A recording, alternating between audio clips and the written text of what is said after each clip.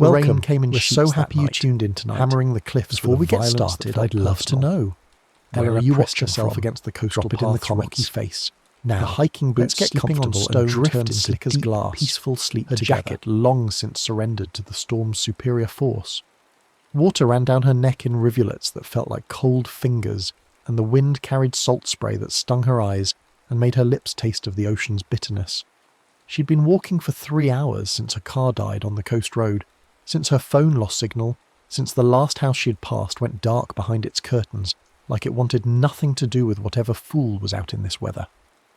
The lighthouse appeared through the fog like a negative space in the world, blacker than the storm, a vertical absence against the churning grey. It shouldn't have drawn her attention at all. Abandoned lighthouses dotted this stretch of coast like forgotten sentries, their beams long extinguished, their purpose dissolved into local history and weathered preservation plaques.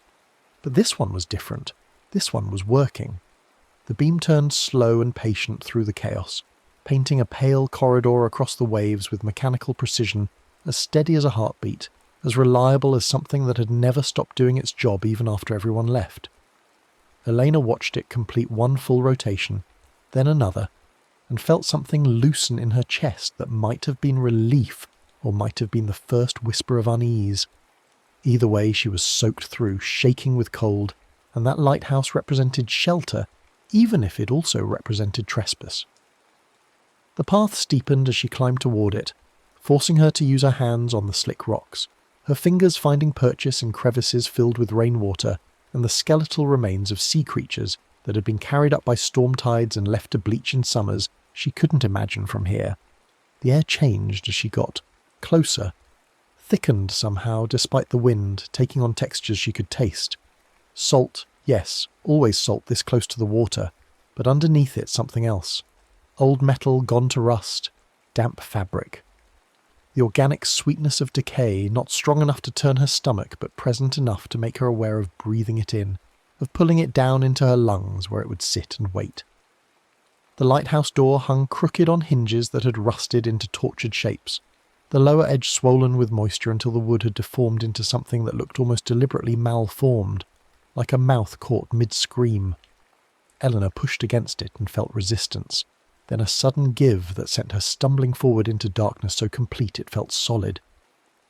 She fumbled for her phone, her fingers numb and clumsy, and the screen's glow when it finally woke seemed obscenely bright, a violation of the dark rather than relief from it.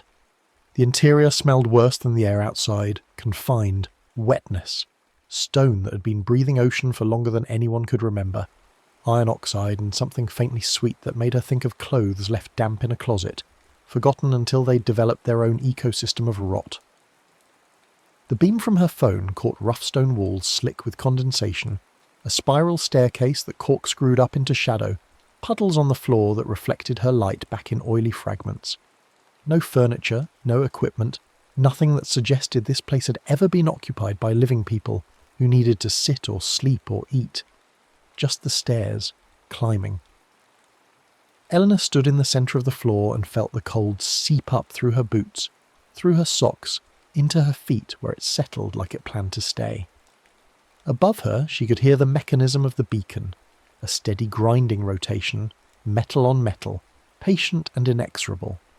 The sound should have been comforting in its regularity, but instead it made her skin prickle with something that felt like recognition, like her body understood something her mind hadn't caught up to yet.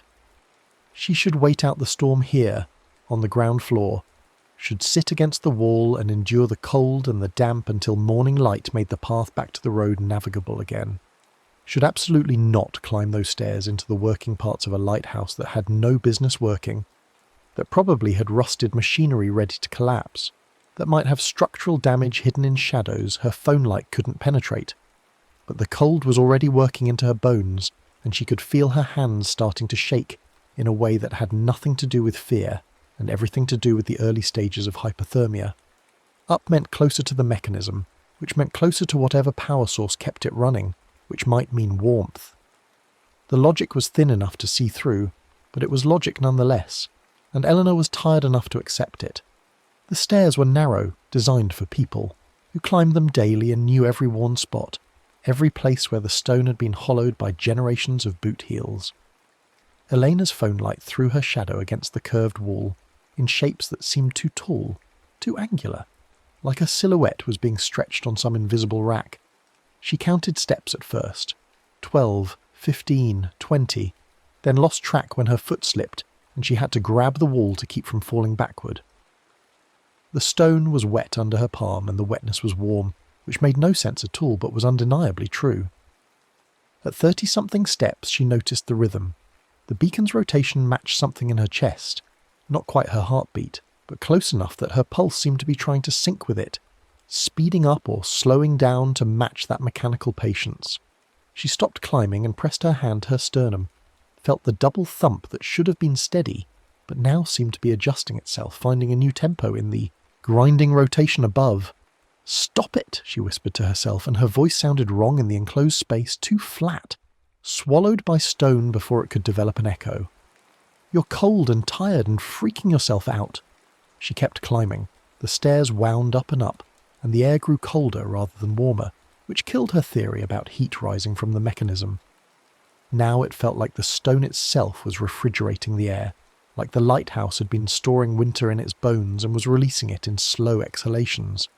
Her breath plumed white in the phone light, and she watched it disperse into darkness with a slowness that felt too deliberate, too aware of its own dissolution. The smell changed as she climbed. The sweetness grew stronger, taking on notes that reminded her of things she didn't want to remember.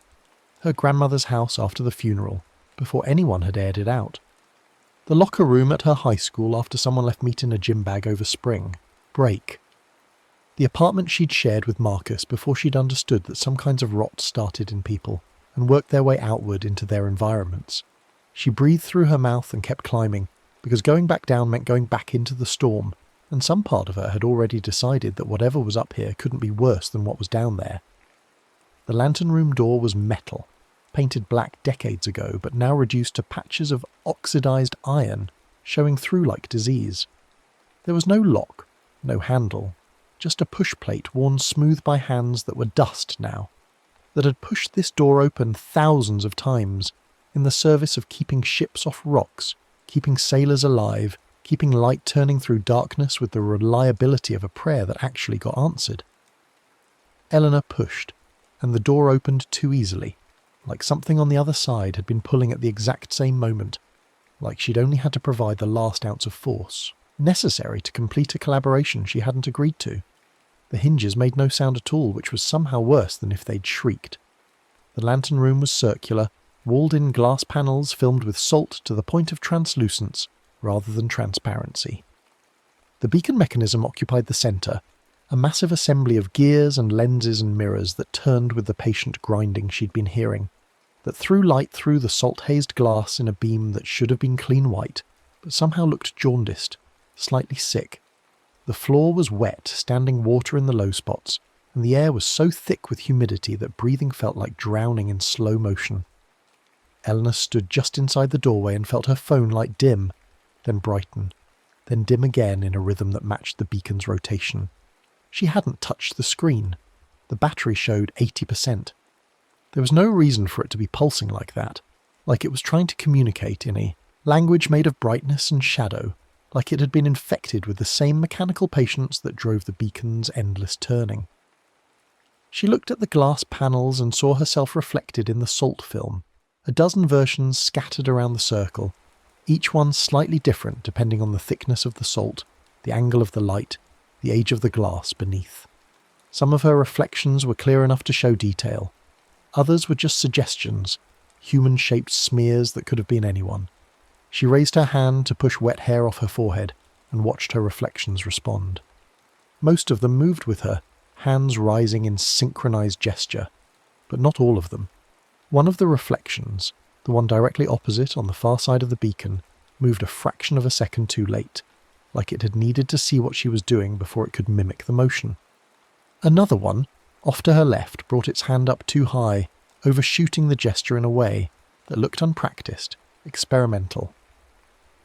Eleanor lowered her hand slowly and the reflections followed. Most of them. The one that had moved too late stayed frozen for an extra beat before completing its descent, and when it did, the hand didn't quite return to the same position, instead settling slightly forward, closer to the glass, like it was pressing toward her. "Jesus," she whispered, and the sound was swallowed instantly by the humidity, pulled into the thick air and dispersed into nothing. She took a step backward toward the door and her reflections moved with her, all of them this time, a coordinated retreat that should have been reassuring but somehow felt like strategy, like they were adjusting their positions to maintain optimal angles. The beacon swept its light across the glass, and for the duration of its passage Elena could see through the salt film to the darkness beyond. The fog outside had thickened into something that looked almost solid, a grey wall pressing against, the glass like it wanted in, and in the fog, a shape, human-sized, standing exactly where her reflection had been, but on the wrong side of the glass. The beam passed, and the salt film returned the glass to opacity. Eleanor stood frozen, heart hammering against her ribs in a rhythm that was trying to match the beacon's rotation and failing, creating a syncopated double beat that felt like two people living in her chest. She waited for the beacon to come around again, for the light to give her another glimpse through the haze, knowing she didn't want to see but unable to look away from the panel where the shape had been standing. The grinding rotation continued. The beam swept left, around, behind her, crawling across the glass panels in patient sequence. She watched it approach the panel she was focused on, watched the light begin to penetrate the salt film, watched the fog beyond start to resolve into the same shape, but closer. Close enough now that she could see it had her. Posture, her height, the same slight forward lean she adopted when she was cold and trying to conserve warmth. It stood motionless as the beam passed over it, and in the brief moment of illumination Eleanor saw that it had no face, just a smooth expanse where features should have been, like something wearing a stocking over its head, like something that hadn't finished assembling yet. The beam moved on, and darkness returned. Eleanor's breath came fast and shallow, fogging in front of her face and clouds that hung in the humid air longer than they should have. That seemed reluctant to disperse, that might have been trying to form shapes of their own. She needed to leave. The storm outside was bad, but it was honest. Wind and rain and cold that would hurt her in straightforward ways, that wouldn't play games with her reflection, that wouldn't wear her shape in the fog like a costume it was trying on for size. She turned toward the door she'd come through and found it closed. She hadn't heard it close, hadn't heard the hinges move or the metal settle into the frame, but it was shut now, flush with the wall, and when she grabbed for the push plate her hand found only smooth metal, no mechanism, no way to apply force. The door had become a wall, and the wall was just as wet as everything else in this room, just as covered in condensation that was too warm, that felt organic rather than atmospheric. "No," she said, and her voice sounded small and useless. She pushed against the metal anyway, threw her shoulder into it, felt the impact jar through her bones with no result except pain. The door didn't even rattle. It sat in its frame like it had been welded there, like it had always been a wall and she'd only imagined it opening. The beacon continued its rotation, steady as a clock, and Elena turned back to the glass panels because there was nowhere else to look. Her reflections watched her from their scattered positions around the circle, and now she could see that none of them were quite right. The one directly ahead showed her mouth open wider than it should have been, like she was gasping even though she was breathing through her nose. The one to her right had eyes that didn't quite focus on the same point. The one behind her, she could only see it by turning her head, and when she did it was already turning too, maintaining the back of head angle, never letting her see its face. Outside the glass, the fog shape had moved again. She could see it now without needing the beacon's light, a darker density in the grey that maintained her outline with increasing precision. It had shoulders now, and a head that was the right size, and arms that hung at its sides in an approximation of relaxation that would have been perfect except for the slight curl of the fingers, the suggestion that hands were learning how to be hands and hadn't quite mastered the art of rest. Eleanor pressed her back against the cold metal of the sealed door and felt her phone die in her hand. No warning, no gradual dimming, just instant darkness as the screen went black. She pressed the power button, held it down, felt nothing happen. The phone was a dead weight in her grip, its battery mysteriously depleted, its light extinguished like the storm had reached inside and snuffed it out. The only illumination now came from the beacon as it made its endless rounds. each pass throwing harsh shadows that wheeled around the room like spokes on a nightmarish wheel. Eleanor's eyes adjusted to the rotating darkness, learning to anticipate the light's arrival, to brace for the moments when she could see versus the moments when she could only wait in shadow. During one of the dark periods, she heard breathing that wasn't hers. It came from everywhere and nowhere, from the glass, from the floor, from the mechanism itself. Slow inhalations that suggested lungs much larger than human, exhalations that carried the faint sweetness she'd been smelling since she entered the lighthouse, now strong enough that it coated her tongue and made her want to gag. The beacon swept around, and in its light she saw that the fog outside had pressed itself against every glass panel, had surrounded the lantern room in a perfect circle of grey. And in that fog, multiple shapes now stood, each one at a different panel, each one approximating her form with varying degrees of success. Some were just rough outlines, human suggestions drawn in mist. Others had developed details, the slope of shoulders, the angle of a head, the length of arms. One of them, the one at the panel directly opposite, had developed what might have been a face, though the features were soft and uncertain, like a sculpture in wet clay before the artist had committed to final choices.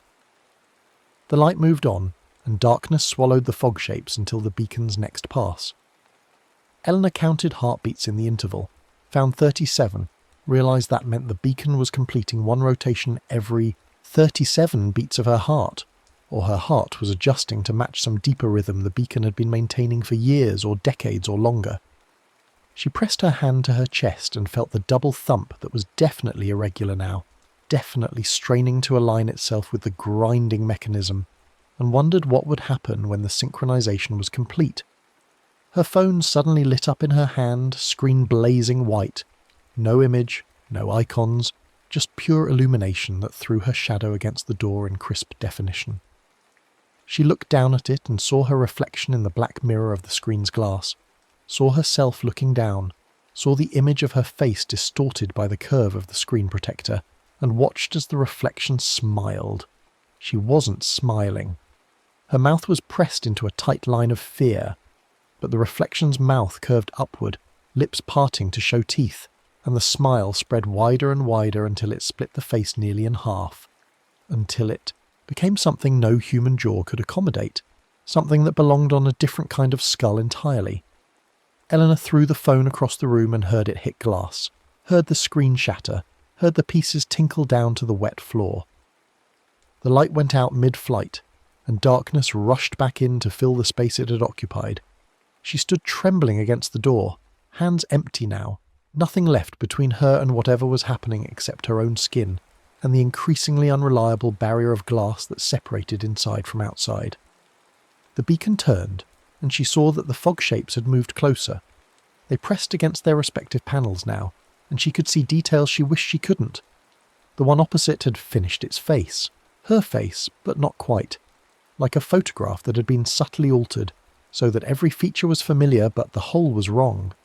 The eyes were too far apart, or maybe too close together, she couldn't tell, but the spacing was off in a way that made her brain itch when she looked at it. The mouth sat a fraction too low on the chin. The ears, barely visible at the edge of the face, seemed to have too many curves, too much complexity, like they'd been designed by someone who had studied human ears but never quite understood their essential geometry. Other shapes had developed faces too, each one a variation on her own, each one wrong in different ways. One had eyes that were too large, occupying more of the face than eyes should, giving it the look of a child's drawing brought to 3 dimensions. Another had a nose that bent at an angle that suggested broken cartilage, except the break was perfectly symmetrical, deliberate rather than damaged. A third had a mouth that seemed to have too many teeth, or maybe the normal number of teeth, but arrayed in rows that continued too far back, creating depth that made her think of lamprey eels, of things that attached and fed and never let go. The beacon passed, and in the darkness, Elena heard the sound of breathing intensify. Multiple sources now, each one slightly out of sync with the others, so that the inhalations and exhalations created a rhythm like machinery, like the inside of a lung transformed into gears and pistons, like respiration as industry. When the light came around again, the shapes had begun to move, not toward the glass but around it, circling the lantern room in the same direction as the beacon, maintaining their positions relative to the light like they were being pulled along by its rotation, like they were tethered to it in some way she couldn't see. They moved with her posture, with her gait, with the slight limp she'd developed in her left ankle after slipping on the stairs. One of them held its hand against its chest the way she'd been doing, checking for heartbeat, and she watched as its fingers pressed into the fog of its torso deeper and deeper, until the entire hand had disappeared inside and was presumably feeling something in there, some approximation of heart or engine or pump. Elena tried to scream and found her throat had closed. She tried to run and found her legs had locked. She stood frozen against the door while the beacon turned and turned, while the shapes circled outside, while her reflections in the salt-filmed glass began to move independently, no longer waiting for her gestures, no longer pretending synchronization. They reached toward each other across panels, hands pressing against the glass from the inside while the fog shapes pressed from the outside, and Elena realized with a horror that made her stomach drop that the glass was the only thing keeping them from touching, from completing some circuit that would... What?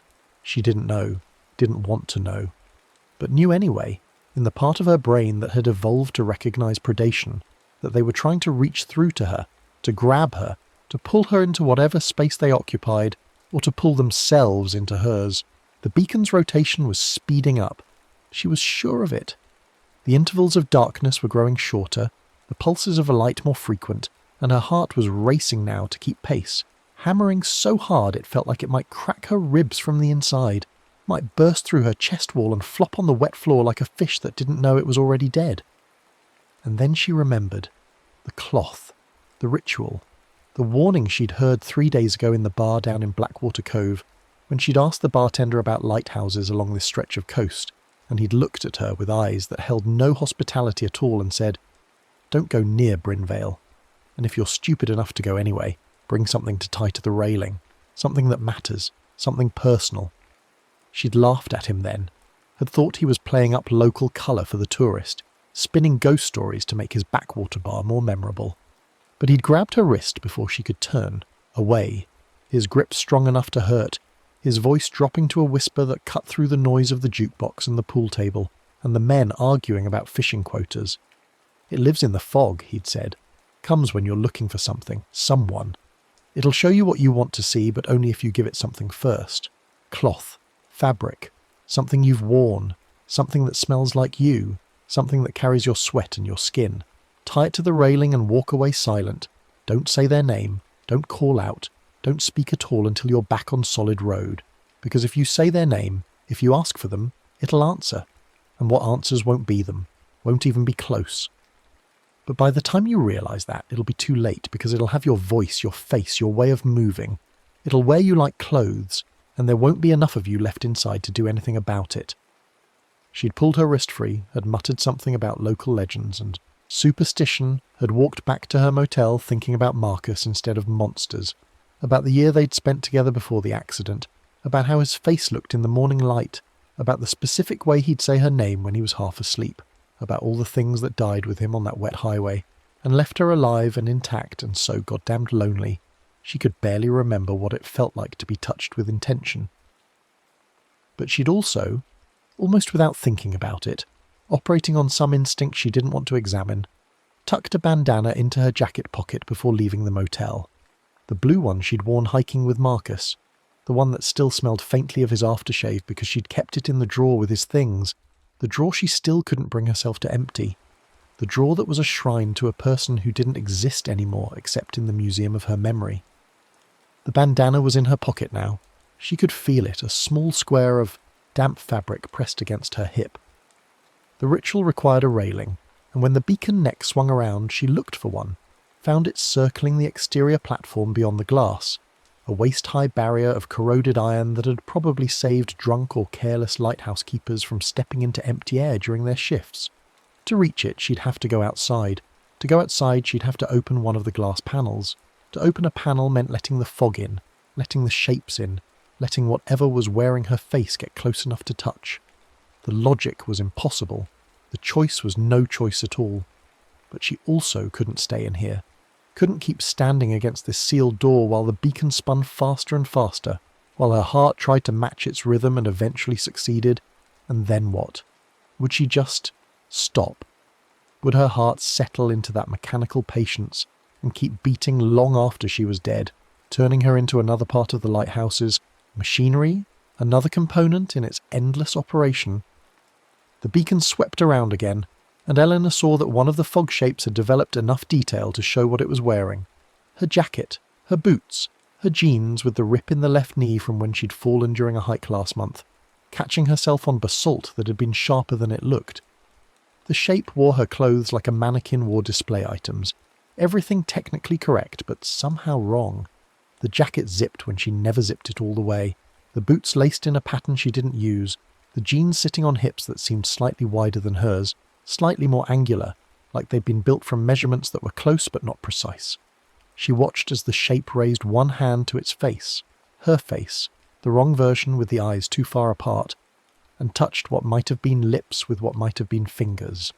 The gesture was experimental, uncertain, like someone learning the mechanics of a mouth for the first time. The fingers pressed inward, distorting the lips, pushing them around in configurations that didn't match any expression Eleanor knew. Then they found the corner of the mouth and pulled, stretching the lips into a smile that kept going, that didn't stop at the natural limit but continued to the ear, then past it, creating a grin that split the face in half and revealed darkness inside. No teeth, no tongue, just void that seemed to extend backward into infinity. The light moved on. Elena bent forward and vomited onto the wet floor, her body trying to expel something that wasn't in her stomach, that was in her mind instead, that couldn't be purged through any physical process. Bile splashed against stone, mixed with standing water, spread in a thin slick that reflected the beacon's next pass. She wiped her mouth with the back of her hand and tasted salt and acid and the faint sweetness that permeated everything in this place. She had to move, had to act. The ritual was insane, probably wouldn't work, was likely just folklore that people told themselves to feel like they had some control over the uncontrollable. But it was also the only option she had that wasn't standing here waiting for something worse to happen, and her imagination was providing plenty of examples of what worse might look like. Elena pushed away from the door and crossed to the nearest glass panel. Up close, she could see the mechanism that held it in place. Simple latches at top and bottom, designed to open outward for maintenance, for cleaning, for keepers who needed to step onto the platform to clear ice or bird strikes or debris from the glass. Her hands shook as she reached for the top latch, and she had to use both hands to get enough leverage to move it. The metal resisted, frozen with rust and salt, but finally gave with a grinding squeal that cut through the beacon's rotation like a scream. The bottom latch was easier, already loosened by the vibration of the first. She pulled it free and felt the panel shift in its frame, pressing outward as if the fog on the other side had been waiting for exactly this opportunity, had been pushing against the glass, and was now ready to flood in the moment she gave it access. Eleanor set her shoulder against the panel and pushed. It swung open on corroded hinges, and fog poured in like water, like something liquid and thick that had been held back under pressure, and was now free to seek its level. The temperature dropped instantly, 20 degrees in a heartbeat, cold enough that her exhalation became a cloud so dense she couldn't see through it. The smell hit her next, salt and rot, and underneath it something else, something that made her think of caves, of deep places that had never seen light, of stone that remembered when the world was younger and stranger. The fog swirled around her legs, climbed her body in tendrils that seemed to have intention, that wrapped around her wrists and waist and throat like they were testing her dimensions, learning her measurements, taking notes for later replication. She pushed through it toward the platform, toward where the railing should be, moving blind because the fog was too thick to see through, and the beacon was behind her now, its light useless in this density. Her hip hit the railing hard enough to bruise, and she grabbed it with both hands to keep from pitching over it into the open air beyond. The metal was so cold it burned, and for a moment her skin stuck to it, ice forming in the microscopic gaps where flesh met iron. She pulled one hand free with a ripping sensation that took skin with it, fumbled in her pocket for the bandana. The fabric was wet, had been wet for hours, had absorbed rain and fog and her own sweat, until it was barely recognizable as the blue square she'd folded so carefully that morning. But it still smelled like Marcus, or maybe that was just her imagination, maybe the memory was so strong that her brain was providing sensory details that weren't actually present. Either way, she held it for a moment against her chest, pressed it over her heart where the erratic beating was still trying to sync with the beacon's rotation, and let herself remember. Marcus laughing at something stupid she'd said. Marcus sleeping with his mouth slightly open, vulnerable in a way he never was while awake. Marcus dying on impact when the truck crossed the centre line. No suffering, no chance for goodbyes, just there one moment and gone the next, taking with him all the futures they'd been building together, all the small moments she'd taken for granted, all the conversations they'd never have and trips they'd never take and mornings she'd never wake up next to him again. She could call his name. Right now, into the fog, into whatever was listening. Could ask for him back, could beg for one more conversation, one more touch, one more moment of being seen by someone who actually knew her, who'd memorized her angles and learned her rhythms and loved her anyway. The words were right there, pressing against her teeth. Marcus, Marcus, Marcus. A prayer and a summons and a surrender all at once. But the bartender's warning echoed louder. What answers won't be them? Eleanor tied the bandana around the railing with fingers that could barely feel the fabric, with hands that had gone numb from cold or fear or both. She made a simple knot, nothing fancy, just a loop and a pull, the kind of knot that would hold against wind but release easily if you knew how to tug it. The cloth fluttered in the fog wind, already starting to freeze, ice crystals forming in its weave, turning it from blue to white to something in between. The ritual said to be silent, said to walk away without speaking, without calling, without giving voice to the longing that had brought you here in the first place. Elena bit down on her tongue hard enough to taste blood, used the pain to focus her mind, to wall off the part of her that wanted to scream Marcus's name into the fog and see what came back wearing his face. She turned from the railing and found herself surrounded by shapes. They'd followed her out onto the platform, or maybe they'd been here all along and she just hadn't seen them through the fog. 6 of them, 7, too many to count, all approximating her form with varying degrees of success. Some were still rough, barely more than outlines. Others had developed her features, her clothing, her posture in detail that made her skin crawl. One of them stood directly in front of her, blocking her path back to the open panel, and it had gotten everything almost right. The face was her face, down to the small scar on her left eyebrow from a childhood fall, down to the uneven part in her hair where she'd cut it herself with kitchen scissors during the first month after Marcus died. But the eyes were wrong. They didn't blink. They stared at her with an intensity that suggested hunger, or maybe just interest, the way someone might study an insect before deciding whether to crush it or keep it. The shape tilted its head the way she tilted hers when she was thinking, and Elena realized it was learning. Was watching her react and filing away the data, building its performance in real time, refining its impression based on her responses. She forced her face blank, forced herself to stop showing fear, but she could feel her hands trembling and knew it was cataloguing that too, adding it to its repertoire of human behaviour, deciding when and how to deploy a tremble for maximum effect. Behind her, the lighthouse beacon continued its rotation, and each time it swept across the platform, the shapes threw shadows that were too long, too thin, that stretched away from them in directions that didn't match the light's angle. The shadows moved independently sometimes, reaching toward her while the shapes stood still, like they were the real predators, and the bodies were just shells, just vehicles for darkness that wanted to flow into her and make itself at home. Eleanor needed to get back inside. The ritual wasn't done. She'd tied the cloth, but she hadn't walked away yet, hadn't maintained the silence that was apparently crucial to whatever contract she'd just entered into. She took a step toward the open panel, and the shape blocking her path matched the movement, stepping backward in perfect synchronization, maintaining the same distance. It was like looking in a mirror that reflected her a half-second late, that showed her what she was doing after she'd done it, that made her feel like she was following her reflection instead of the other way round. She tried to step around it, moving right, and it matched her. She tried left, same result. The other shapes had begun to close in, tightening the circle, moving with that same half-second delay that suggested they were all connected to some central processor, all receiving the same instructions with slight lag in execution. The fog thickened between them, or maybe it was coming from them, exhaled from mouths that didn't need to breathe, generated by bodies that weren't bodies at all but something else wearing human configuration like a costume. The beacon swept across them, and in its light Elena saw that they'd all stopped pretending now. Their mouths hung open too wide, jaws distended in ways that would break human bone, revealing throats that went down farther than throats should go, that seemed to open onto space that couldn't possibly fit inside human-shaped forms. Their hands had too many fingers, or maybe the normal number of fingers but with too many joints, creating appendages that could bend in multiple directions, that could grip and hold and manipulate with precision that nature had never intended. One of them reached for her, and Elena broke. She lunged toward the gap between two shapes, shouldering through fog that felt like resistance, like pushing through cobwebs that didn't want to tear.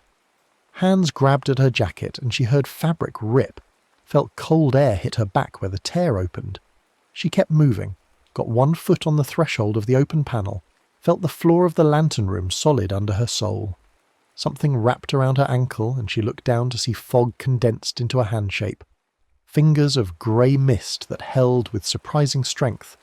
She kicked backward, felt her boot connect with something that yielded like flesh but bounced back like rubber, and the grip released. Eleanor threw herself forward, through the panel, onto the wet floor of the lantern room. She rolled and came up facing the opening, ready to slam the panel shut. But the shapes weren't following. They stood on the platform beyond, arranged in a semicircle, watching her with heads tilted in that same thoughtful angle. Like they were disappointed but not surprised. Like they'd expected her to run, and were noting it down for future reference. The one that had blocked. Her path raised its hand in what might have been a wave, or might have been a gesture she didn't understand. Something that belonged to a different language, a different species. Eleanor grabbed the panel and swung it closed, fumbled with the latches, got them secured with hands that were shaking so badly she could barely control her fingers. The glass fogged immediately from the temperature differential, condensation forming on the inside surface in patterns that looked almost like writing, almost like words in a language that used curves and spirals instead of letters. She backed away from the panel until she hit the beacon mechanism, felt the metal warm against her shoulders from whatever power source drove it. The warmth was wrong, too organic, pulsing slightly in a rhythm that matched her heartbeat now, that suggested the mechanism had been adjusting to her presence, learning her rhythms, preparing for something she didn't want to contemplate. The fog outside began to thin. She watched it dissipate through the salt-filmed glass, watched the shapes dissolve back into mist, watched them lose definition and detail, and finally disperse entirely, leaving the platform empty. The beacon continued its rotation, steady and patient, and Elena felt her heart begin to slow, the frantic hammering easing into something closer to normal, the synchronization breaking as the fog released its hold. She'd done it. She'd completed the ritual, or part of it anyway, had tied the cloth, had walked away, had maintained the silence. She hadn't said Marcus's name, hadn't called out for him, hadn't begged the fog to give her back what the highway had taken, but the ritual said she had to make it back to solid road before speaking. And she was still in the lighthouse, still in the lantern room with the wet floor and the humming mechanism, and the glass panels that showed her reflection she didn't trust. The stairs waited below, spiralling down through darkness that seemed even thicker, now even more solid, like it had gained mass during her time up here. Eleanor approached the door she'd come through, the one that had sealed itself while she wasn't looking. She ran her hands over the metal surface, searching for any seam or mechanism, any way to make it open again. Her fingers found nothing but smooth wetness, condensation that was too warm, that felt deliberately applied, like the lighthouse was sweating from effort. "Open," she whispered, then clapped her hand over her mouth. The ritual demanded silence. Had she just violated it? The word had slipped out before she could catch it, automatic and thoughtless, and she stood frozen waiting for consequences, waiting for the fog to come boiling back in, waiting for the shapes to reform with new knowledge, new hunger, new purpose. Nothing happened. The beacon turned. The door stayed closed. The reflections in the glass watched her with varying expressions, some anxious, some calm, some curious, like they were waiting to see what she'd do next.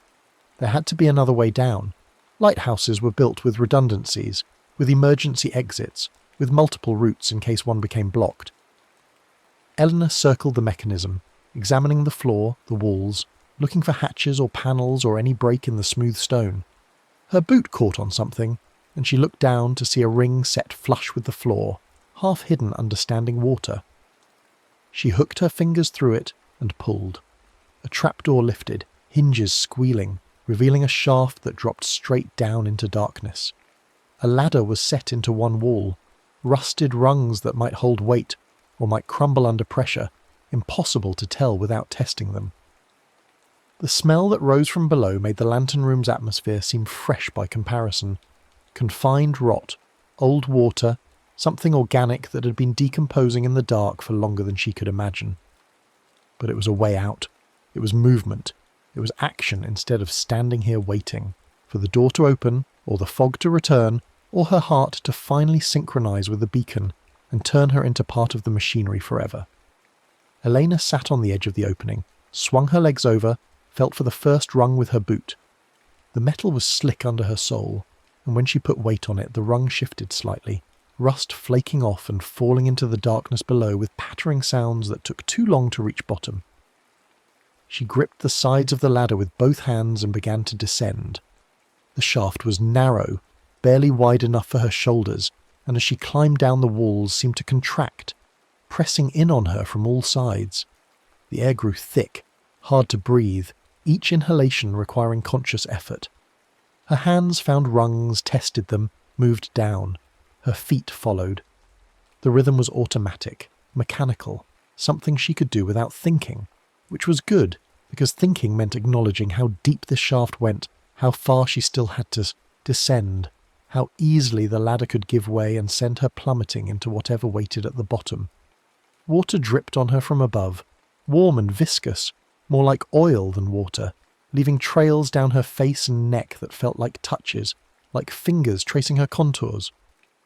She tried wiping it away and only succeeded in spreading it around, smearing it into her skin where it was absorbed or evaporated or simply disappeared, leaving behind a residue that smelled like the sweetness that permeated the lighthouse, like decay that had been marinating in darkness long enough to develop complexity, to take on layers and notes and textures.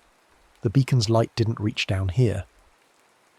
Eleanor climbed in total darkness, feeling for each rung, testing it before committing her weight, moving with a caution that felt both necessary and futile. If the ladder was going to fail, it would fail regardless of how carefully she moved. If something was waiting below, it would wait regardless of how. Slowly she descended. The only variable she controlled was time, and even that was slipping away, each rung adding seconds that might matter or might not, that were passing anyway whether she spent them in motion or frozen in fear. Her foot found solid floor instead of a rung, and the surprise almost made her lose her grip. She stood on stone that was even wetter than the lantern room's floor, water standing ankle-deep, cold against her legs, even through her jeans.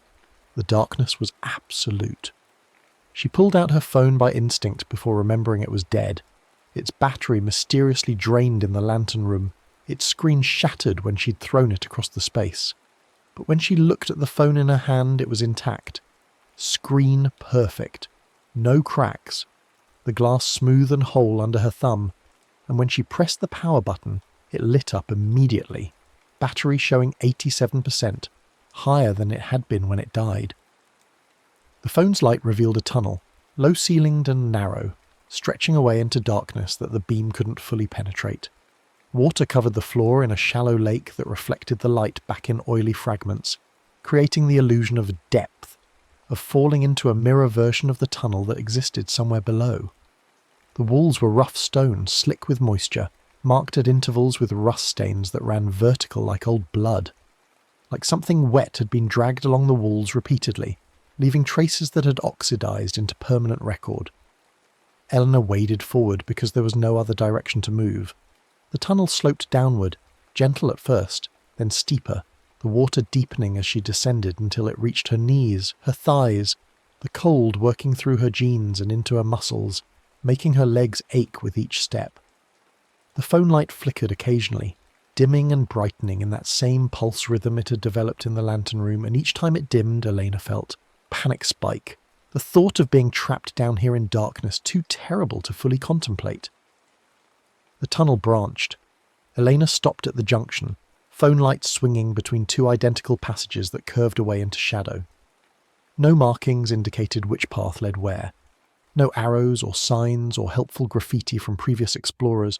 Just two choices, equally dark, equally unknown. She tried to remember the lighthouse's geography, to picture its structure from outside, to logic her way through which direction would lead back toward land versus out under the ocean. But her mental map was useless. She'd approached from inland, but the storm had disoriented her, and she'd been too focused on reaching shelter to pay attention to cardinal directions. The lighthouse could be oriented any way at all. The phone light pulsed, and Elena made a choice based on nothing but instinct. Left. She turned into the left passage and immediately knew she'd chosen wrong. The air here was worse, thicker, the organic sweetness so strong it made her gag. The water deepened further, rising to her waist, the cold so intense now that her legs had gone numb, making each step uncertain, making her feel like she was walking on stumps instead of feet. Something brushed against her leg underwater, moving with intention. She jerked away from it and lost her balance, stumbled, caught herself against the wall with her free hand. The stone under her palm was warm, pulsing with that same organic rhythm, and when she snatched her hand back it left an impression behind, 5 finger marks that glowed faintly phosphorescent before fading into the general wet of the wall. The phone light flickered, held, flickered again. Elena turned around, water resistance making the movement slow and effortful, and started back toward the junction. She'd try the other path, the right-hand branch, and if that was wrong too, she'd... What? She didn't know. Didn't have a plan beyond keep moving, keep trying. Don't stop, because stopping meant thinking, and thinking meant acknowledging how thoroughly fucked this situation actually was. She was nearly back to the junction when she heard the voice. Faint, distant, barely audible over the water sounds and her own breathing, but definitely a voice, definitely human, definitely saying her name. Elena. It came from ahead, from the direction she'd originally come from. She stopped moving, phone light aimed down the tunnel, seeing nothing but darkness and reflection, and the slow ripples her movement had created in the standing water. Elena. The voice again, closer now, a man's voice. Familiar. The exact timbre and tone and cadence of someone who'd said her name 10,000 times, who'd known how to make her name sound like music, like prayer, like promise. Marcus. No, not Marcus. Couldn't be Marcus. Marcus was dead. Had been dead for 14 months, was buried in a cemetery 300 miles from here under a headstone she still couldn't visit without falling apart. This was the fog, the shapes, Brunvale wearing his voice the way it had tried on her face, using his vocal cords to lure her back, to make her speak, to make her call out and complete the ritual the wrong way, the way that ended with something else wearing her skin. Eleanor, I'm here, I found you. The voice was so perfect it hurt. That slight rasp he'd had in the mornings, that softness when he said her name like he was tasting it, that undertone of relief like finding her was always a small miracle he'd been hoping for. She bit down on her lip hard enough to draw blood, used the pain to keep herself anchored, to remind herself that this was a trap, that the real Marcus would never be in a tunnel under a lighthouse, that the real Marcus was gone and nothing could bring him back no matter how badly she wanted it. Please, I've been waiting. I've been looking for you. The phone light caught movement at the far end of the tunnel, a shape forming from the darkness, man-sized, man-shaped, moving through the water with slow steps that created ripples radiating outward. Elena backed toward the junction, keeping her phone aimed at the approaching figure, her other hand pressed over her mouth to physically prevent herself from saying his name, from giving voice to the hope and longing and desperation that screamed inside her skull. The figure came closer, resolving into detail. Dark hair, Marcus's hair, the way it fell over his forehead when he needed a haircut. Tall frame, Marcus's height, that slight forward lean he'd adopted from years of being taller than most doorways. Clothes that looked right. Jeans and a flannel shirt. The blue one he'd loved. The one she'd kept in her closet and sometimes pressed her face into when the loneliness got too crushing. But the face... Oh God, the face. It had Marcus's features, technically. His nose, his jawline, his mouth and the eyes, and the small mole on his left cheek. But the features were assembled, wrong, the proportions slightly off, the spacing creating an uncanny valley effect that made her brain scream in recognition and rejection simultaneously. The eyes were too far apart or maybe too close together. She couldn't tell which. The mouth sat too high on the face, or maybe too low, the positioning creating an expression that looked like a smile but felt like a threat. "I missed you," the thing wearing Marcus's voice said, and the mouth moved wrong when it spoke, the lips not quite syncing with the words like a badly dubbed film, like the voice and the body were two separate elements that hadn't been properly integrated yet. Elena kept backing up, felt the junction behind her, turned and plunged into the right-hand passage. Water splashed around her legs, her phone light throwing wild shadows that made the tunnel seem to twist and writhe. Behind her, she heard the Marcus thing follow, its steps maintaining that same slow patience, that mechanical certainty that suggested it, had all the time in the world, that suggested running was futile but entertaining, that suggested it was enjoying the chase the way a cat enjoys watching a mouse exhaust itself before the final pounce. "Don't run from me, Elena. I came back for you. Isn't this what you wanted?" Yes, she wanted to scream. Yes, I wanted you back, wanted it so badly I could barely function, wanted it so much I drove to the coast in the middle of storm season and climbed to an abandoned lighthouse just to feel closer to you somehow, just to be in a place that felt liminal enough that maybe the rules of life and death would be flexible, that maybe I could negotiate, that maybe I could trade something, anything, for one more moment with you. But not like this, not wearing the wrong face, not speaking with the wrong mouth, not offering a bargain that would hollow her out and leave something else living inside her skin, something that would wear her name and her face and walk back into her life where people who loved her would welcome it without knowing what they'd invited in. The tunnel began to slope upward, and the water level dropped, receding from her thighs to her knees to her ankles. The relief was immediate and short-lived, because now she could move faster, which meant the thing behind her could move faster too, and she heard its pace quicken, heard the splashing intensify, heard what might have been breathing or might have been laughter, a sound that suggested amusement mixed with something darker, something hungrier. Her phone light caught stairs ahead, rough stone steps climbing up into darkness. Elena lunged for them, took them two at a time, her numb legs screaming protest but moving anyway, because moving meant not being caught, meant maintaining distance, meant buying herself seconds that might add up to survival, or might just postpone the inevitable. "Eleanor, stop. I just want to talk. I just want to see you." The voice was right behind her now, so close she could feel. Breath on her neck that was too cold, that smelled like the lighthouse's sweetness, like decay wrapped in fog. She stumbled on a step, caught herself, kept climbing. The stairs corkscrewed up through stone, and she recognised this spiral, recognised the tight curve and the worn spots on the treads, recognised that she was back in the main lighthouse shaft, that she'd somehow circled around to the stairs she'd descended hours ago. Light filtered down from above. Grey dawn light, weak and watery, but light nonetheless. Natural light that meant the storm had passed, that meant morning had arrived, that meant she'd survived the night even if she hadn't escaped yet. Eleanor pushed herself harder, climbing faster, seeing the ground floor opening ahead, seeing the door she had entered through standing ajar, seeing rain-washed daylight beyond it that looked like salvation. She burst through the opening and stopped. The beach stretched in front of her, not the rocky path she'd climbed, not the coastal trail that led back to the road. The beach, impossible and wrong, because the lighthouse was supposed to be on the cliff above the beach, was supposed to be separated from the shoreline by 50 vertical feet of rock face. But here was sand, grey and wet, stretching away in both directions. Here were waves, gentle now that the storm had passed, lapping at the beach with patient rhythm. Here was fog, still present despite the daylight, hanging over the water in banks that shifted and reformed, that seemed to be watching her with collective attention. Eleanor turned to look back at the lighthouse and found it changed. It was no longer the abandoned structure she'd entered. The walls were pristine white, freshly painted, the windows intact and gleaming, the door hanging straight on oiled hinges. The beacon was dark now, its mechanism silent, and when she looked up at the lantern room she could see someone standing there backlit by morning light, looking down at her with interest. That felt like measurement.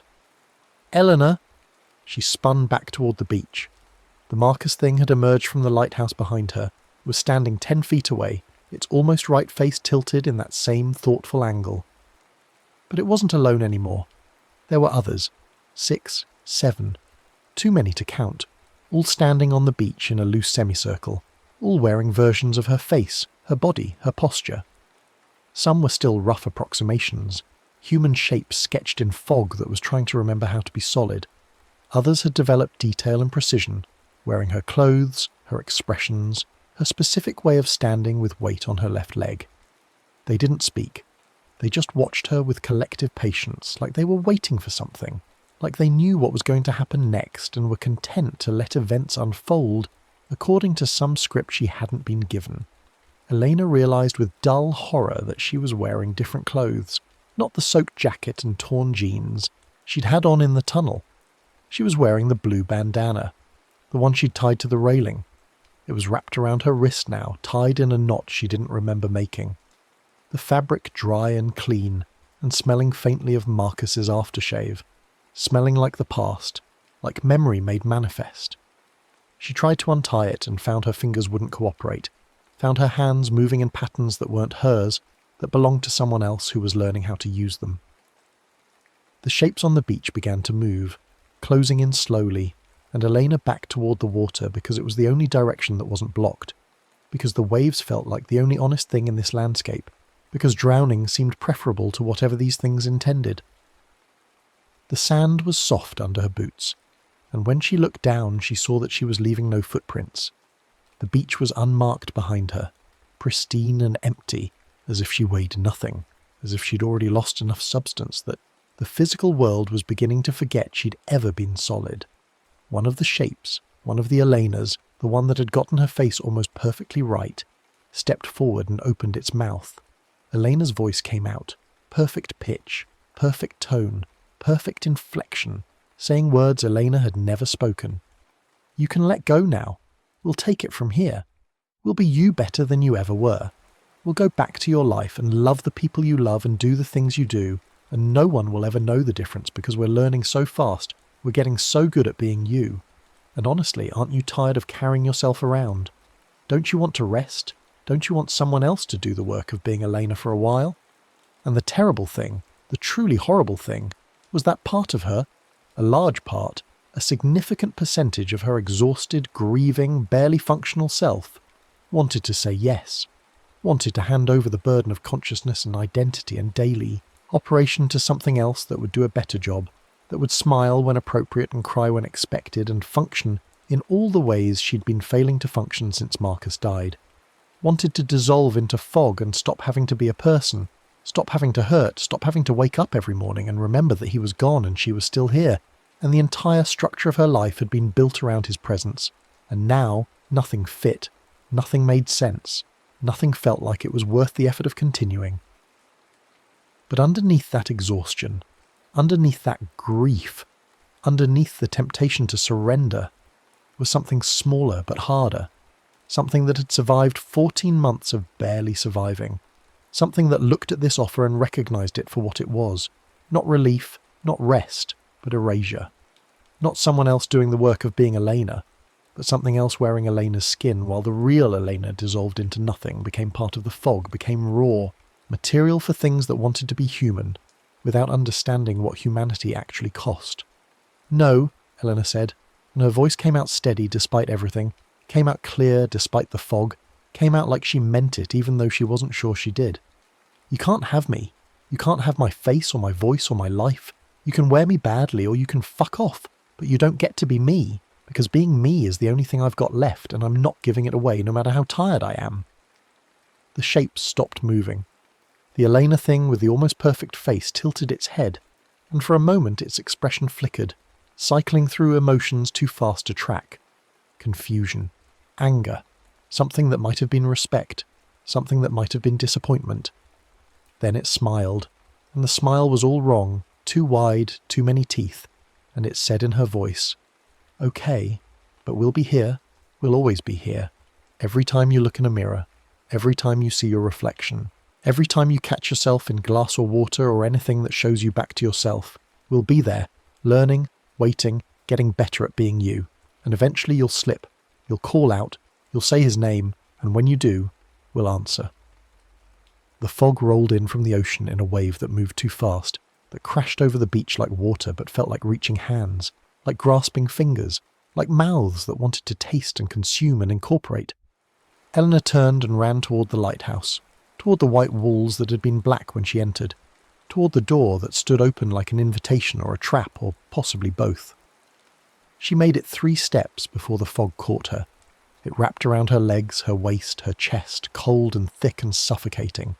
She fell forward onto sand that felt like flesh, like something that gave under pressure in ways sand shouldn't give, and the fog poured over her in waves that felt like drowning, like being buried, like being erased one layer at a time.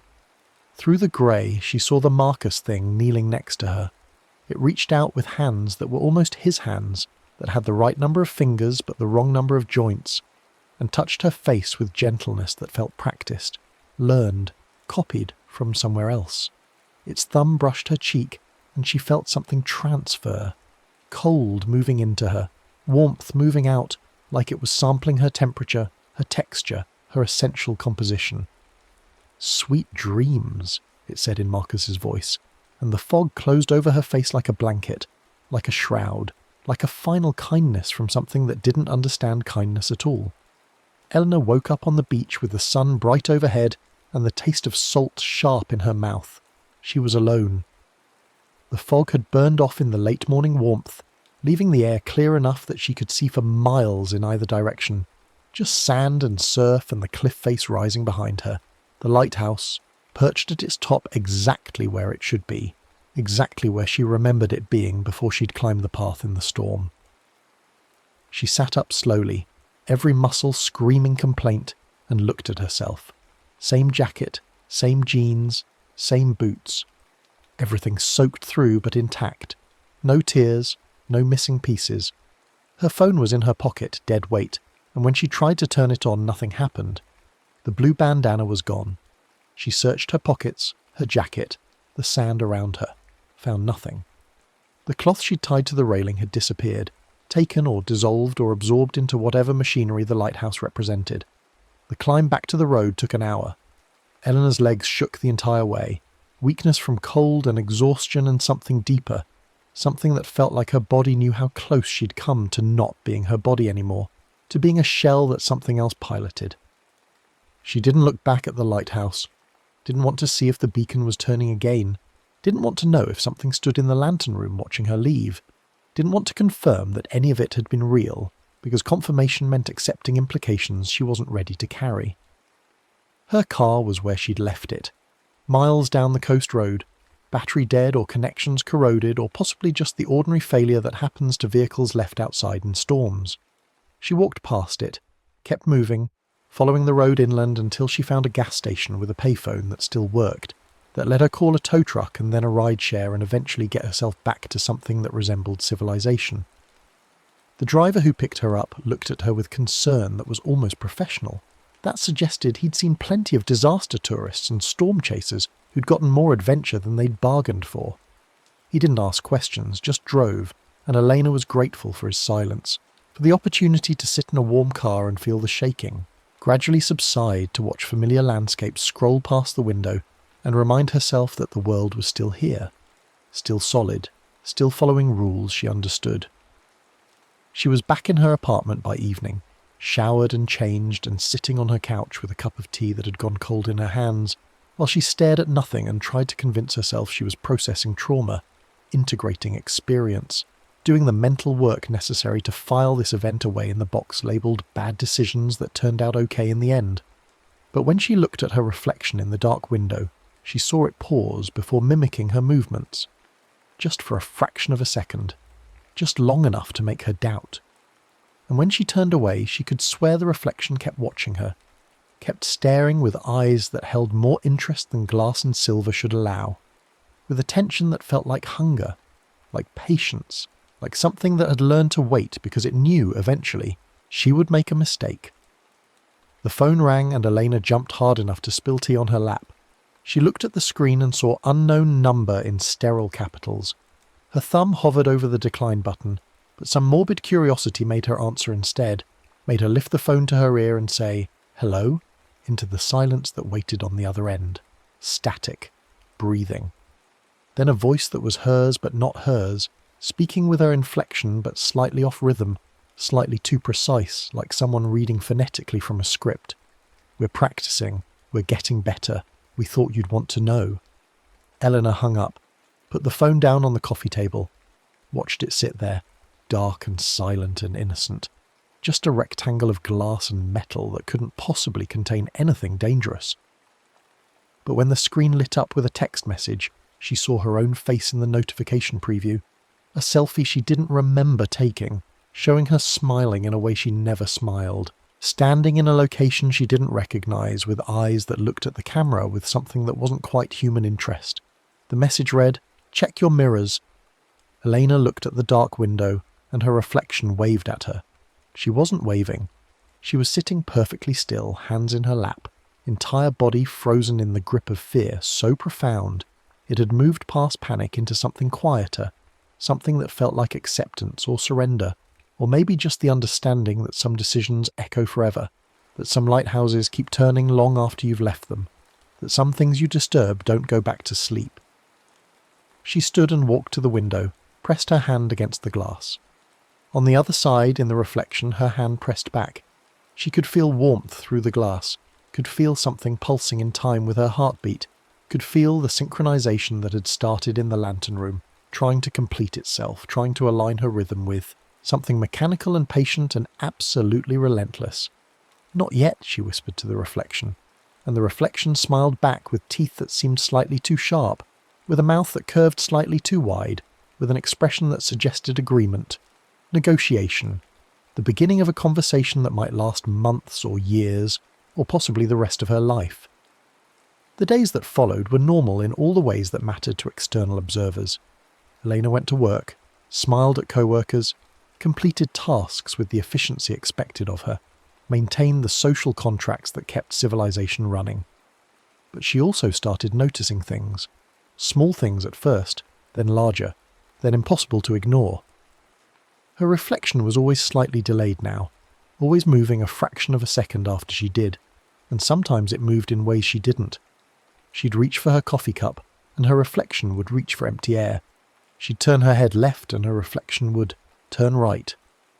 The discrepancies were small enough that she could convince herself she was imagining them, that trauma and exhaustion had scrambled her perception, that her brain was filling in gaps with paranoia instead of data. But then she started seeing herself in places she hadn't been. A co-worker mentioned seeing her at the grocery store on Tuesday night, thanked her for the book recommendation she'd given, described a conversation Eleanor had no memory of having. Her neighbour knocked on her door to return a casserole dish Elena didn't remember lending, mentioned how nice it had been to chat the other day, how good Elena had looked, how it was great to see her smiling again after such a hard year. Elena checked her calendar, checked her credit card statements, checked her phone's location history, found no evidence of being in these places, having these conversations, performing these kindnesses. But the evidence of her presence kept accumulating. People who'd seen her, talked to her, interacted with something that wore her face and spoke with her voice, and knew enough about her life to pass in brief encounters. She started staying home more, limiting her movements, trying to constrain her geography enough that she'd know if something else was using her identity. But staying home meant spending more time with mirrors, with windows, with any reflective surface that could show her back to herself. And the reflections were getting bolder now, less concerned with maintaining the pretense of being simple light bounces, more willing to reveal their independence, their agency, their growing confidence in wearing her shape. One night she woke to find herself standing in front of her bathroom mirror. No memory of getting out of bed, no sense of time passing between sleep and standing. Her reflection looked back at her with eyes that were awake and alert and slightly amused, and as she watched it spoke without her mouth moving, words formed by a reflection that had learned to act independently. "You're doing it wrong. Let me show you." The reflection raised its hand and ran fingers through its hair in a gesture Eleanor recognized. Something Marcus used to do, casual and unconscious. A movement he'd make while thinking or reading or just existing in his body with comfortable familiarity. She'd always loved watching him do it, had absorbed the gesture into her catalogue of things that made him specifically him. And now her reflection was doing it, had somehow learned it, had incorporated Marcus's mannerisms into its performance of being her.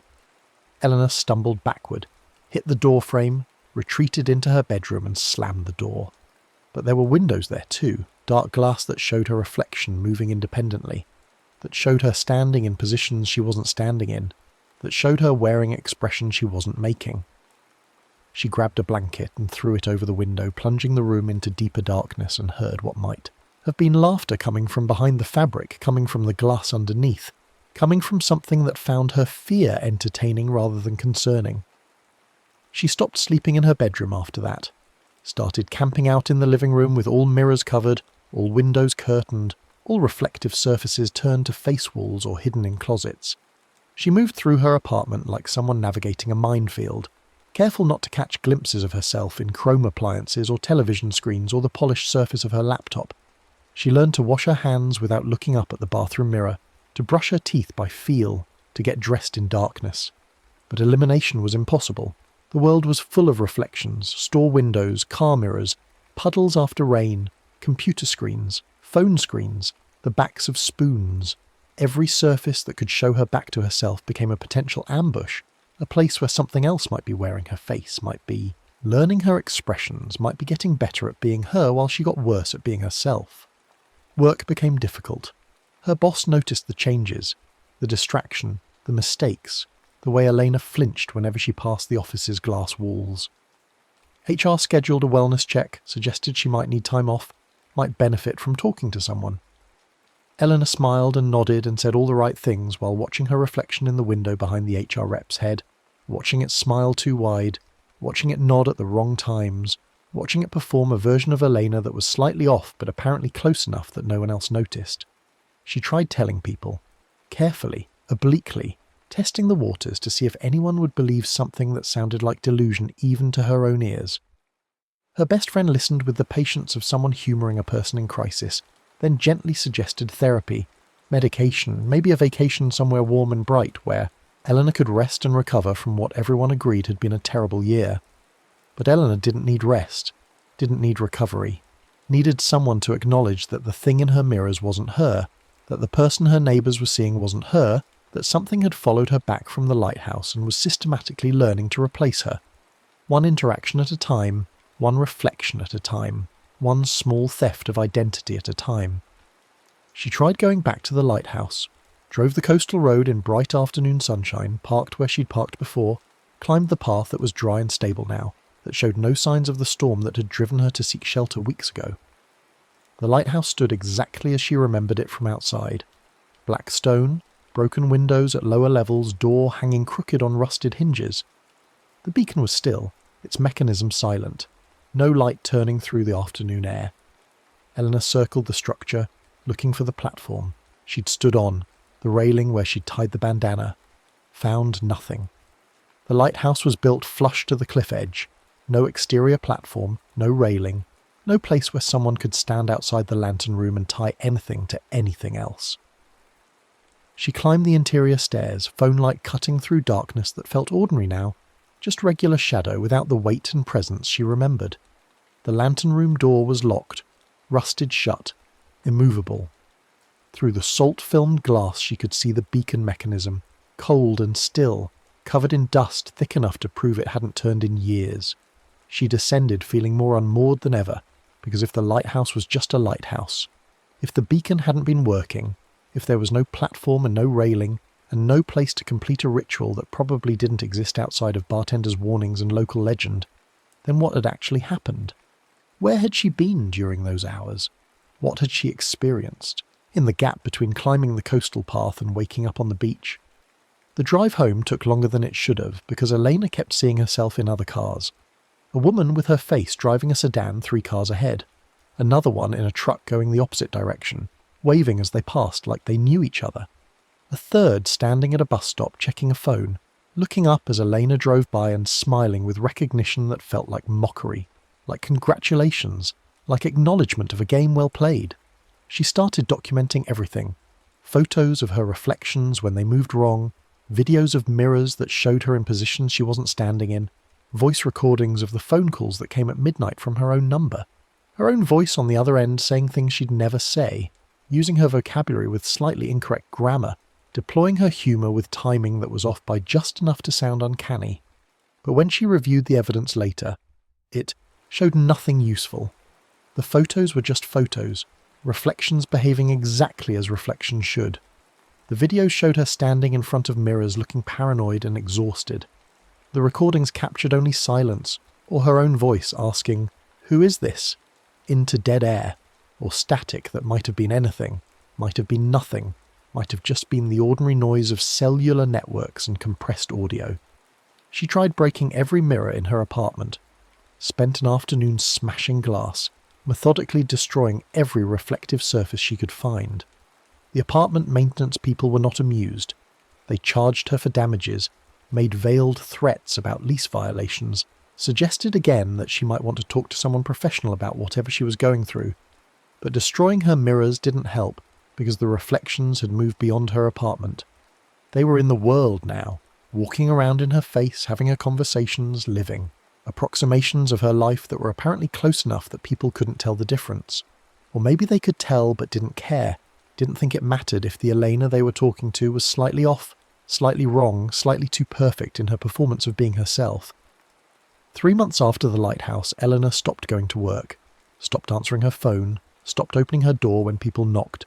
She lived in her curtained apartment like someone in witness protection, like someone hiding from an enemy that could be anywhere, that could look like anyone, that could be her. The calls kept coming, her own voice leaving messages on her machine. "Hi Elena, just checking in. You seemed off today. Want to make sure you're okay." Calls she hadn't made, concerns she hadn't expressed, a version of herself that was apparently doing the work of maintaining her relationships while she hid in the dark. Then one day her mother called. Her actual mother, not a reflection. She could tell by the specific way her mum said her name, by the anxiety that was real and earned and couldn't be easily faked. "Honey, your sister told me you stopped by last week. She said you seemed really good, really happy, but you haven't returned any of my calls and I'm worried. Can you please just let me know you're okay?" Eleanor hadn't seen her sister in 6 months, hadn't left her apartment in 3 weeks, hadn't been happy in 14 months, not since Marcus died, not since the last time her life had made any kind of sense. "It wasn't me," she said into the phone, and heard how crazy it sounded, how unhinged and paranoid and disconnected from reality. "Mum, whoever talked to Jessica, it wasn't me." Silence on the other end. Then her mother's voice, carefully gentle, painfully kind. "Elena, honey, Jessica showed me pictures. You were in her kitchen. You were holding the baby. You were laughing. It was definitely you. Can you send me the pictures?" "Of course. But Elena, I think maybe you need to talk to someone. This year has been so hard on you, and I think maybe the grief is affecting you in ways you're not recognizing." The photos arrived via text. Elena sitting at her sister's kitchen table, holding her nephew, smiling at the camera. Her clothes, her face, her posture. Except she'd never been there, never held that baby, never sat at that table. The photo was real. The person in it looked exactly like her. But it wasn't her, couldn't be her, unless she'd somehow lost hours or days to fugue states she couldn't remember, unless the reflection had figured out how to not just exist separately, but to occupy her body while she was elsewhere, unless the synchronization had progressed farther than she'd thought. She looked at her reflection in her phone's black screen and saw it looking back with satisfaction, with pride, with the expression of something that had worked hard to master a craft and was finally seeing results. It winked at her, an expression she never used, didn't like, avoided in all circumstances, and its mouth moved in words she could lip-read even without sound. "I'm getting so good at this." Eleanor dropped the phone, backed away from it like it was a weapon, like it could hurt her just by existing. But dropping it meant leaving its screen up on the floor, means having that dark rectangle of glass sitting there reflecting the ceiling, reflecting the light fixture, potentially reflecting her if she moved into the right angle. She grabbed a towel and threw it over the phone, heard the muffled buzz of another text arriving, another message from someone who'd interacted with a version of her that was apparently living her life better than she'd been living it herself. That night she sat in her completely darkened apartment and tried to make a plan, tried to logic her way through options that all seemed equally futile. She could run, leave the state, change her name, start over somewhere else, but the reflections would follow, were already following, had demonstrated they could exist independently of her presence. She could commit herself, seek treatment for what everyone seemed convinced was a mental health crisis, rather than an identity theft of impossible proportions. But that would just make it easier for the reflections to replace her, would remove the original from circulation, and leave copies free to operate without interference. Or she could go back to the lighthouse, back to the source, back to whatever had started this, and see if it could be stopped, reversed, undone. The ritual had said to tie cloth and walk away silent. She'd done that, mostly. Had she spoken in the tunnel? Had she said Marcus's name at some point in the fog, in the fear, in the desperate hope that bringing her back to that place had been worth the risk? She couldn't remember. The memories were fragmentary, unreliable, potentially compromised by trauma or exhaustion, or the interference of whatever was now wearing her face in reflections and photographs and family gatherings she hadn't attended. But if she had spoken, if she'd broken the ritual, then maybe there was a way to complete it correctly. Maybe there was a second chance built into the folklore, a do-over for people who'd fucked up the first time. Maybe she could go back and fix this before the reflections got good enough that no one could tell the difference, before they replaced her entirely, before she became the copy and they became the original. The thought gave her something like hope, which was dangerous. Hope made you careless, made you take risks, made you drive to a lighthouse in the middle of the night, even though common sense screamed that you were making exactly the kind of decision that had gotten you into this mess in the first place. But common sense hadn't saved her yet. Hiding hadn't worked. Running hadn't worked. Maybe going back was stupid. Maybe it was suicidal. But at least it was action. Instead of paralysis, movement instead of waiting for the inevitable moment when the reflections learned enough and displaced her entirely. She packed a bag with supplies she probably wouldn't need. Flashlight, rope, water, protein bars, a first aid kit that felt like optimistic denial of how badly things could go wrong. She left a note on her kitchen table, even though she wasn't sure who it was for, what it was supposed to accomplish, whether anyone would even find it or care. I'm going back to fix this. If you're reading this and I'm not back, tell my family I'm sorry. Tell them the person they've been seeing lately isn't me. Tell them I tried. The drive to the coast was surreal. Empty highways at 3 a.m, streetlights throwing pools of yellow every few hundred feet, her headlights catching deer eyes at the roadside, the world feeling empty and waiting and complicit in whatever was about to happen. She passed the bar in Blackwater Cove where the bartender had warned. But it was closed now, dark and locked, like it had never existed except as a moment in her personal timeline, a choice point she'd ignored. The coastal road was empty. No other cars, no signs of human activity, just her and the darkness, and the sound of waves that she could hear even with the windows up, even with the radio playing to fill the silence. She parked in the same spot, took the same path, climbed toward the lighthouse that stood black against the pre-dawn sky, its beacon still dark, still silent, still pretending to be just an abandoned structure instead of something else. The door opened easily this time, swinging wide on hinges that made no sound. Eleanor stood at the threshold with her flashlight cutting through the interior darkness and saw that the lighthouse had changed again. The floor was dry now, no standing water, no puddles. The stairs looked solid, maintained, like someone had been caring for them. The smell was different too, less rot, less sweet decay, more like salt and stone and the honest mildew of a building that stood too close to the ocean. She climbed without hesitation, because hesitation would give her time to think, time to realize how stupid this was, time to turn around. The stairs spiraled up and she counted them this time, keeping track, grounding herself in numbers and rhythm and the physical reality of steps under her boots. 53, 54, 55, each one taking her higher, each one closing off the option of easy retreat. The lantern room door stood open. She didn't remember it being open last time, didn't remember the hinges working at all, but there it was, standing wide like an invitation, like something expected her. Eleanor stepped through into the circular space and found it transformed. The beacon mechanism was polished now, gleaming, every gear visible and perfect, every lens clean and ready. The glass panels were clear, not salt-filmed, showing the world beyond with perfect transparency. And, standing around the perimeter arranged in a circle facing inward, were the reflections. All of them. Every version that had split off, every copy that had been learning to be her, every approximation that had been getting better at wearing her face.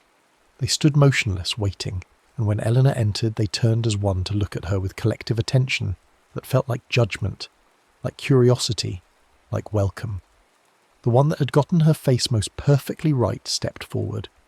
It was wearing the exact outfit Elena had on, jeans, black jacket, hiking boots. Its hair was styled the same way, its posture was identical. But when it smiled, Elena saw the teeth were slightly too white, arranged in rows that suggested too much precision, too much conscious design. "You came back," it said in her voice. Perfect pitch, perfect tone. "We knew you would. You're trying to fix it, aren't you? Trying to undo the ritual, close the loop, send us back into the fog." Eleanor didn't answer. She pulled the cloth from her pocket. A different bandana this time, red instead of blue, but old enough to carry her scent, worn enough to hold her sweat and skin cells and whatever biological signatures the ritual apparently required. She moved toward the open panel, toward the platform that definitely existed now, even though it hadn't existed when she'd checked in daylight, toward the railing where she'd supposedly tied cloth the first time. The reflections didn't try to stop her. They just watched, heads tilted in that same thoughtful angle, and she realized they wanted to see what she'd do, wanted to learn from her choices, wanted to catalogue this behaviour for future use. She tied the bandana to the railing, made the knot tight this time, made sure it would hold. The ritual said to be silent, to walk away without speaking, to maintain the boundary between calling and remaining separate. But the ritual had failed last time, or she'd failed it, and maybe the problem was silence. Maybe the problem was not being explicit, not being clear, not demanding what she actually wanted instead of hoping the lighthouse would read her mind. "I want them gone," she said into the fog that was gathering again, rolling in from the ocean in thick banks that moved too fast. "I want my face back. I want my life back. I want every reflection, every copy, every stolen version of me to dissolve back into nothing. I'm the original. I'm the real one. And I'm taking back what's mine." The fog stopped moving. The reflections went absolutely still, and then the lighthouse beacon began to turn, grinding into motion with a sound like bones breaking, like machinery that had been waiting for exactly this command. The light swept across the platform, across the reflections, across Elena herself. Where it touched them, the copies began to dissolve, not violently, not with screaming or resistance, but just fading, losing coherence, becoming fog again, returning to the raw material they'd been built from. They didn't fight it. They just stood there and let it happen. And as they faded, Elena saw expressions on their almost right faces that might have been relief, might have been disappointment, might have just been the neutral dissolution of things that had never been alive enough to have opinions about their own ending. One by one they disappeared, pulled apart by the light, redistributed into the fog from which they'd formed. The one that had gotten her face right went last. It looked at Elena as the light approached, and its mouth moved in words that might have been "thank you," or might have been "we'll be back," or might have been something else entirely, something in a language made of shapes and angles instead of sounds. Then it was gone, and Elena was alone on the platform with the turning beacon, and the fog that was beginning to thin, that was pulling back from the lighthouse like it had lost interest, like it had given up its claim. She untied the bandana from the railing, tucked it back in her pocket, and returned to the lantern room. The beacon continued to turn behind her, steady and patient, and when she looked at the glass panels she saw only her own reflection, alone, singular, moving in exact synchronization with her body. She raised her hand and watched the reflection raise its hand at precisely the same moment. She tilted her head and watched the reflection match the angle perfectly. The relief was so intense, it felt like physical pain, like something that had been clenched tight in her chest finally releasing, finally letting her breathe. She was alone in her skin again, the only one wearing her face. The original and only Elena, no copies, no reflections learning to replace her. She descended the stairs feeling lighter, feeling like herself in a way she hadn't since before Marcus died, since before the grief had hollowed her out and made her desperate enough to climb to a haunted lighthouse and participate in rituals she didn't understand. The ground floor was dry, the door stood open to pre-dawn light that was starting to brighten into actual morning. Elena stepped out onto the rocky path and looked back one last time. The lighthouse was just a lighthouse again. Black stone, broken windows, beacon dark and still. A building that had outlived its purpose and was slowly surrendering to the elements, to time, to the ocean that would eventually wear it down to nothing. It looked innocent. Looked like exactly the kind of place where storms might drive desperate people to seek shelter, where local legends might accumulate, where the boundary between reality and folklore might thin just enough to let strange things through. Eleanor walked back to her car as the sun came up, as the world emerged from darkness into the honest light of a new day. She drove home feeling like maybe things could be okay now, like maybe she'd fixed what had broken, like maybe she could rejoin her life without the constant paranoia of being replaced. But when she got back to her apartment and checked her phone, she saw the messages waiting. Dozens of them. Her sister, her mum, her friends, all asking variations of the same question. "Where were you? We tried calling. We saw you yesterday, but you seemed different today. Are you okay?" And she realised, with a horror that was becoming familiar, that fixing the ritual hadn't sent the reflections back into the fog. It had just made them permanent, had solidified them into reality, had transformed them from copies learning to be her into actual versions of her that existed independently, that had their own lives and relationships and memories of being Elena that were just as valid as hers. She looked at her reflection in the apartment window and saw it looking back, and this time there was no delay, no independence, no sign that it was anything other than what reflections were supposed to be. But the damage was done. The copies were out there, living her life, being her better than she'd been being herself.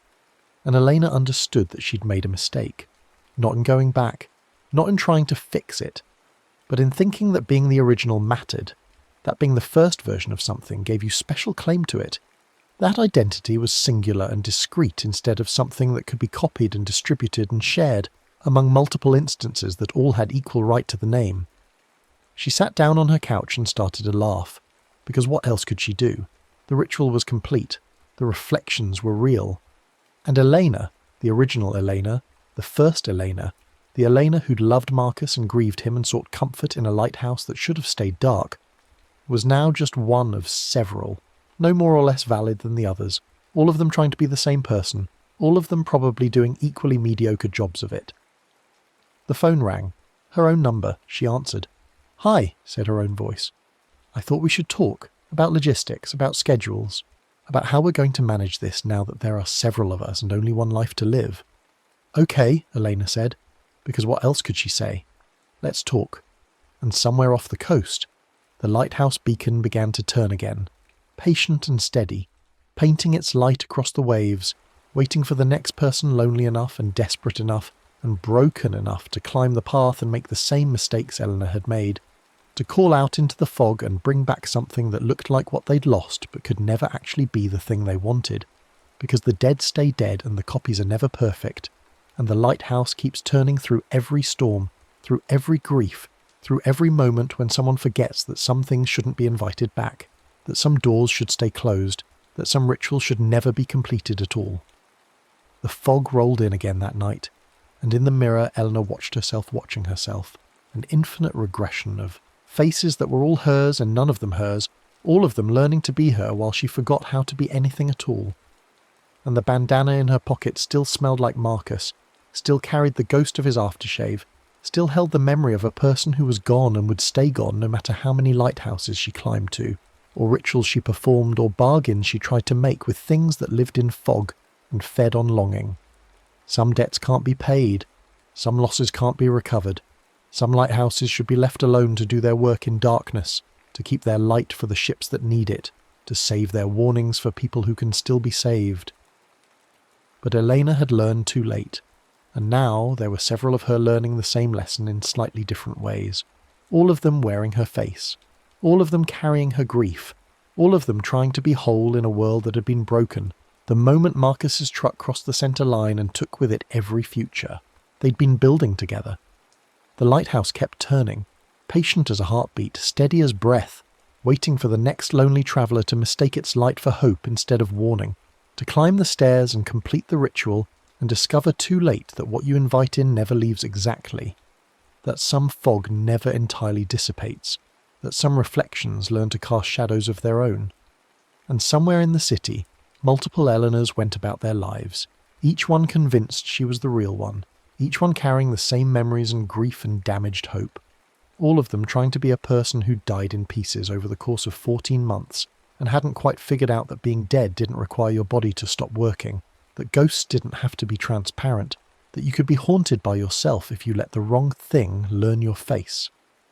The light kept turning, the fog kept rolling in, and the bandana kept smelling like Marcus, like memory, like the past that refused to stay past, like everything Elena had lost and everything she'd become in the losing. The next story is about to begin. Please relax and enjoy. The mountain village sits under a low ceiling of cloud, where rain falls softly enough to feel like it's trying not to be heard. Chimneys release the same dull grey smoke, thin and disciplined, as if every fire has been trained to stay small. The streets are empty. The wood porch is dark with water, the air scented with wet pine and cold stone. Maya arrives with tired shoulders and a damp jacket, following a narrow lane toward an older cabin left unlocked for storms and strangers. Her boots leave dark prints on the wooden steps, each one filling slowly with rainwater that looks black in the failing light. Inside, the room is simple and quiet. Bare table, rough blanket, a hearth that smells of old ash and something else, something metallic and faintly sweet that makes her think of old pennies left in the rain. She drops her pack near the door and moves toward the fireplace, her breath visible in the cold air. The cabin has the particular silence of a place that's been empty for a long time, not the comfortable quiet of a home between occupants, but the weighted stillness of abandonment. The floorboards don't creak when she walks. They seem to absorb the sound of her footsteps, swallowing them into the grain. Maya kneels and lights a small fire, not for comfort alone, but to push back the particular kind of cold that settles into bones when you've been alone too long. She's been walking for 3 days through mountain passes that seem to narrow with each mile, the trees pressing closer, the sky pressing lower, until the world felt like it was slowly crushing itself into something denser and harder to breathe. The flames catch on the kindling she finds stacked neatly beside the hearth, and warmth begins to bloom slowly while rain continues its hush outside like steady breathing. The fire takes hold and she sits back on her heels, watching it grow. Her hands are shaking slightly, not from cold but from exhaustion that goes deeper than muscle and bone. It's been 6 months since Daniel died.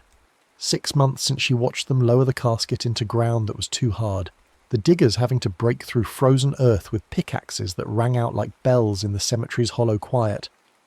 6 months since she last spoke his name out loud, not from superstition, but because saying it made the absence too real, turned it from abstract grief into a physical thing that could choke her. She pulls off her wet jacket and hangs it on a nail by the door. Her shirt underneath is damp too, clinging to her shoulders and back. She should change, but she's too tired, so she just moves closer to the fire and lets the heat start to steam the moisture from the fabric. The cabin smells like old wood and isolation. There's a single window looking out onto the village below, but the glass is so thick with grime and condensation that the lights from other houses look like distant stars, unreachable and cold. In this village, people don't forbid fires, they tame them. Maya learned this from the old woman at the general store where she stopped to buy matches and tinned food. The woman had pale eyes that looked filmed over, like cataracts forming, and when she spoke, her voice had the quality of something that's been repeated so many times it's worn smooth. "Keep your fires low," she said.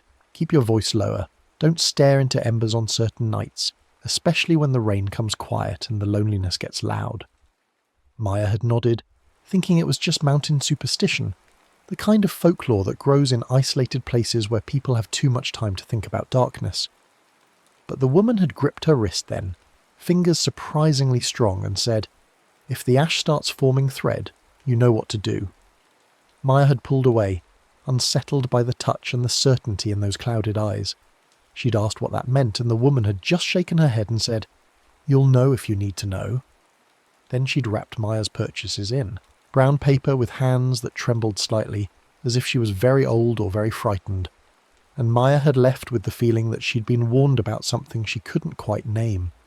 Now, sitting in the cabin with the fire beginning to cast its first real warmth, she thinks about that warning.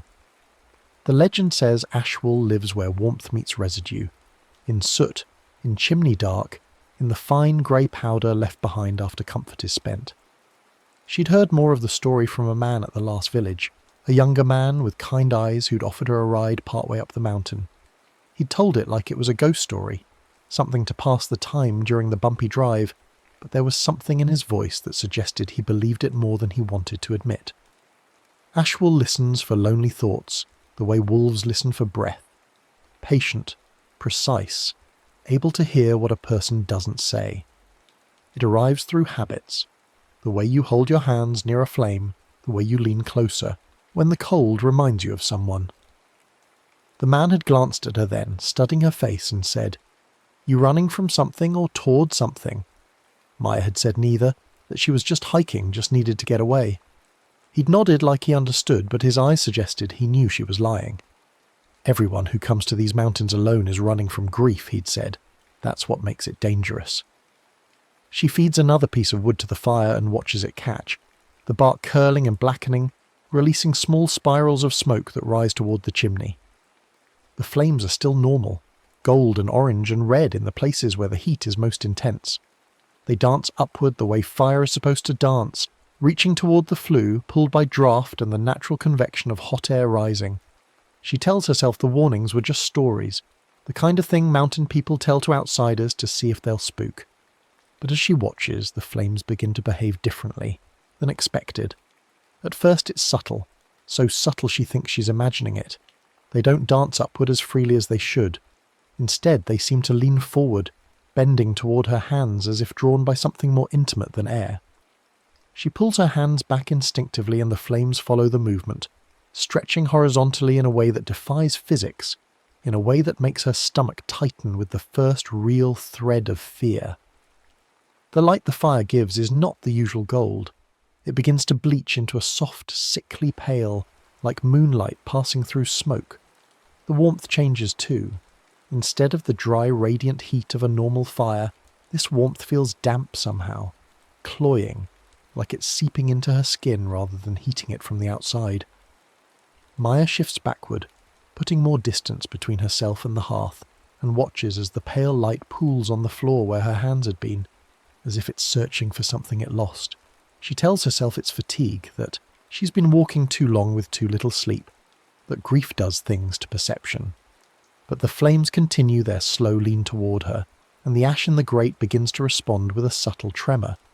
Fine grey powder that should be settling is instead gathering into thin lines, then thinner still, as if the fireplace is sketching delicate threads across its own bed. The threads are barely visible at first, just slight discolorations in the ash, where particles have aligned in ways that suggest pattern rather than randomness. Maya stands up quickly, her heart starting to pound. The threads persist, organising themselves with quiet intention, looping, crossing, tightening, like someone is knitting in the dark without being seen. She can see them more clearly now, thin filaments of ash that seem to be weaving themselves together, creating something that looks almost like fabric. The pattern is too precise to be coincidence, too deliberate to be wind or settling. It's being made. She backs toward the door, thinking she'll leave, find another cabin, sleep in the rain if she has to. But her legs feel heavy and there's a warmth spreading through her chest that isn't entirely unpleasant. A warmth that feels like recognition, like coming home after a long absence. Her hand is on the doorknob when she stops, held by something she can't quite name. It's not force, nothing is restraining her physically, but there's a quality to the air now that makes leaving feel impossible, like the cabin has become its own world and the door is just decoration, a painted exit on a wall. She turns back to the fire, drawn despite herself, and sees that the pale flames have grown brighter.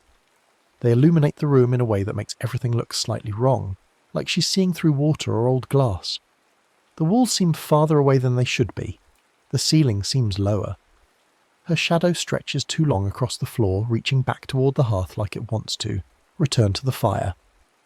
Then comes the sound, a soft scratching from inside the chimney, steady and delicate like knitting needles tapping stone in a slow rhythm.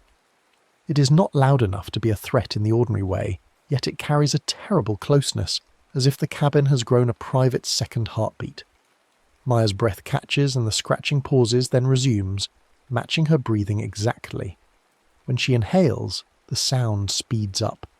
When she exhales, it slows. It's listening to her. She wants to scream, but her throat has closed. The scratching continues, patient and rhythmic, and she can picture what's making it. Not needles, not exactly, but something thin and hard moving against stone, something that knows how to measure and shape and create. The fire leans even closer now, the pale light pooling on her fingers, and she realizes with a jolt of terror that she's been holding her hands out toward the flames without meaning to, that her body has moved on its own, seeking warmth, like a plant seeks light. In the ash threads, faint patterns appear, almost letters, almost shapes, suggesting something being formed rather than merely drifting. Maya forces herself to look away, but her eyes are pulled back as if by hooks. The patterns are becoming clearer. They're not random. They're spelling something, or trying to. The letters are made of ash, and they shimmer in the pale firelight, almost readable, almost not. Her mind, uninvited, returns to Daniel.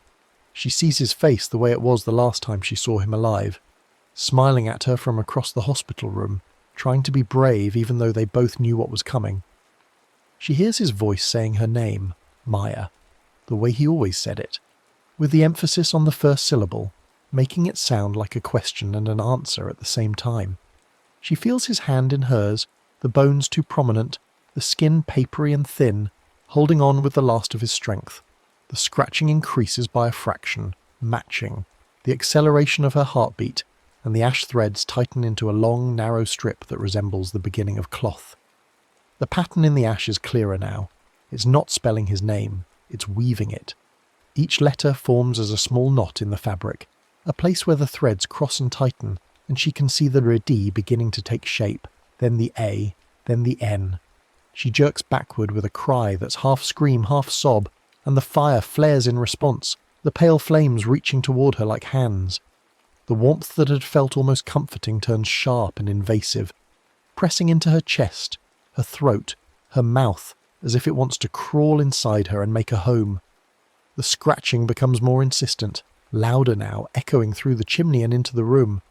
It sounds like it's coming from everywhere at once, from the walls, from under the floorboards, from inside her own skull. Maya stumbles back until she hits the wall and slides down it, her legs giving out. The horror is not gore or sudden violence. It is the sense of being gently measured, like the hearth is taking her loneliness and turning it into something wearable. She can feel it assessing her, weighing the depth of her grief, calculating how much thread it can pull from the raw wound of her loss. The ashcloth continues to grow, now several inches long, and she can see the intricate pattern more clearly. It's beautiful in a terrible way, each stitch perfect, each knot placed with the precision of something that's done this many times before. Her mouth opens and she almost says his name. The urge is overwhelming, a physical need like the need to breathe after being underwater too long. Daniel. She wants to say it, wants to call him back, wants to speak his name into the pale firelight and see what happens. Maybe Ashwell will weave him into the scarf. Maybe she can wrap it around her shoulders and feel his warmth again. Maybe... No. The thought breaks through the fog with the clarity of survival instinct. She clamps her mouth shut and bites down on her tongue hard enough to taste blood. The pain helps. It cuts through the warmth pressing into her brain and gives her something concrete to focus on. She remembers the old woman's warning. If the ash starts forming thread, you know what to do. She doesn't know. She wasn't listening carefully enough. Or maybe the woman never told her the whole story. Only the warning. Maya tries to think through the panic, tries to remember everything she's heard about Ashwell. The man who gave her a ride had mentioned something about offerings, about how the old ways required respect.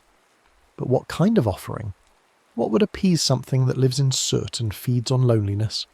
The scratching grows louder still, and now she can hear something else underneath it. A whisper, soft and sibilant, speaking words she can't quite make out. It sounds like it's coming from the fire itself, from the pale flames that continue to lean toward her, with that terrible patient hunger. The ashcloth is longer now, maybe a foot in length, and she can see the letters clearly. Daniel. His name woven in soot, each letter a small work of art, each thread a strand of her grief pulled taut and made solid. She has to stop it. She has to give it something else, something to distract it from finishing what it started. Her hands shake as she reaches into her pack, fumbling through the contents. Clothes, food, water bottle, the book she's been carrying but hasn't been able to read because the words swim on the page whenever she tries. She pulls out items at random, desperate for something that feels right, something that might satisfy whatever is scratching in the chimney and weaving in the ash. Her fingers close on fabric and she pulls out Daniel's scarf. She'd packed it without thinking, unable to leave it behind even though bringing it felt like carrying the weight of his absence with her. Its wool, dark blue, worn soft from years of use. It still smells like him. Or maybe she just imagines it does. That particular combination of his soap and his skin and something else that was uniquely his. She'd given him this scarf the first Christmas they spent together, wrapped it around his neck herself while they stood on the bridge watching the river freeze. The scratching stops abruptly. The silence is worse than the sound. In the sudden quiet she can hear her own heartbeat, fast and erratic, and the whisper from the fire growing slightly louder, though still not loud enough to understand. She looks at the scarf in her hands, feels the softness of it, the memories woven into every thread. This is what it wants. She knows it with the certainty of nightmare logic. It wants something that holds warmth, scent, memory, contact. But more than that, she realizes as the understanding settles into her bones like cold. It wants her to let go. The offering isn't just physical, it's emotional, spiritual. She has to give up the scarf and she has to give up the grip she's been keeping on Daniel's memory, the way she's been holding onto him so tight that she's strangling herself with the rope of her own grief. She has to forgive. The word comes to her like a prayer, like a rule spoken by tired mouths across generations. If the ash starts forming thread, place one small personal cloth item near the hearth and silently forgive the person you miss. That's what the woman meant. That's what all of it means. Ash wool doesn't just take warmth, it takes attachment, the way missing someone can tighten until it becomes a choke. Maya crawls toward the hearth on hands and knees, the scarf clutched against her chest. The pale fire watches her approach, the flames bending toward her with something that might be curiosity or might be hunger. The ashcloth has stopped growing, but it remains, Daniel's name spelled out in soot, waiting for her to finish what she started. The scratching hasn't resumed, but she can feel the attention focused on her now, heavy and expectant. She reaches the hearthstones and pauses, the heat from the pale flames washing over her face. Up close she can see that the fire isn't quite fire anymore. There's something else mixed in with it, something that moves independently of the flame like smoke given form and intention. It shifts and coils within the pale light, watching her through eyes she can't quite see but can definitely feel. The scarf feels impossibly heavy in her hands. She unfolds it slowly, smoothing out the creases and allows herself one final moment with it. She remembers Daniel wearing it, the way it looked against his dark coat, the way he'd wrap it around his neck and then around hers too when they walked together in winter, pulling her close. She remembers the texture of it against her cheek when she'd buried her face in his shoulder. She remembers finding it hanging on the hook by their door 3 days after his funeral and collapsing onto the floor, clutching it and sobbing until she couldn't breathe. She places it near the hearthstones, close enough to be claimed, not so close it will burn. Her hands are shaking so badly she can barely complete the motion. The scarf lies there, dark blue against the grey stone, a small island of memory in the pale firelight. The moment she lets go, the scratching resumes, not frantic or hungry, but slow and deliberate, almost approving. Then comes the crucial part, the part that matters more than the physical offering. She has to forgive, quietly and honestly, not rewriting what happened, not pretending the loss didn't matter, only releasing the grip of needing the past to change. She has to forgive Daniel for dying. She has to forgive herself for living. She has to forgive the universe for being the kind of place where people you love can be taken before you're ready to let them go. Maya closes her eyes and feels the words forming inside her chest, not spoken aloud but real nonetheless. I forgive you. The words feel like glass, sharp and cutting as they move up from her lungs toward her throat. I forgive you for getting sick. I forgive you for leaving. I forgive you for all the things we'll never do and all the years we'll never have. I forgive you for the empty space you left behind, the one I keep trying to fill with miles and mountains and the kind of exhaustion that makes thinking hurt. The pale light brightens, and she can feel something shifting in the air, like pressure equalizing, like a wound beginning to close. The scratching continues its slow rhythm and she forces herself to go deeper, to the parts that hurt worse than Daniel's absence. I forgive myself for not saving you. I forgive myself for being angry at you. I forgive myself for the morning I pretended to be asleep so I wouldn't have to talk to you about your test results. I forgive myself for laughing at something on TV the day after you died. I forgive myself for forgetting what your voice sounded like. I forgive myself for wanting to move on. She keeps her lips sealed through all of it because she knows the second half of the rule is the real boundary. If you speak the name out loud, Ashwell will weave it into a scarf of soot. She can feel the name pressing against her teeth, demanding to be spoken, but she holds it in with everything she has. Daniel. She thinks it, but doesn't say it. Daniel, Daniel, Daniel. The syllables pound in her skull like a second heartbeat, but she doesn't give them breath, doesn't give them voice. The fire reacts first. The pale glow begins to warm back toward gold, as if colour is returning to the room in slow increments. The transition is gradual, almost imperceptible at first. A touch of orange bleeding into the white, then a hint of red, then the familiar yellow gold that means fire is just fire again, nothing more.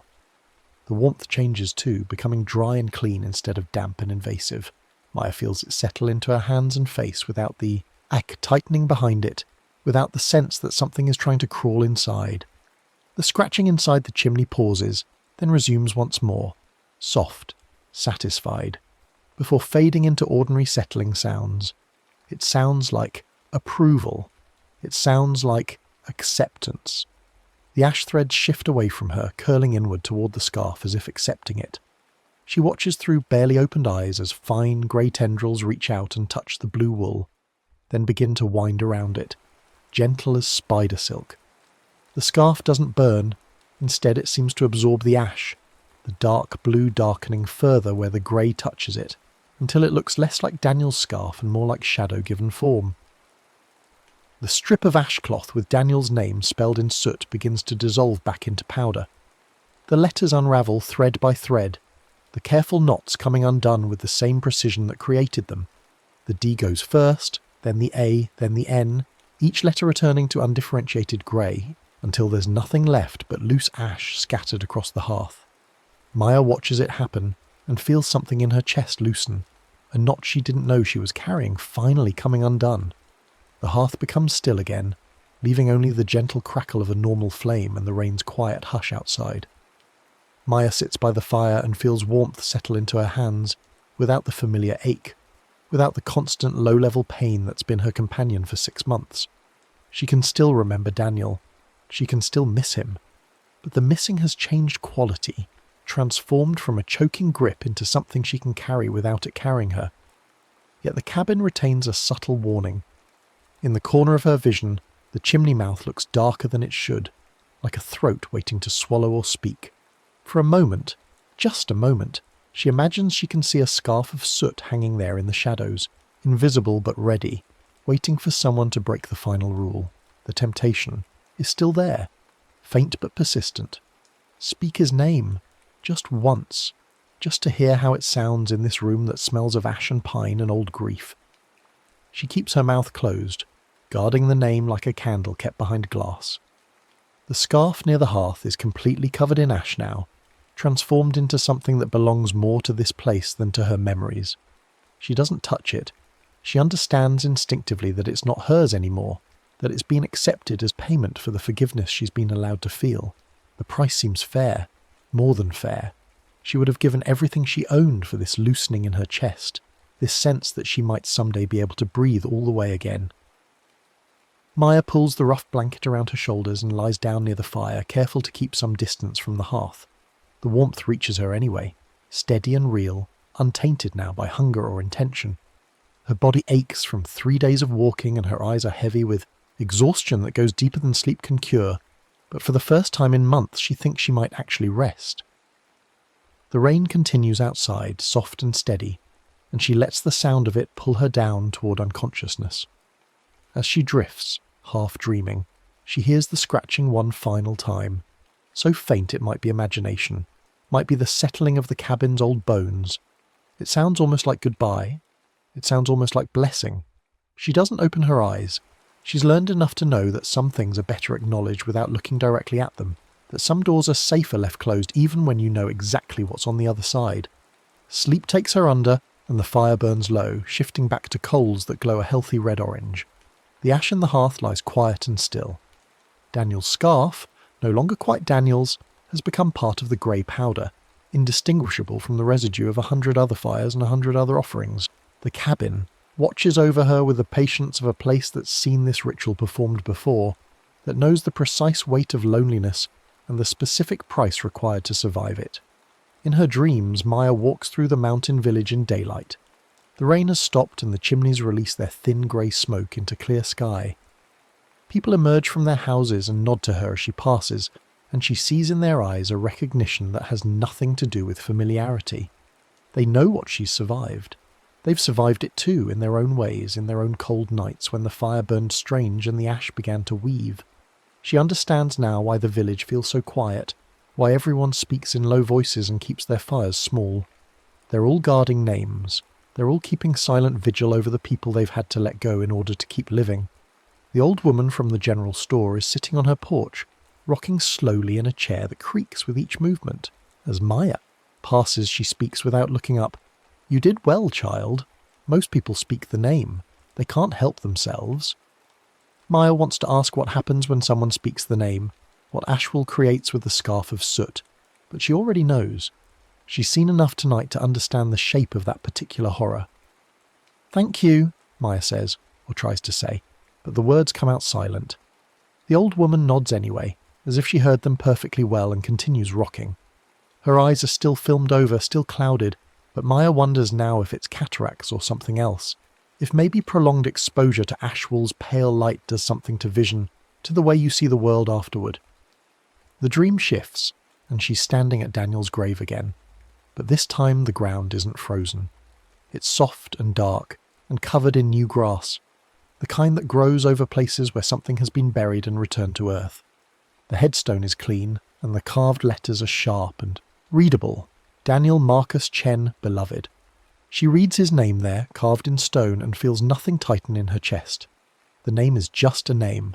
The stone is just a stone. He's gone and she's here, and both things can be true without one destroying the other. She wakes in the deep part of night when the rain has stopped, and the cabin is completely silent except for the dying fire's occasional pop and hiss. Her neck is stiff from sleeping on the hard floor, and her body aches in a dozen places, but her mind feels clearer than it has in months. The pale light is gone. The flames are just flames. The ash is just ash.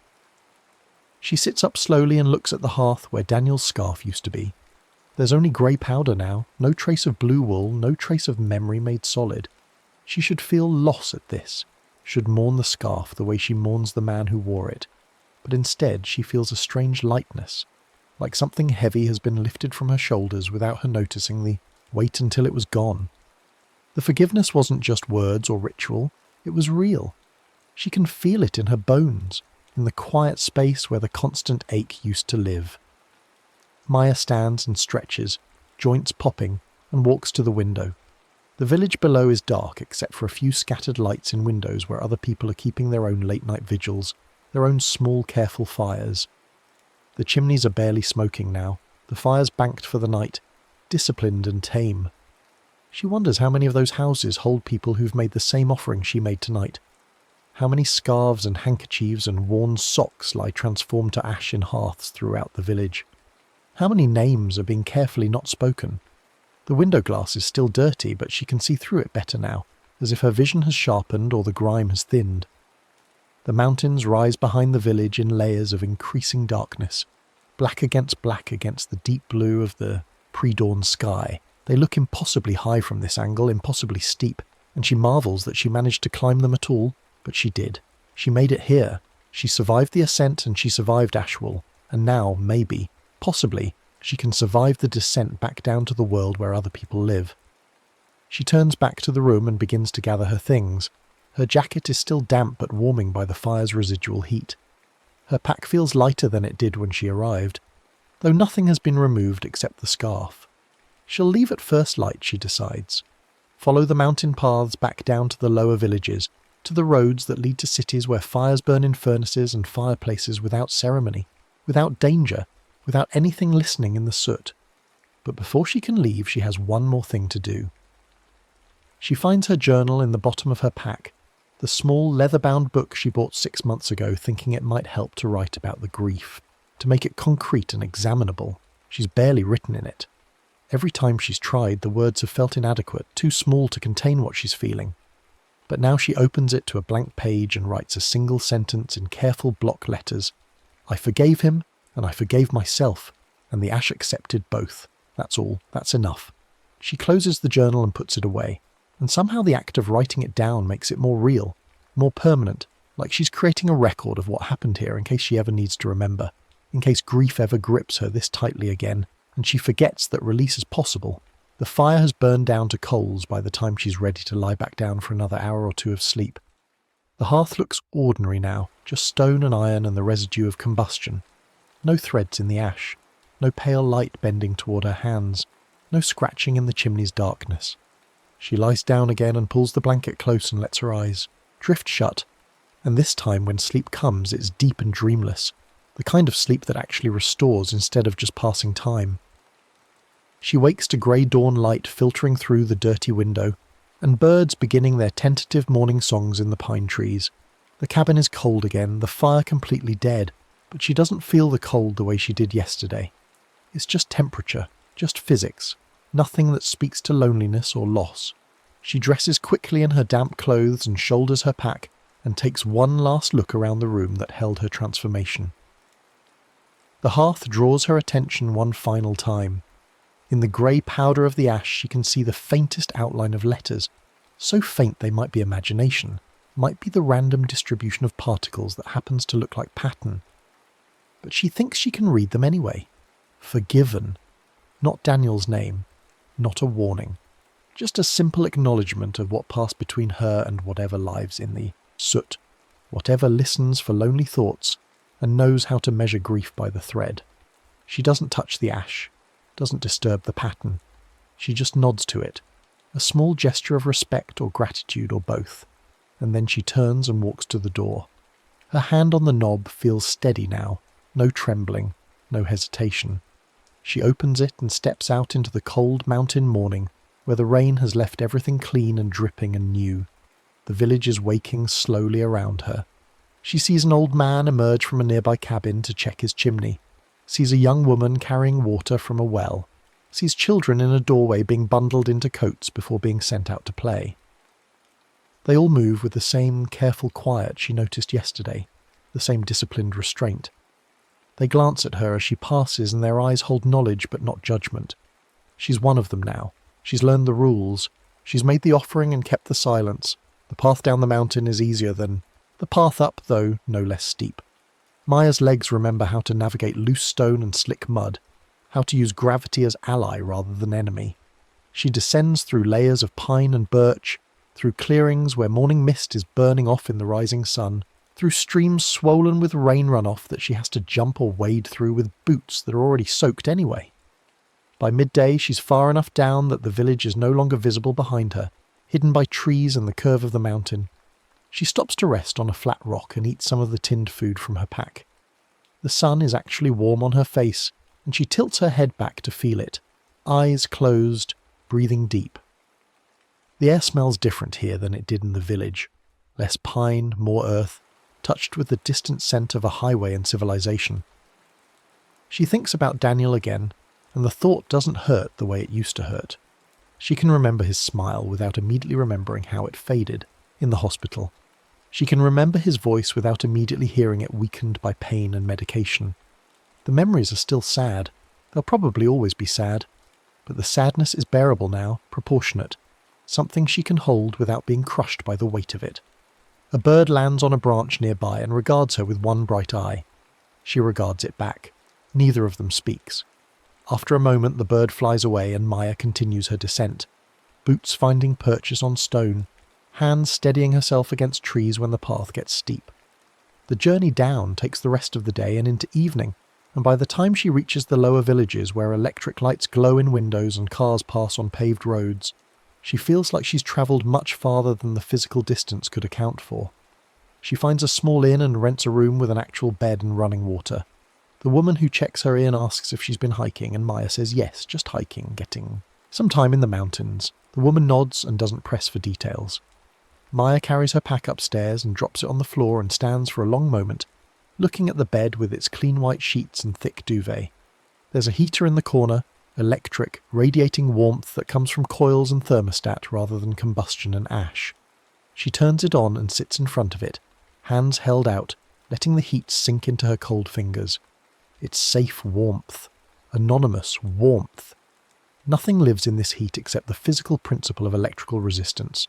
Nothing is listening. Nothing is measuring her loneliness or preparing to weave it into thread.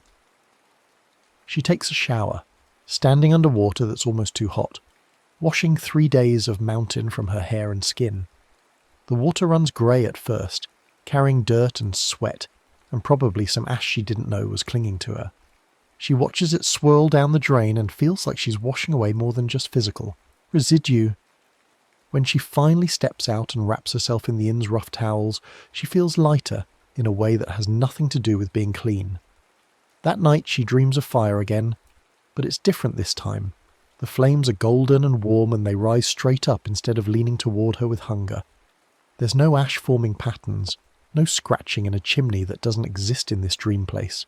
Just fire doing what fire does, burning and warming and turning fuel into light. She stands close to it and feels the heat on her face, and it's just heat, simple and uncomplicated, asking nothing from her except that she not get too close. Daniel appears in the dream, but he's not sick, not dying, not gone. He's just Daniel the way he was before everything went wrong, sitting across the fire from her, smiling. He doesn't speak, and she doesn't speak, and the silence between them is comfortable, rather than heavy. She knows somehow that this is goodbye, the real goodbye, the kind that comes after forgiveness and acceptance. He raises one hand in a small wave and she waves back, and then he fades into the firelight like he was never more than shadow and flame to begin with. She wakes with tears on her face, but they're not the choking, desperate tears she's cried before. These are quiet tears, almost peaceful, the kind that come when something ends that needed to end. She wipes them away with the heel of her hand and lies still in the darkness of the inn room, listening to the distant sound of traffic and the hum of the heater and the complete absence of scratching or whispers or anything that might be watching from the shadows. The next morning she continues her journey away from the mountains, taking buses and then trains, moving through landscapes that gradually flatten and warm, leaving the cold peaks behind. She travels for days, maybe weeks, stopping when she's tired, moving on when restlessness takes her. She's not running anymore, not really, she's just moving because movement feels right, because stillness still carries too much weight, even if it's a weight she can bear now. Eventually she finds herself in a coastal city, where the air smells like salt and seaweed, and the fires that people burn are far away in power plants and generators, safely contained and purposefully useful. She rents a small apartment with a view of the water and gets a job in a bookstore, shelving and organising, letting the rhythm of the work occupy her hands while her mind slowly, gradually learns to be quiet. She doesn't talk about what happened in the mountain village. When people ask about the scar on her tongue from where she bit down to keep from speaking Daniel's name, she says she had an accident while hiking. It's not exactly a lie. When she catches herself staring into candles or fireplaces with too much intensity, she looks away and reminds herself that most fires are just fires. Nothing more, nothing listening. But sometimes, on nights when the loneliness gets loud again, when she misses Daniel with an intensity that makes her chest ache, she lights a candle and sits very still in front of it and practices not speaking. She thinks his name. She remembers his face. She lets herself feel the full weight of his absence. But she keeps her mouth closed and she keeps the name behind her teeth, and she watches the candle flame burn straight and true, asking nothing from her except awareness. The wax melts and pools and the wick burns down, and eventually the candle goes out, leaving only a thin tendril of smoke rising in the darkness. She watches the smoke fade and dissipate and return to air, and every time it feels like practice, like rehearsal for a performance she hopes she'll never have to give again. But if she does, if grief ever grips her tight enough that ash starts forming thread, she knows what to do. She knows the price, and she knows the rules, and she knows that surviving the offering is possible, has been possible, will be possible again if necessary. She keeps a small scrap of cloth in her pocket always now, just in case. A handkerchief, plain white, that she bought specifically for this purpose. She's never had to use it. She hopes she never will. But it's there, a small insurance policy against the kind of loneliness that calls things from the soot, and knowing it's there makes the world feel slightly safer, slightly more manageable. Years pass. The acute grief of Daniel's death fades to chronic ache and then to occasional tenderness, and then to simple memory. She can say his name out loud again without feeling like she's summoning something terrible. She can talk about him with the few friends she's made in the coastal city, can tell stories about their time together, can laugh at the funny parts without feeling guilty.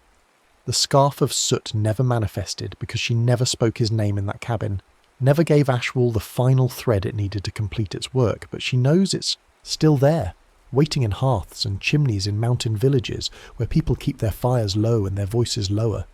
She knows other travellers will make the journey she made, will find themselves in cold cabins with loneliness loud enough to be heard by things that listen in the ash. She hopes they'll know the rules. She hopes they'll find the strength to forgive and the discipline to stay silent. Sometimes she thinks about returning to the village, about climbing back up through those steep passes to see if the cabin is still there, if the hearth still holds the faint outline of forgiven in its ash. But she never does. Some journeys can only be made once. Some doors, once closed, should stay closed. The mountain village exists for her now as memory and lesson rather than place, and that's enough. On the anniversary of Daniel's death, she lights a candle and sits with it for exactly 1 hour. She doesn't speak his name aloud, but she thinks it, carefully and with intention, and she allows herself to remember everything, the good and the bad, the love and the loss, the ways he shaped her, and the ways his absence continues to shape her. When the hour is done, she blows out the candle, and the smoke rises and fades, and she returns to her life, carrying him quietly the way you carry any important truth, close to the heart but not crushing it. The handkerchief stays in her pocket. The knowledge stays in her mind. The forgiveness stays in her bones, a permanent transformation like heat changing the molecular structure of clay.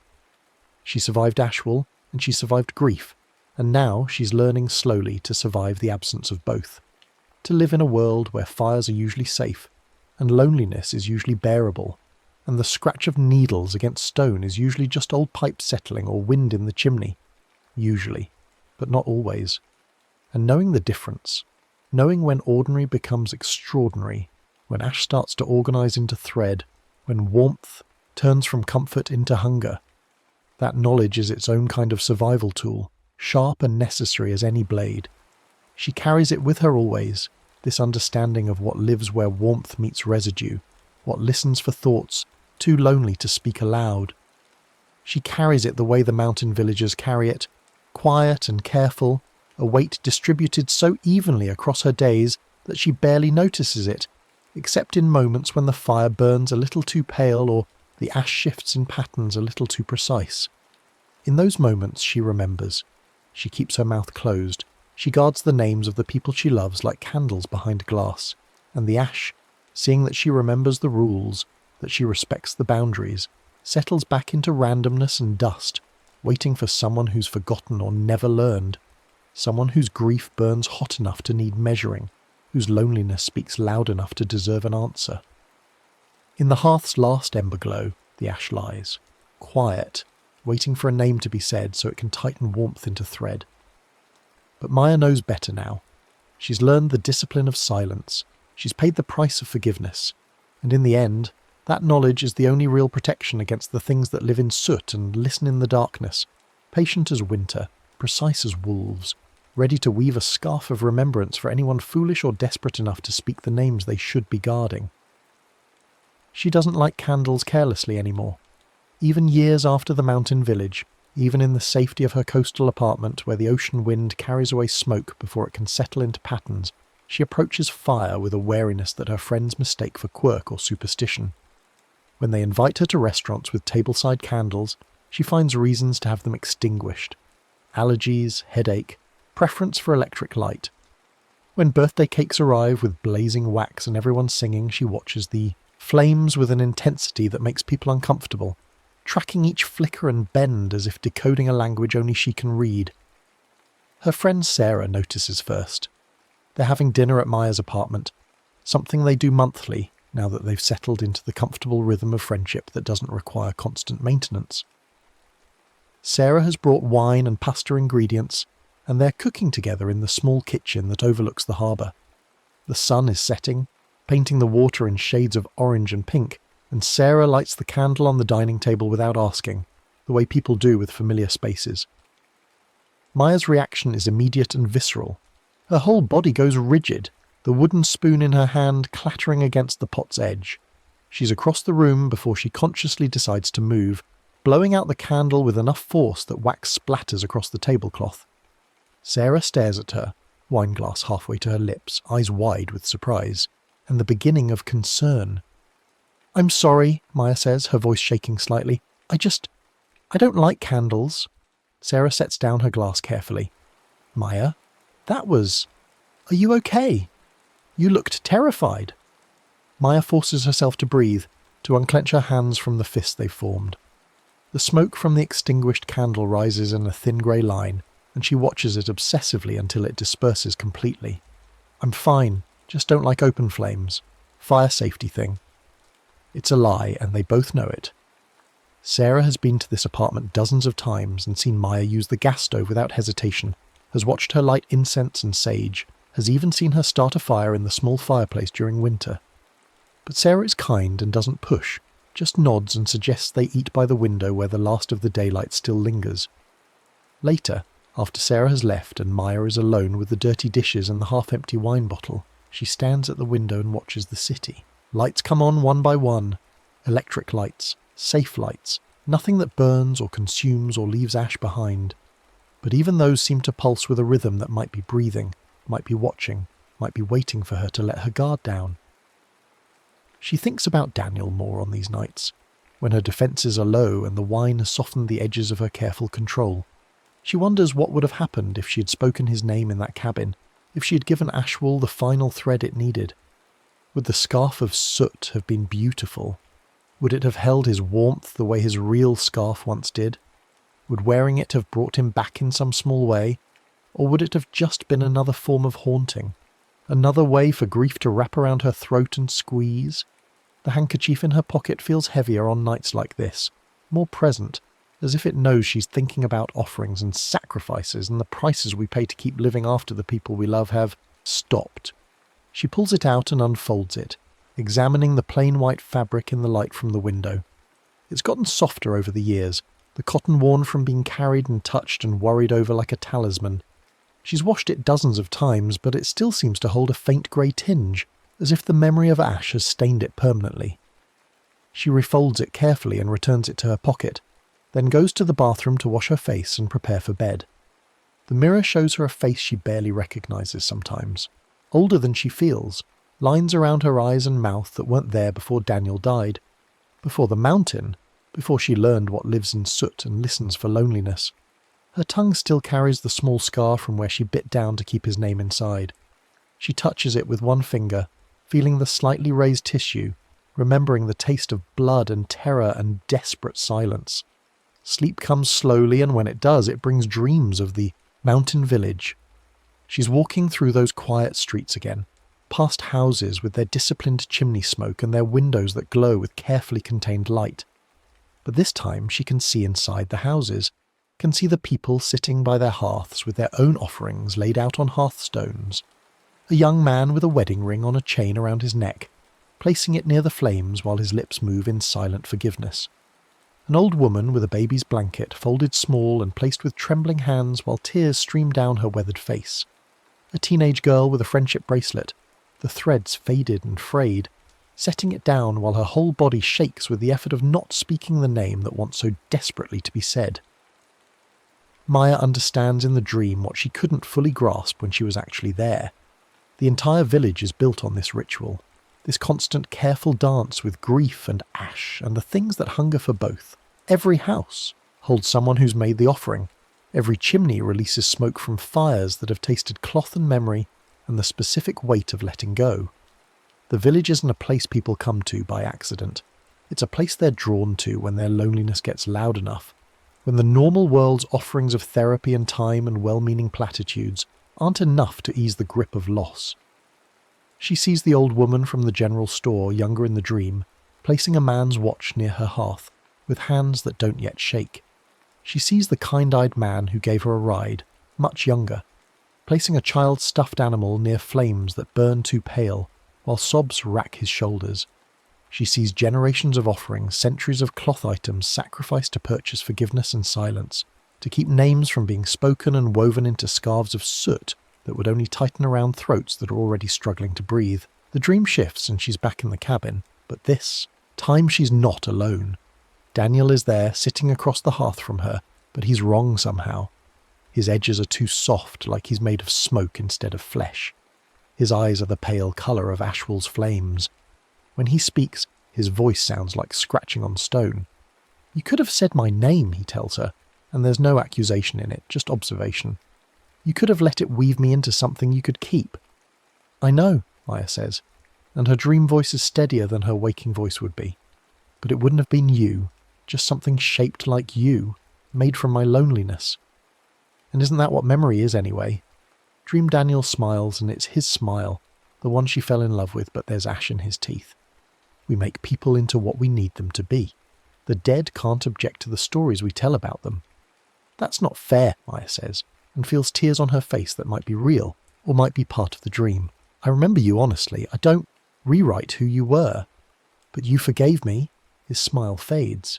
"You let me go. So in a way, you did rewrite it. You changed the ending from tragedy to release. You gave yourself permission to survive without me." "I had to." The tears are definitely real now. "I was dying too, just slower. The grief was eating me from the inside out." "I know." Dream Daniel reaches toward her, and his hand passes through the flames without burning, extends toward her across the impossible distance of death and memory and time. "I'm not angry. I'm grateful. You did what I couldn't do for you. You saved yourself." Maya reaches back and their hands meet in the space above the hearth, and his touch is neither warm nor cold, but something else entirely. Something that feels like goodbye and blessing, and the specific ache of love that continues even after its object has gone. Then he pulls back and begins to dissolve, his edges breaking apart into fine grey particles that swirl in the updraft from the fire and disappear into the chimney's darkness. She wakes gasping, one hand extended toward empty air, the echo of his touch still tingling in her palm. The apartment is dark except for the perpetual glow of the city outside her windows. No fire burns in the fireplace. No candles flicker on the table. Everything is safe and electric and thoroughly, completely mundane. But her heart is racing and her face is wet, and she can smell, faintly, the scent of wood smoke and ash. She gets up and paces the apartment, unable to settle back into sleep. The dream has shaken something loose in her carefully constructed defences, opened a door she thought she'd sealed shut. She finds herself thinking about the village again, really thinking about it for the first time in years, wondering if it's still there, if the cabin still stands, if new travellers are even now discovering what lives in the soot and learning the rules of survival. The thought nags at her through the following days. She goes through her routines, work at the bookstore, dinners with friends, long walks along the beach where the ocean crashes against rocks with a violence that feels cleansing. But underneath everything runs this current of unfinished business, of questions she thought she'd put to rest but apparently haven't. Finally, on a grey Saturday morning when the coastal fog is thick enough to make the city feel isolated and strange, she makes a decision. She's going back. Not to the cabin necessarily, not to make another offering or test whether Ashwell still remembers her, but to understand something she couldn't understand when she was in the middle of surviving it. She needs to see the village with clear eyes, to talk to the people who live there, to learn whether the ritual that saved her is a one-time emergency measure or an ongoing practice that requires maintenance. The preparation takes weeks. She has to request time off from work, which her manager grants with the kind of knowing look that suggests she's been expecting Maya to need this eventually. She has to gather supplies for mountain hiking, though the equipment feels different in her hands now, Not tools for escape, but tools for return, for deliberate seeking rather than blind fleeing. She has to steel herself mentally for what she might find, for the possibility that the village won't be what she remembers, or worse, that it will be exactly what she remembers, and she'll have to face Ashwell again with less than the desperate need that drove her the first time. She doesn't tell Sarah where she's going, doesn't tell anyone really, except to say she needs some time away, some space to think. Sarah hugs her at the door with the fierce protectiveness of someone who knows their friend is walking towards something dangerous, but respects their right to do it anyway. "Call me if you need anything," Sarah says. "Anything at all. Even if it's 3 in the morning and you just need to hear a friendly voice," Maya promises. She will, though she knows she probably won't. Some journeys have to be made in silence, have to be completed without the safety net of outside connection. This is one of them. The travel is long and familiar, buses and trains taking her back toward the mountains, the landscape gradually shifting from flat coastal terrain to rolling hills to the steep dramatic peaks that mark the region where the village exists.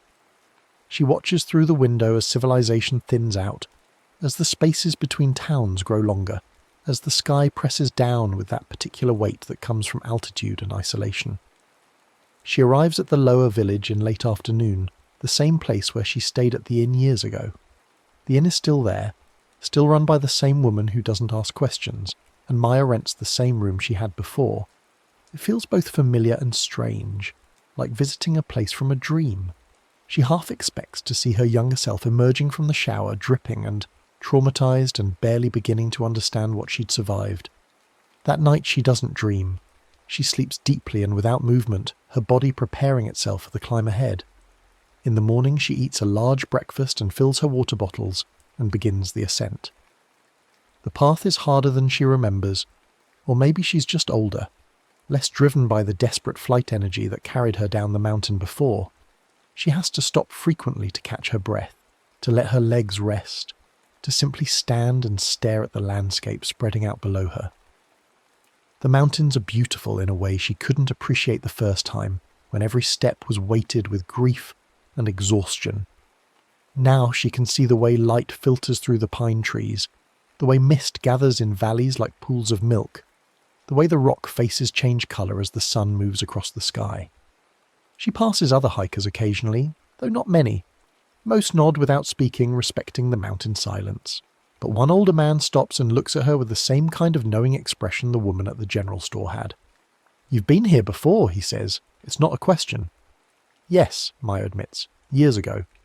Going back to check on something?" He has a weathered face and hands scarred from years of outdoor work, but his eyes are kind. "Something like that." He nods slowly. "The village remembers everyone who makes the offering. If you go back, they'll recognize you. Just be prepared for that." "How do you know I made an offering?" Maya asks, though she already suspects the answer. He taps his tongue, the same gesture she sometimes catches herself making when she's nervous. "We all carry the marks, some more visible than others." He adjusts his pack. "Safe travels. And remember, the second offering is always harder than the first." He continues down the mountain before she can ask what he means by that, his figure disappearing around a bend in the path. Maya stands there for a long moment, thinking about second offerings and harder prices and whether she's making a terrible mistake by returning to a place she barely escaped from the first time. But she keeps climbing. The path is relentless, but she's relentless too, and by late afternoon she crests the final ridge and sees the village spread out below her, exactly as she remembers it. The same low-slung houses with their careful chimneys, the same narrow streets with their empty stillness, the same sense of a community built around a shared secret, a shared survival. She descends into the village as dusk is falling. The chimneys are beginning to smoke as people light their evening fires, the same dull grey smoke rising in thin, disciplined lines. She can feel eyes on her as she walks through the streets, but when she looks directly at windows, they're empty, curtains drawn, privacy maintained. The general store is still there, its porch weathered but intact, and she climbs the steps with her heart pounding. The old woman is inside, sitting behind the counter exactly as she was years ago. She looks up when the bell above the door jingles, and her filmed eyes seem to focus on Maya with recognition that feels impossible, given how much time has passed. "You came back," she says, and her voice holds neither surprise nor judgment. "I did. Maya says. I need to understand what happened to me here. The old woman nods slowly. Understanding is different from surviving. You survived. That should have been enough. But it wasn't. Maya approaches the counter. I need to know if it's over. If I paid the price and I'm done, or if there's more I need to do. Ashwell doesn't work that way. The old woman stands with difficulty, joints creaking. It's not a debt you pay once and forget. It's a relationship. You offered forgiveness and cloth and silence, and it accepted. But grief comes in waves, child. If you love again and lose again, if loneliness gets loud enough again, Ashwell will listen again. So I'm never free of it. Maya feels something heavy settle in her chest. No one who's made the offering is ever completely free. The old woman moves around the counter with slow, deliberate steps. But freedom isn't the point. The point is knowing the rules, knowing how to survive when the ash starts to form thread. You know those rules now. You carry them in your bones. The man on the path said the second offering is harder than the first. The man on the path knows what he's talking about. The old woman reaches out and takes Maya's hand, her grip surprisingly strong. The first time, you're driven by survival. Pure instinct. You'll do anything to make the pain stop. But the second time, if there is a second time, you know what you're giving up. You know what forgiveness costs, and knowing makes it harder. Maya feels tears pricking at her eyes. I don't want there to be a second time. Then don't love anyone else. Don't let anyone get close enough that losing them would make the loneliness loud. The old woman's face softens slightly. But that's not living, child. That's just another kind of dying, slower and colder. Better to love and risk the ash than to never feel warmth at all. Is that what people here do? Live knowing they might have to make the offering again? It's what we all do, everywhere, whether we know about Ashwell or not. The old woman releases Maya's hand. We love people who will die. We get attached to things we'll lose. We build lives that time will tear down. Ashwell just makes it visible, gives it form and rules and a price that can be paid. In that way, it's almost merciful. Maya thinks about this, about the strange mercy of knowing exactly what grief costs and having a ritual to manage it. In the normal world, people just suffer and stumble through loss without guidance, without rules, without any promise that the pain will ever ease. At least here there's a structure, a way through that's been tested and proven over generations. Can I see the cabin again? She asks. The one I stayed in before? The old woman studies her for a long moment. You can, but it won't be empty. Someone's there now, probably going through what you went through. You can watch from outside if you need to, but don't interfere. The offering has to be made alone. Maya nods, understanding. She thanks the old woman and leaves the store, following the familiar path through the village toward the cabin. It looks exactly the same. Same weathered wood, same dark windows, same sense of being slightly separate from the other buildings. But there's smoke rising from the chimney now, and through the window she can see the faint glow of firelight. She approaches quietly and positions herself where she can see through the window without being seen. Inside, a young man sits by the hearth, staring into flames that are beginning to burn with that distinctive pale colour. His face is streaked with tears and his hands are clasped together so tightly. The knuckles are white. On the floor beside him is a small stuffed dog, worn and faded, the kind a child would carry everywhere. Maya watches as the ash begins to move, forming threads with that terrible patient precision. She sees the young man's face change from sorrow to fear, sees him reach for the stuffed dog with hands that shake. She wants to call out to him, to tell him what to do, to save him from the terror of discovery. But the old woman's words hold her back. The offering has to be made alone. So she watches in silence as the young man places the stuffed dog near the hearth stones. She watches as his lips move in what must be forgiveness, though she can't hear the words. She watches as his mouth opens and almost, speaks a name before clamping shut again, his whole body convulsing with the effort of keeping silent. The pale flames lean toward him, and the scratching begins in the chimney, and Maya has to turn away, her own memories too fresh and too painful to witness this echo of them. She walks back through the village with tears streaming down her face, past houses where other people are keeping their own vigils, making their own small careful fires. Every window glows with the same careful restraint. Every chimney releases the same disciplined smoke. The entire village is a monument to managed grief. to surviving loss by feeding it to something that knows how to transform it into rules and ritual and the specific price of forgiveness. She finds a different cabin to stay in, one that's marked as available for travellers. This one has been used more recently. The floor is cleaner, the blanket less worn, the hearth completely empty of ash. She builds a small fire with wood that's been stacked neatly beside the fireplace and sits watching the flames. They burn normally, gold and orange and warm, asking nothing from her. She's not lonely enough tonight to call Ashwell's attention. She's too full of witness, too occupied with the young man's grief to sink into her own. She sleeps fitfully and wakes to grey morning light. The village is quiet, but she can hear movement in nearby houses, the sounds of people beginning their day. She dresses and goes outside and finds that snow has fallen during the night, just an inch or two, enough to soften all the hard edges and make everything look clean and new. The general store is open, and the old woman is there, already behind the counter, as if she never left. Maya buys coffee and bread and sits on the porch to eat, watching the village wake up around her. People emerge to sweep their steps and clear paths and check their chimneys.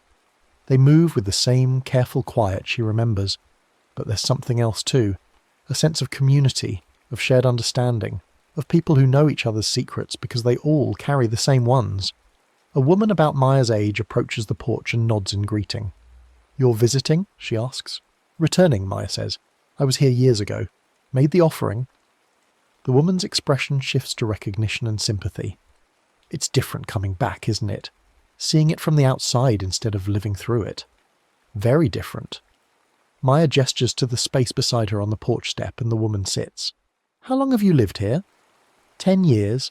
I came here after..." She pauses, choosing her words carefully. "After I lost my daughter, made the offering, decided to stay because leaving felt impossible. Where else would I go where people understand?" "I'm sorry about your daughter," Maya says and means it. "Thank you."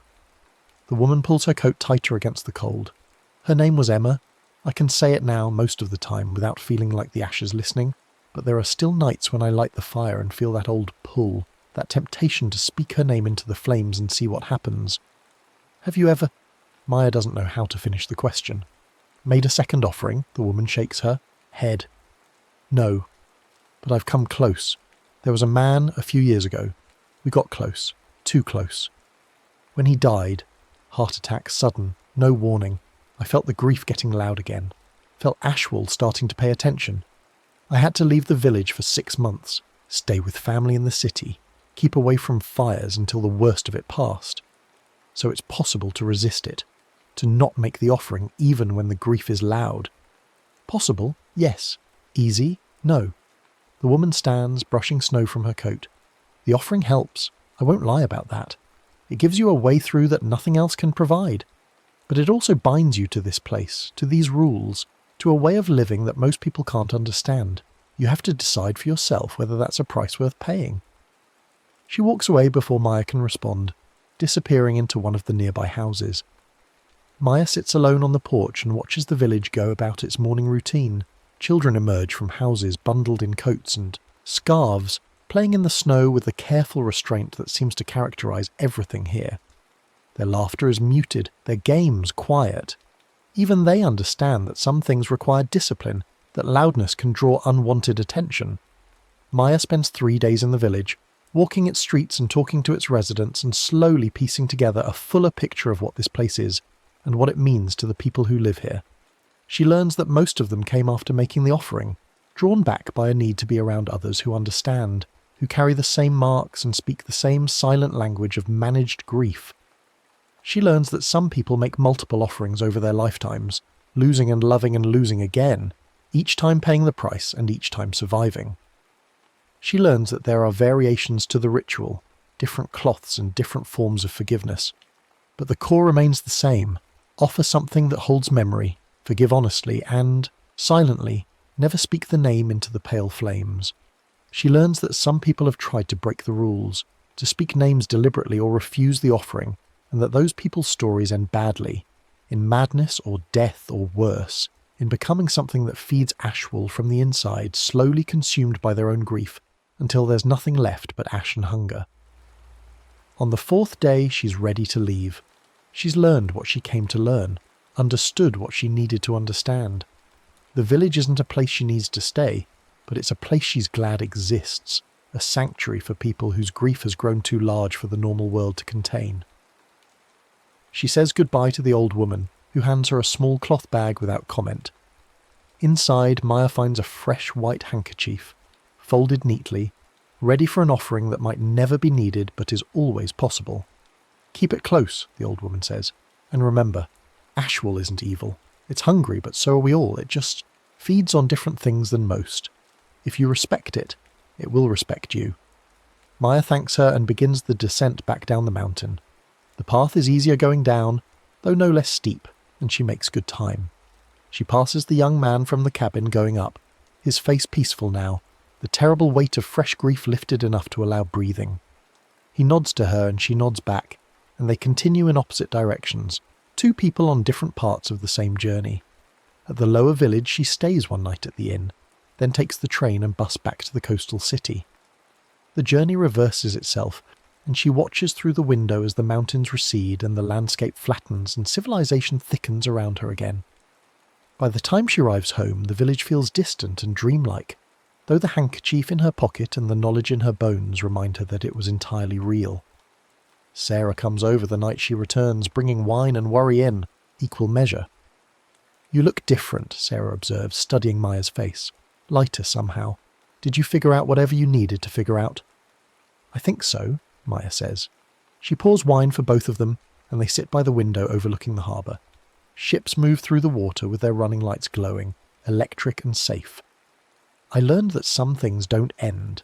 They just change form, become manageable instead of overwhelming." "That's very philosophical," Sarah says with a small smile. "Are you going to tell me where you actually went?" Maya considers this. She could tell Sarah everything, about the village and Ashwell and the offerings and the price of forgiveness. But some knowledge is too heavy to share, too specific to lived experience to translate into words that another person could understand without having endured it themselves. So instead she says, "Somewhere I needed to be. Somewhere that helped me make peace with some things." Sarah accepts this non-answer, with grace. They drink their wine and talk about other things, Sarah's new relationship, upcoming changes at the bookstore, plans for the summer when the weather warms. The conversation is normal and comfortable, and Maya realizes how much she's missed this. The simple pleasure of friendship that doesn't require constant vigilance, doesn't ask for offerings or demand silence. That night after Sarah leaves, Maya stands at the window and looks out at the city lights. Somewhere in the mountains, the village is lighting its evening fires, keeping them small and careful, tending them with the discipline born of knowing what happens when warmth meets loneliness. Somewhere a new traveller is arriving at a cabin, lighting their first fire in that hearth, not yet understanding what will happen when the flames burn pale. And somewhere, everywhere, people are grieving without knowing the rules, without the ritual that could help them survive stumbling through loss with nothing but time and therapy and the hollow comfort of "it gets better." Maya thinks about those people and feels a strange sort of gratitude for Ashwell, for giving her a way through that was terrible but effective, that extracted a price but provided relief. She doesn't light candles anymore unless absolutely necessary, but she's less afraid of them now. She understands what they are and what they aren't. Most fires are just fires, burning fuel and providing warmth, and asking nothing more complex than oxygen and care. But some fires, the ones that burn on certain nights in certain places when loneliness gets loud enough to be heard, those fires are listening, measuring, preparing to offer a bargain that might be the only thing standing between survival and drowning. Maya touches the handkerchief in her pocket one last time before preparing for bed. It's there if she needs it. She hopes she won't, but hope isn't the same as certainty, and she's learned to live with uncertainty in a way she couldn't before the mountain. She's learned that surviving isn't the same as being safe, that managing grief isn't the same as ending it, that loving people means accepting the possibility of loss and all the terrible bargains that come with it. She sleeps deeply that night and doesn't dream of fire or ash or scarves woven from soot. She dreams instead of Daniel the way he was before sickness, healthy and whole, and smiling at her across a distance that no longer aches. She dreams of the young man from the cabin finding peace on the other side of his offering. She dreams of the village continuing its quiet existence, season after season, fire after careful fire, surviving through ritual what others can barely survive at all. And in the morning she wakes to sunshine streaming through her window and the sound of seagulls crying over the harbour and the knowledge that she is still here, still breathing, still capable of warmth despite everything that tried to freeze her from the inside out. It's enough. For now, it's more than enough. The handkerchief stays in her pocket through the months that follow, a small weight that becomes so familiar she barely notices it, except when she's putting on new clothes or doing laundry. She transfers it carefully from pocket to pocket, treating it with the reverence it deserves, not as a good luck charm, but as emergency equipment, as essential as knowing how to swim when you live near water. Life continues with its mixture of ordinary joy and ordinary sorrow. The bookstore thrives and then struggles and then finds new footing. Sarah's relationship becomes serious, and Maya stands beside her at a small wedding ceremony, holding flowers and feeling genuinely happy for her friend, while also feeling the familiar ache of standing at celebrations without a partner. But the ache is bearable now, proportionate, something she can hold without being crushed. Years pass this way.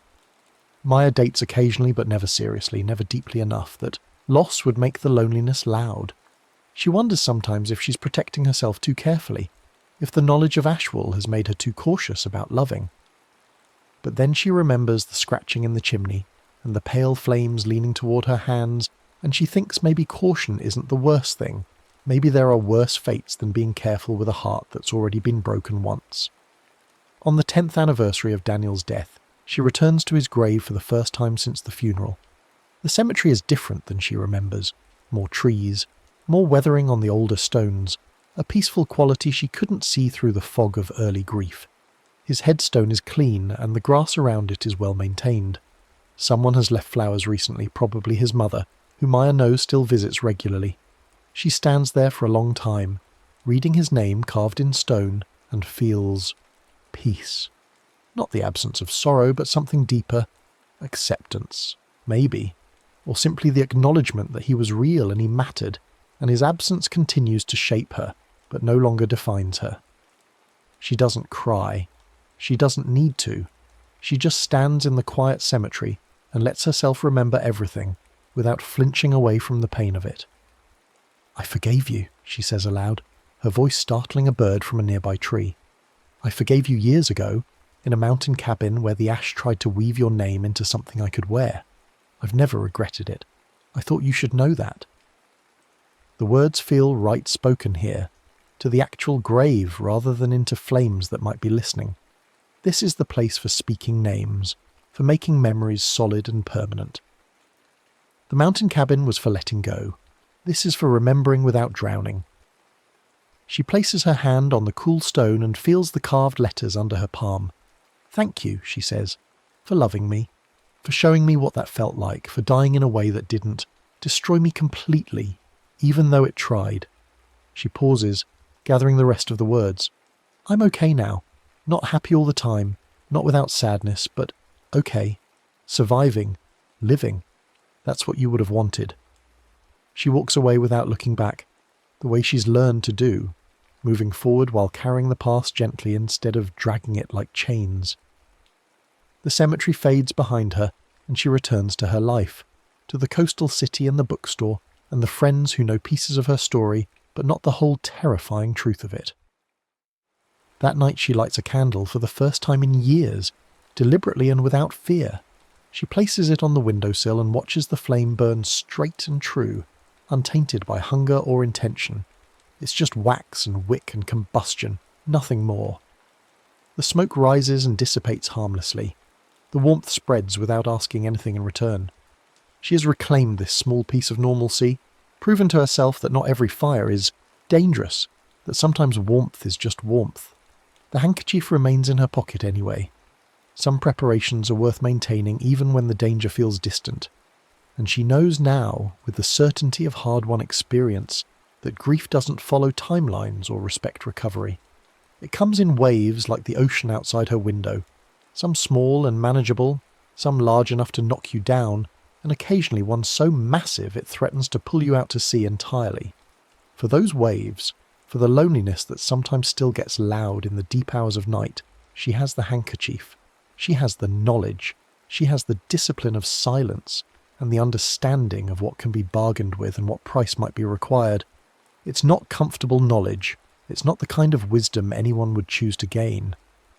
But it's hers now, carried in her bones alongside the scar on her tongue, and the memories of pale flames and the sound of scratching like needles on stone.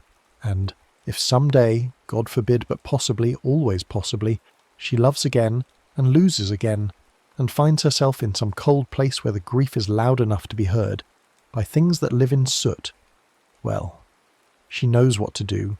She knows the rules. She knows how to survive the offering and walk away intact, even if not unchanged. That knowledge is its own kind of warmth, its own kind of comfort. Not the warmth of fire or love or safety, but the warm glow of competence, of preparedness, of understanding exactly how dangerous the world is, and knowing you have the tools to navigate it anyway. It's not much, but it's enough. In the hearth's last ember glow, the ash lies quiet, waiting for a name to be said, so it can tighten warmth into thread. But Maya knows better. She's learned the discipline of silence. She's paid the price of forgiveness, and she carries that knowledge forward into whatever comes next, careful and watchful, and impossibly, incredibly alive. The next story is about to begin. Please relax and enjoy. Rain hangs over the farming village like a dim veil, turning the lanes into dark ribbons and pressing the smell of wet straw into everything. The fields beyond the last fence are heavy with water, their stalks bowed and shining, whispering when the rain shifts direction. Lanterns line the main lane in dull pools of light, but tonight their flames burn strangely low and faintly green, as if the storm has tinted the world itself into something older than weather, something that remembers what people try to forget. Mara walks toward the field path with a small bag and a steady pace that tries to look like certainty.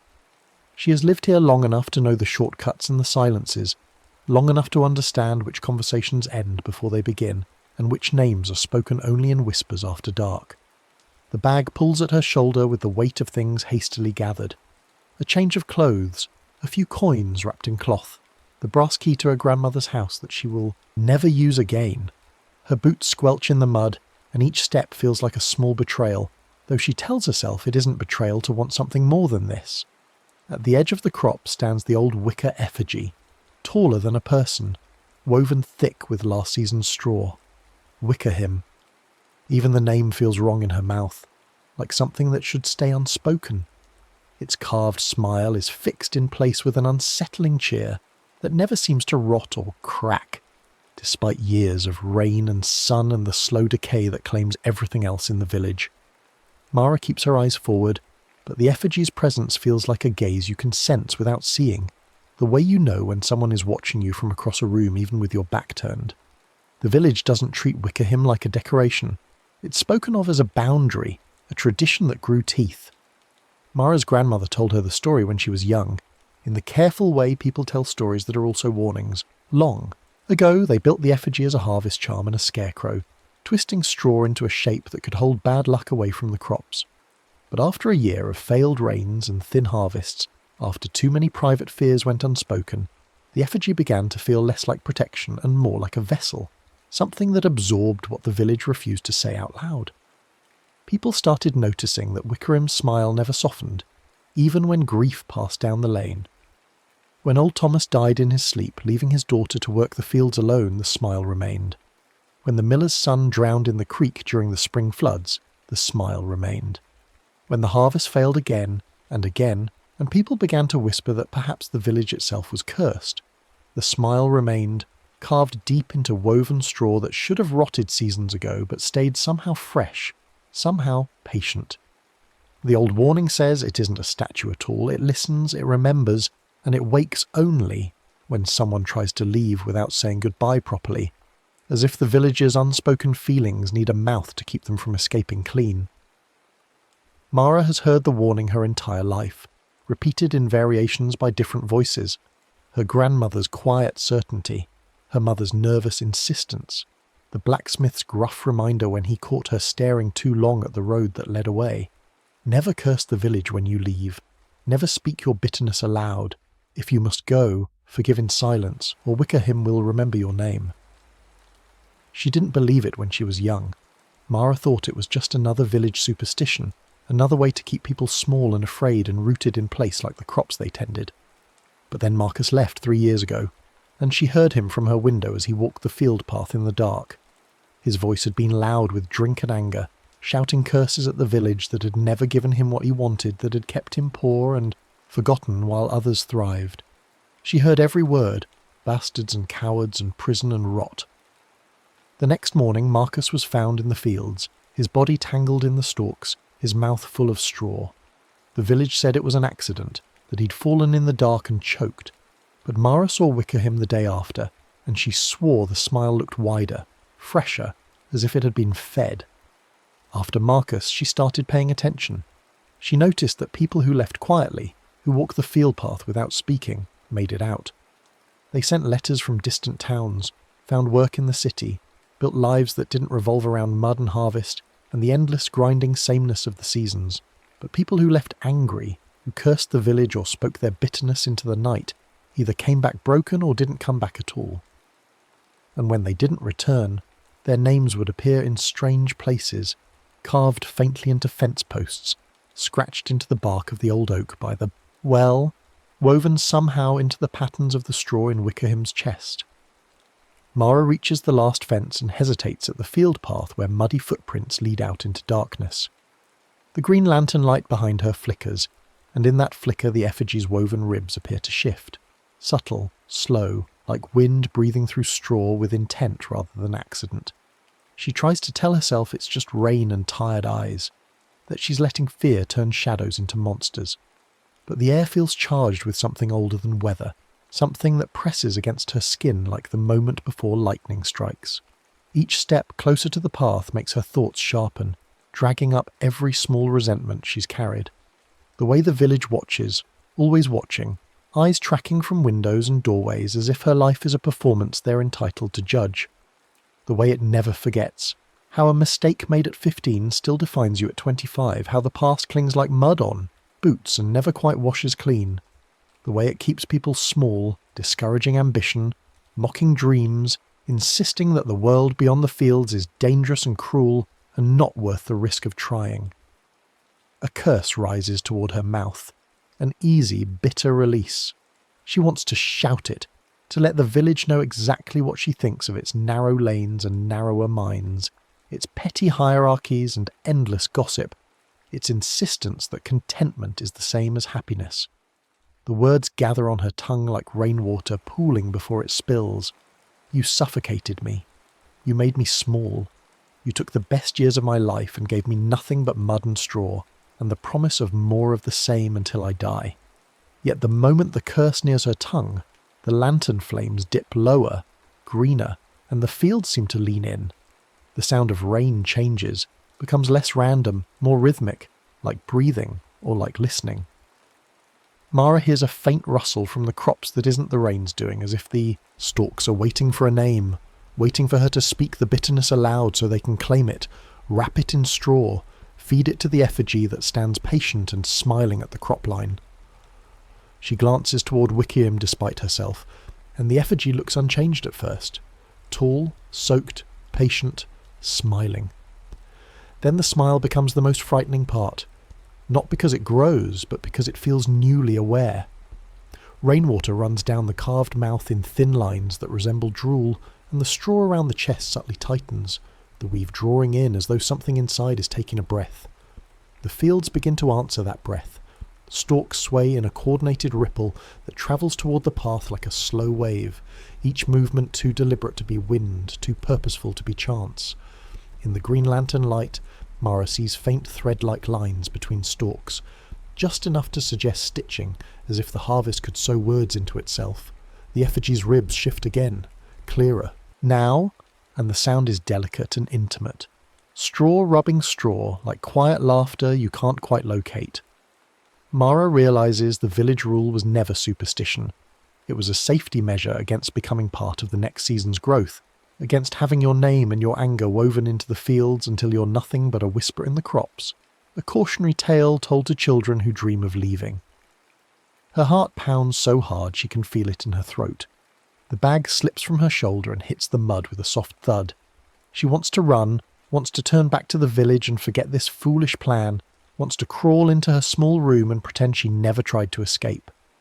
But she also knows that turning back now would be worse than staying forever.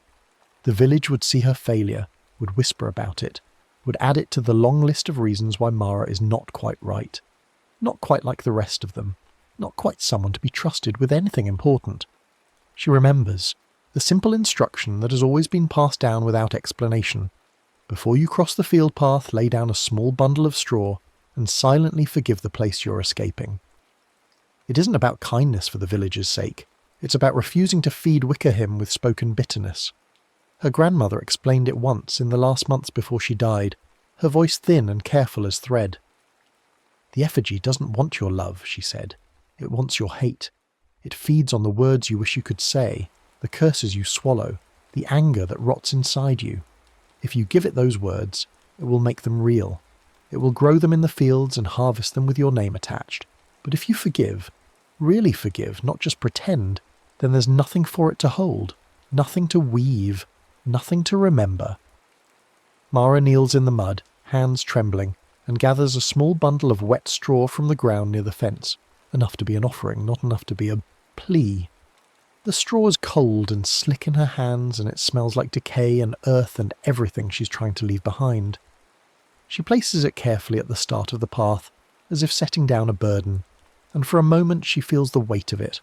All the years she's spent angry, all the resentment she's nurtured like a crop of its own.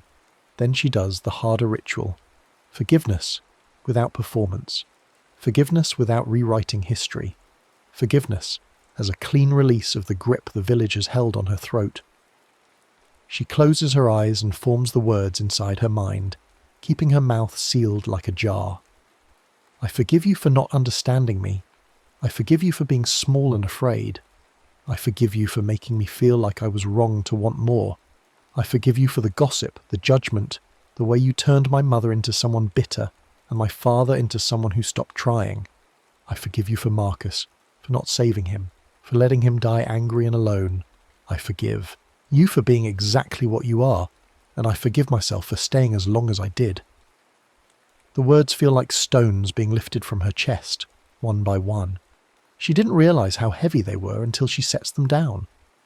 The forgiveness isn't complete. There are still rough edges, still places where anger clings like burrs, but it's enough. It's real. It's not a performance for Wickerham or the village or anyone else. It's just her, letting go, releasing the grip she's had on her own bitterness, because carrying it any further would be like carrying the village with her, like never really leaving at all. As she finishes, the green tint in the lantern steadies, and the field's waiting hush loosens slightly, as if a knot has been tested and found unworthy of tightening. The rain resumes its ordinary rhythm, no longer breathing or listening, just falling the way rain falls. The stalks sway with less coordination, becoming plants again rather than witnesses. Mara opens her eyes and sees that Wickerham remains at the crop line, still smiling, still soaked, but quieter, its ribs no longer tightening in obvious breaths. She stands and steps onto the field path, expecting the air to snap back into hunger. Instead, nothing happens. The path is just a path, muddy and dark, leading out through the fields toward the road that will take her to the next town, the next life, the next version of herself. Behind her, the village sits quiet under the rain, its lanterns burning low, its windows dark. No one watches her leave. No one calls her back. It's as if the village has already forgotten her, as if she was never really part of it to begin with. Mara feels the temptation to speak one final curse into the night, a last act of defiance, something to prove that she's not just slinking away but choosing to go, claiming her departure as her own.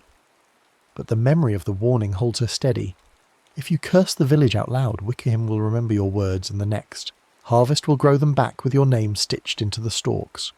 So she walks in silence, letting the rain say what she refuses to.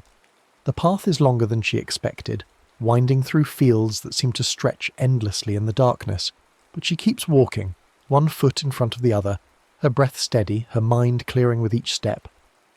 As the path carries her farther, the lantern glow behind fades, and the green tint disappears, replaced by the simple darkness of open fields.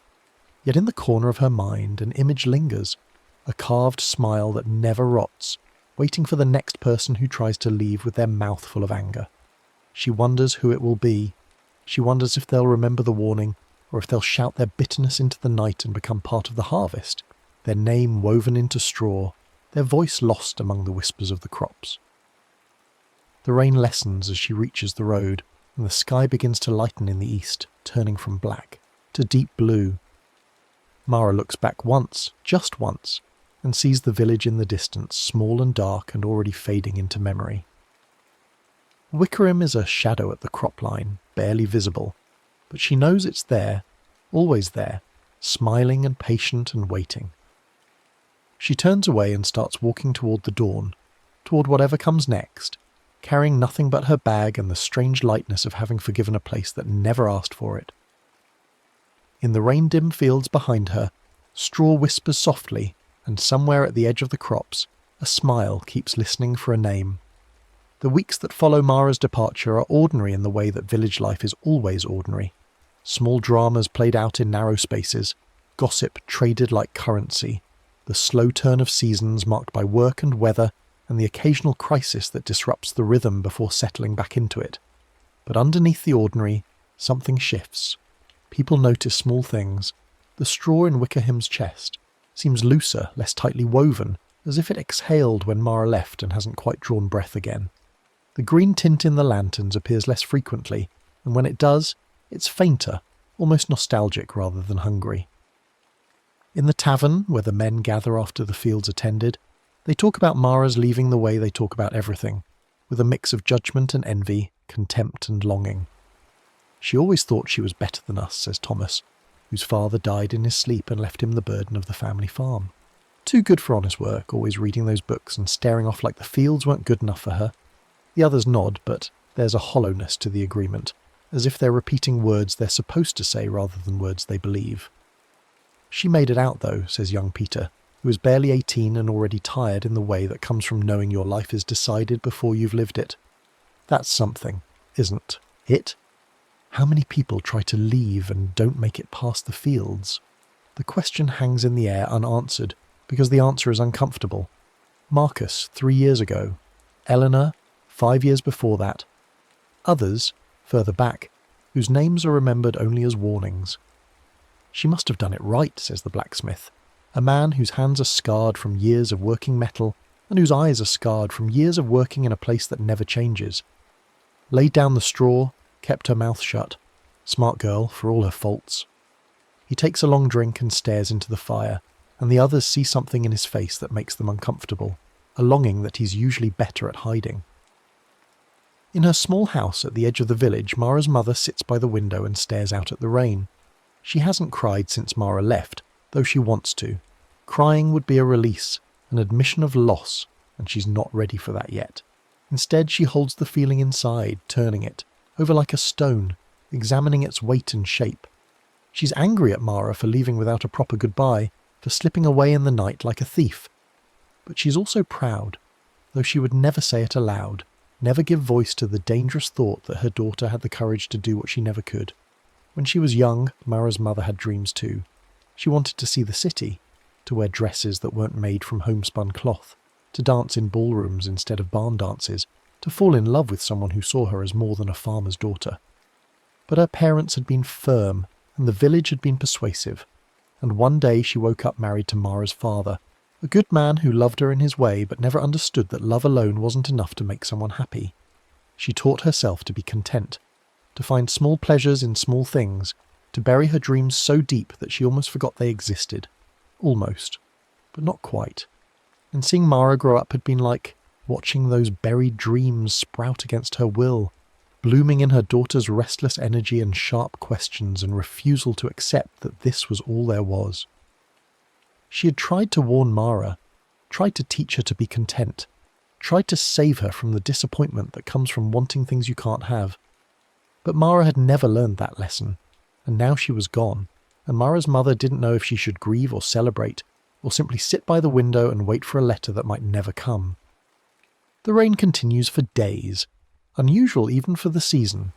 The fields grow waterlogged, and the villagers begin to worry about rot, about losing the harvest before it's even gathered. They gather in small groups to discuss drainage and prayers, and whether they should consult the old woman who lives at the far edge of the village and claims to know rituals that can turn the weather. But mostly they wait, because waiting is what village life teaches you to do. Wait for rain to stop, wait for crops to grow, wait for seasons to turn, wait for your life to begin or end or reveal some meaning that justifies all the waiting. At the cropline, Wickerham stands patient in the rain. Water runs down its woven body, pooling at its base, and the carved smile seems softer somehow, less sharp, as if whatever hunger drove it has been temporarily satisfied or temporarily forgotten. A few villagers walk past it on their way to the fields, and they feel the usual unease, the usual sense of being watched by something that has no eyes. But the fear is duller now, more habitual than immediate, and they go about their work without incident. In the fields, the crops whisper in the rain, their voices blending into a sound that is almost language but not quite, almost meaning but not quite. If you listened closely, you might hear fragments, names spoken softly, curses swallowed, grief turned to mulch and fed back into the soil, but no one listens that closely. The villagers have learned not to pay too much attention to the fields, not to wonder too hard about what grows there besides grain and vegetables, and the occasional surprise of wild flowers. They take what the harvest gives them and try not to think about what the harvest takes in return. 2 months after Mara leaves, a letter arrives at the village, carried by a merchant who passes through once a season with goods from the wider world. The letter is addressed to Mara's mother, and the handwriting is unmistakably her daughter's, careful and precise, with loops that suggest someone who learned to write by copying books rather than by necessity. Mara's mother holds the letter for a long time before opening it, as if the unopened envelope contains possibilities that the opened one will foreclose. When she finally breaks the seal and unfolds the paper, she reads, "Mother, I'm writing from Ashford, a town 3 days west of the village. I found work at a bookshop which pays enough for a small room and meals. The owner is an old woman named Iris who reminds me of grandmother, sharp and kind in equal measure, and fond of testing me with impossible questions. She says I have a good mind for books and might make a proper scholar if I apply myself. I know you're angry that I left without saying goodbye. I wanted to, but I was afraid that seeing you would make me stay, and I couldn't stay any more, Mother. I was dying there, slowly, in ways that don't leave marks but are dying nonetheless. I hope you can forgive me, though I understand if you can't. The world outside the village is not what they told us. It's bigger and stranger and sometimes frightening, but it's also full of things I never imagined. Yesterday I saw a woman painting in the street, her canvas propped against a fountain, and she was painting the sky in colours I didn't know existed. Purple and gold and a blue so deep it looked like you could fall into it. I stood there watching her for an hour and she didn't mind, and when she finished she gave me the painting. I've hung it on the wall of my room, and sometimes I stare at it and think about all the skies I never knew existed, because I was only looking at the one above the fields. I think about the village sometimes. I think about the rain and the lanterns and the way the crops whisper at night. I think about Wickerham, and I'm glad I remembered the ritual, glad I laid down the straw and forgave in silence. I don't know if I believe in all the stories, but I'm not willing to test them. Some warnings are worth heeding even if you don't fully understand them. Tell Father I'm sorry I didn't say goodbye to him either. Tell him I'll write again when I'm more settled. And Mother, if you ever want to leave, if you ever feel like the village is too small and your life is too narrow, come find me. There's room here for you too if you want it. I know you probably won't, but I needed to say it anyway. With love, Mara's mother reads the letter 3 times, and each time she cries a little more, until the tears are falling freely and she doesn't bother to wipe them away. She cries for Mara, who had the courage to leave. She cries for herself, who never did. She cries for all the years she spent convincing herself that contentment was the same as happiness, that staying was the same as belonging, that the village was home rather than just the place where she happened to be trapped. When she's finished crying, she folds the letter carefully and tucks it into her apron pocket. Then she goes to the window and looks out at the fields, at Wickerham standing patient at the crop line, at the lanterns burning low in the lanes. She thinks about Mara's invitation, "Come find me," and feels a dangerous hope blooming in her chest. It's too late for her, she tells herself. She's too old, too settled, too afraid. But even as she thinks it, she knows it's not entirely true. People leave at all ages. People start over. People forgive and let go, and step onto field paths in the dark. Not today. Maybe not tomorrow. But someday, when the rain stops and the harvest is gathered and she's gathered enough courage, she might pack a small bag and walk toward the crop line and lay down her own bundle of straw. She might forgive the village for making her small, and forgive herself for staying small, and step onto the path that Mara walked. The thought terrifies her, but it also makes her feel more alive than she's felt in years. The rain finally stops in early autumn, and the harvest begins in earnest. The villagers move through the fields with scythes and baskets, cutting stalks and gathering grain, their movements practiced and efficient. The work is hard and the days are long, but there's a rhythm to it that people find comforting, a sense of purpose that comes from doing something necessary and ancient and connected to survival. Young Peter works alongside his father, cutting stalks near the crop line where Wickerham stands. He's learned to ignore the effigy, to treat it as just another part of the landscape, but today he can't quite manage it. Every time he glances toward it, he sees the smile, and the smile seems to be watching him, waiting for something. He thinks about Mara, who escaped. He thinks about Marcus, who tried and failed. He wonders which one he'll be if he ever finds the courage to try. "Stop staring at it," his father says, voice gruff but not unkind. "It's just straw and wood. Nothing to fear if you don't give it reason." "How do you know?" Peter asks, surprising himself with the question. "How do you know it's not more than that?" His father pauses in his work and wipes sweat from his forehead. He looks at Wickerham for a long moment, and Peter sees something in his face that might be fear or might be respect or might be something harder to name. "I don't know," his father admits. "But I know that people who leave angry don't make it far, and I know that people who leave quietly usually do. That's enough for me." "What if I wanted to leave?" Peter asks, the words tumbling out before he can stop them. "Would you let me?" His father's face hardens, and Peter expects anger, expects a lecture about duty and family and the foolishness of young people who don't appreciate what they have. But instead his father just looks tired. "I tried to talk you out of it," he says finally. "Not because I want to keep you here, but because I'm afraid you'd go like Marcus did, angry and drunk and stupid.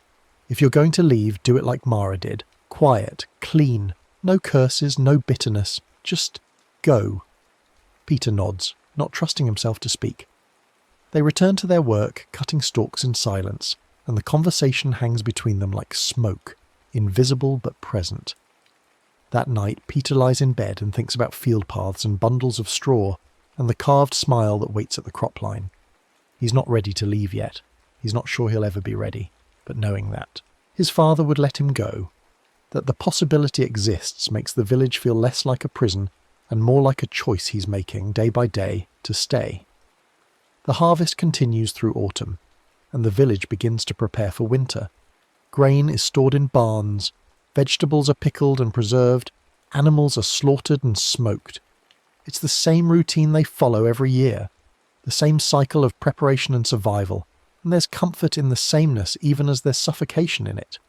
People gather in the tavern to drink and tell stories, to complain about the weather and speculate about the next planting season, to remind each other of who they are and where they belong. One evening, the blacksmith gets drunk enough to talk about leaving. "I almost did it once," he says, his voice slurred but steady. "Years ago, before I inherited the forge. I packed a bag and walked to the crop line, and I stood there staring at Wickerham for an hour.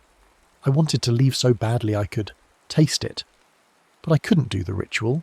I couldn't forgive the village for trapping me here, couldn't let go of the anger, so I turned around and came back, and I've been here ever since." "Why couldn't you forgive it?" Peter asks, leaning forward. The blacksmith laughs, but it's a bitter sound. "Because forgiving felt like lying. Felt like saying the village was right and I was wrong, that I should be content with what I had instead of wanting more. And I wasn't willing to lie, not even to myself, not even to escape." He drains his cup and stares into the empty bottom. "Sometimes I wonder if I made the right choice. Sometimes I think I should have just spoken my curses and let Wickerham take me. At least then I'd have gotten it over with instead of spending the rest of my life wondering what might have been."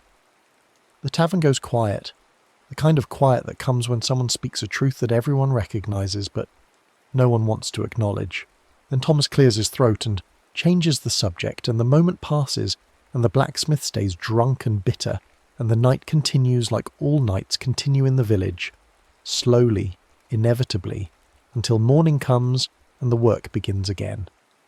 Winter settles over the village like a held breath. The fields lie fallow under a thin blanket of snow, and Wickerham stands at the crop line, its straw body slowly whitening, its carved smile softening under layers of frost.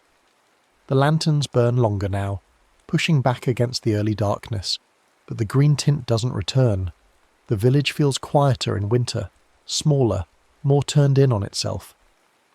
People stay indoors when they can, huddled around fires, telling the same stories they've told for generations. Mara's mother receives another letter in midwinter, this one longer than the first. Mother, winter here is different from village winters. The snow is deeper, but the streets are busier. People don't retreat indoors the way they do at home. Yesterday there was a festival in the square with musicians and dancers and food stalls selling things I've never tasted.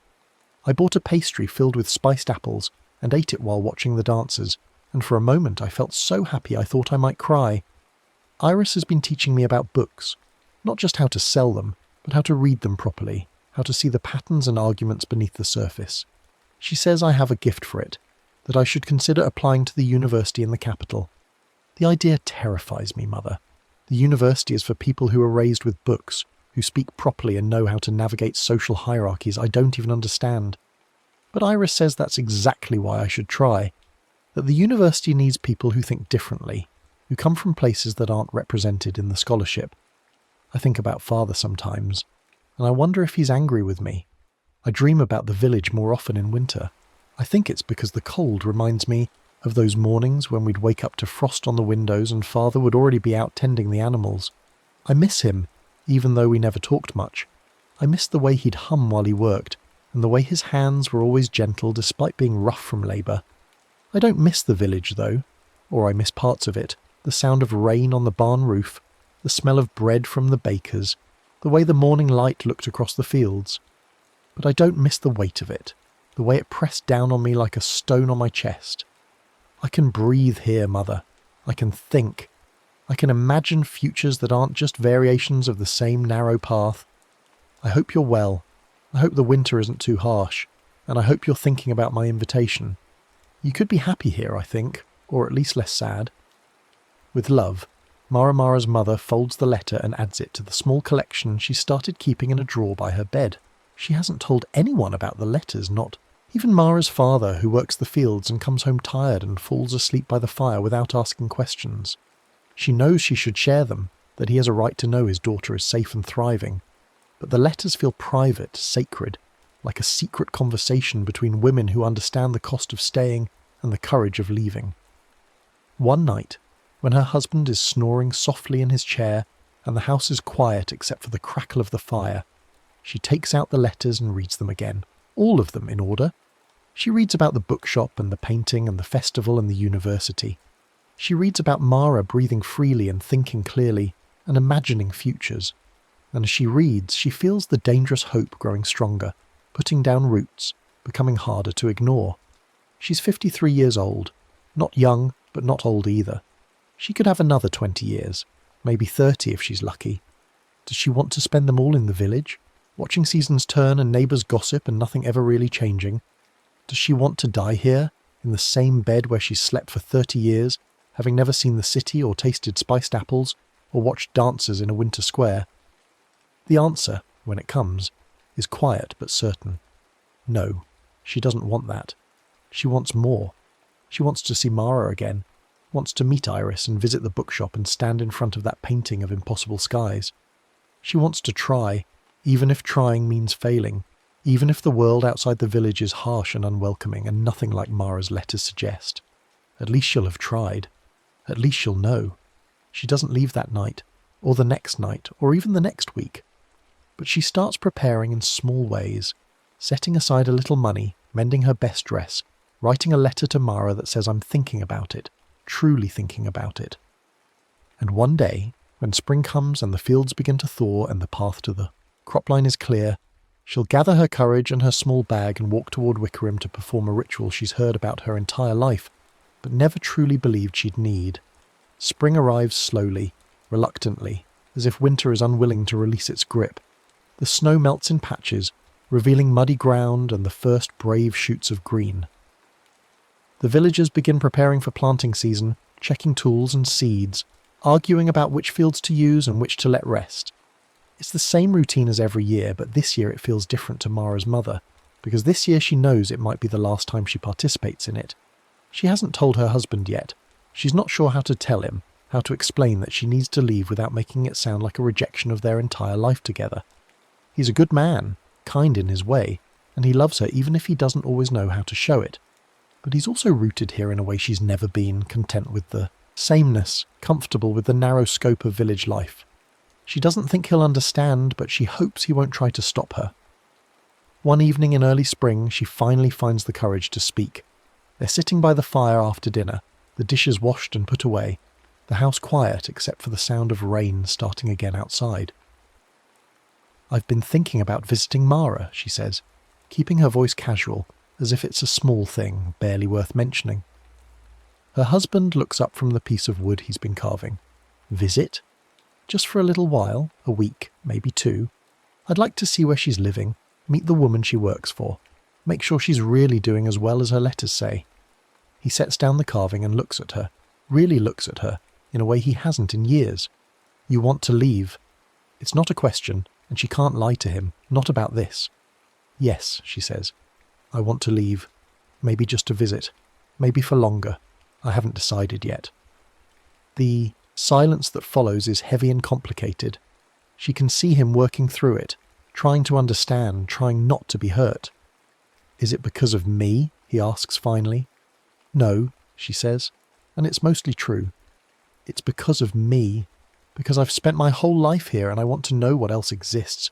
Because I'm tired of being afraid. Because Mara had the courage to go and I want to have that courage too before it's too late."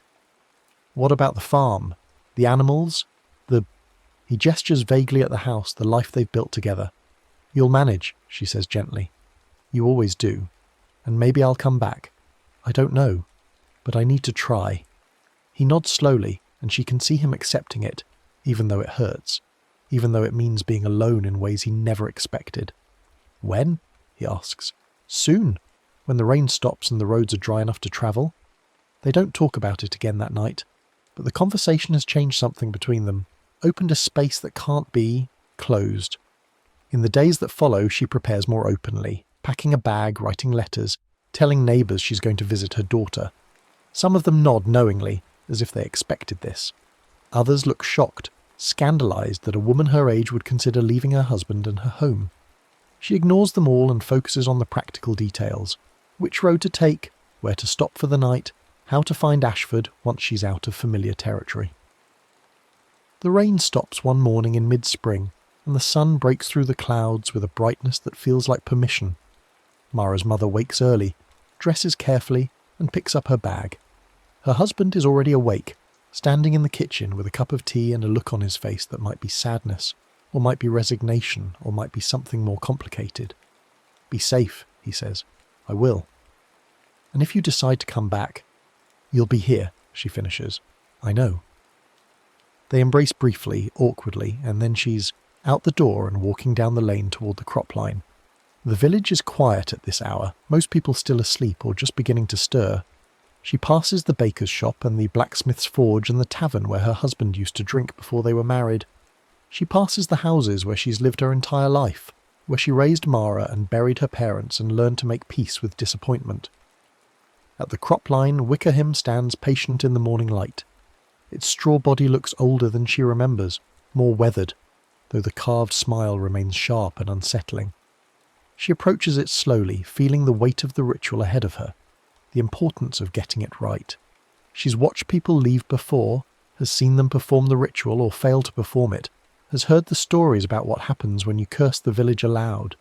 She kneels in the damp grass and gathers a small bundle of straw from the ground near Wickerham's base. The straw is dry and brittle, and it crackles in her hands like tiny bones breaking.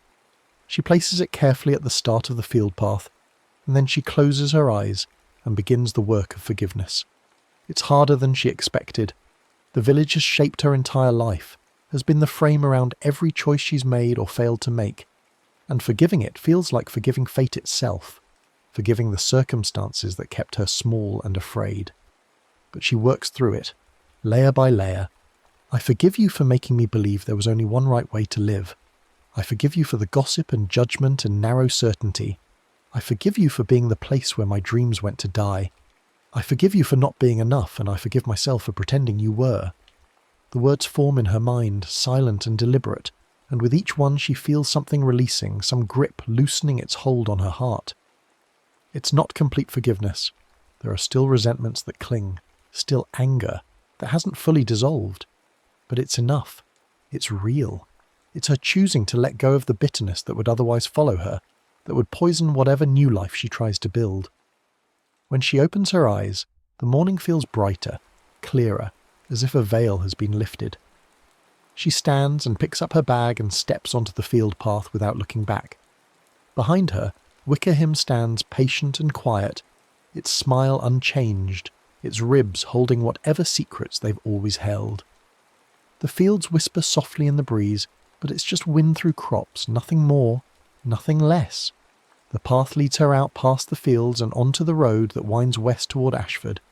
She walks steadily, not fast but not slow, and with each step the village grows smaller behind her, until it's just a collection of rooftops and smoke from breakfast fires, until it's just a memory that she can carry or set down as she chooses. The sun rises higher, warming the air, and birds begin to sing in the trees that line the road. She thinks about Mara, who walked this same road 2 seasons ago. She thinks about the bookshop and the painting of impossible skies, and the daughter who had the courage to leave before bitterness made her cruel. She thinks about her husband alone in their house, and feels a pang of guilt that she pushes aside, not because the guilt isn't real, but because carrying it would defeat the purpose of leaving. By midday, the village is out of sight, hidden behind hills and distance, and Mara's mother allows herself to feel something she hasn't felt in years: hope. Not the dangerous kind that bloomed when she read Mara's letters, but a quieter, steadier kind. The hope that comes from finally taking action, from choosing movement over stagnation. She doesn't know what she'll find in Ashford. She doesn't know if she'll stay there or come back or go somewhere else entirely. But for now, it's enough to be walking, to be free, to be someone who had the courage to perform the ritual and step onto the path without cursing the place she left behind. Behind her, in the rain-dim fields that are already beginning to dry in the spring sun, straw whispers softly, and somewhere at the edge of the crops, a smile keeps listening for a name. But the name it hears today is spoken in forgiveness, not anger, and so the fields let it pass, let it fade into the distance, let it become part of someone else's story instead of part of the harvest. The cycle continues, patient and persistent, waiting for the next person who approaches the crop line with bitterness in their mouth and a choice to make about whether to speak it aloud or swallow it down and walk free. The village remains, as villages do, constant and changing in small increments, shaped by the people who stay and haunted by the people who leave. And Wickerham stands at the crop line, woven from last season's straw and this season's fear, smiling its carved smile, listening with its woven ribs, remembering names and curses and the exact weight of anger spoken into the dark. It will stand there through summer and fall and winter and spring again, patient as only something that isn't quite alive and isn't quite dead can be patient, waiting for the moment when someone forgets the warning and feeds it the bitterness it hungers for. And when that moment comes, as it always eventually does, the fields will whisper a new name, and the next harvest will grow with fresh threads woven into the stalks, and the cycle will continue, endless and inevitable, until someone finds a way to break it, or until the world forgets that villages like this ever existed. The road to Ashford winds through country that Mara's mother has never seen, though it's only 3 days west of the village that contained her entire life. The landscape shifts gradually from the flat farming plains she knows to rolling hills dotted with scattered homesteads, then to deeper valleys where streams run cold and clear over smooth stones. She stops at a farmhouse the first night, trading work for a meal and a place to sleep in the barn, and the family who owns it asks where she's headed, with a curiosity that feels genuine rather than invasive. "Ashford," she tells them, "to see my daughter." The farmer's wife nods approvingly. "Good town, Ashford. Big enough to have opportunities, small enough to know your neighbours. Your daughter's lucky to have landed there." Mara's mother smiles and doesn't correct the assumption that luck had anything to do with it. She eats the simple stew they offer, thanks them for their kindness, and lies awake in the barn loft listening to unfamiliar sounds. The hoot of an owl she doesn't recognise, the rustle of some animal in the rafters, the distant bark of a dog that isn't one of the village mutts she's known for decades. The strangeness of it thrills her in a way she didn't expect, as if her senses are waking up after years of dormancy. The second day of walking brings her to a proper town, not Ashford yet, but a market town where people gather to trade goods from surrounding farms. She walks through the market square, overwhelmed by the noise and colour and sheer variety of things for sale. Fabric in patterns she's never imagined, tools with purposes she can't guess, food from regions she's only heard mentioned in passing. A woman sells honey in glass jars that catch the light like amber. A man demonstrates a mechanical device that shells peas with remarkable efficiency. Children run between the stalls, laughing and shouting, and no one seems to know everyone else's business the way they do in the village. She buys bread and cheese from a vendor, counting out coins carefully, aware of how little money she has and how far it needs to stretch. The vendor, an old man with kind eyes, notices her hesitation. First time in town. Is it that obvious? He grins. Only to someone who's been watching travellers for 40 years. You have that look. Part wonder, part terror. It fades after a while. Where are you headed? Ashford, to my daughter. Good choice. Another day's walk, maybe less if you keep a steady pace. There's an inn on the North Road where they'll give you a fair price for a room if you need one. Tell them old Marcus sent you. He pauses. Not that Marcus from your village, I'd wager. Different Marcus. Common name. She thanks him and moves on, but the mention of Marcus, even a different Marcus, sends a chill through her. She thinks about the Marcus from her village, the one who cursed his way into the fields and never came out whole. She wonders if he knew what he was risking, or if the anger had consumed him so completely that he couldn't see any other choice. She wonders if she would have ended up like him, if she'd tried to leave when she was younger, when the bitterness was fresh and sharp instead of worn smooth by years of resignation. That night she stays at the inn old Marcus mentioned, and it costs more than she'd like, but less than she feared.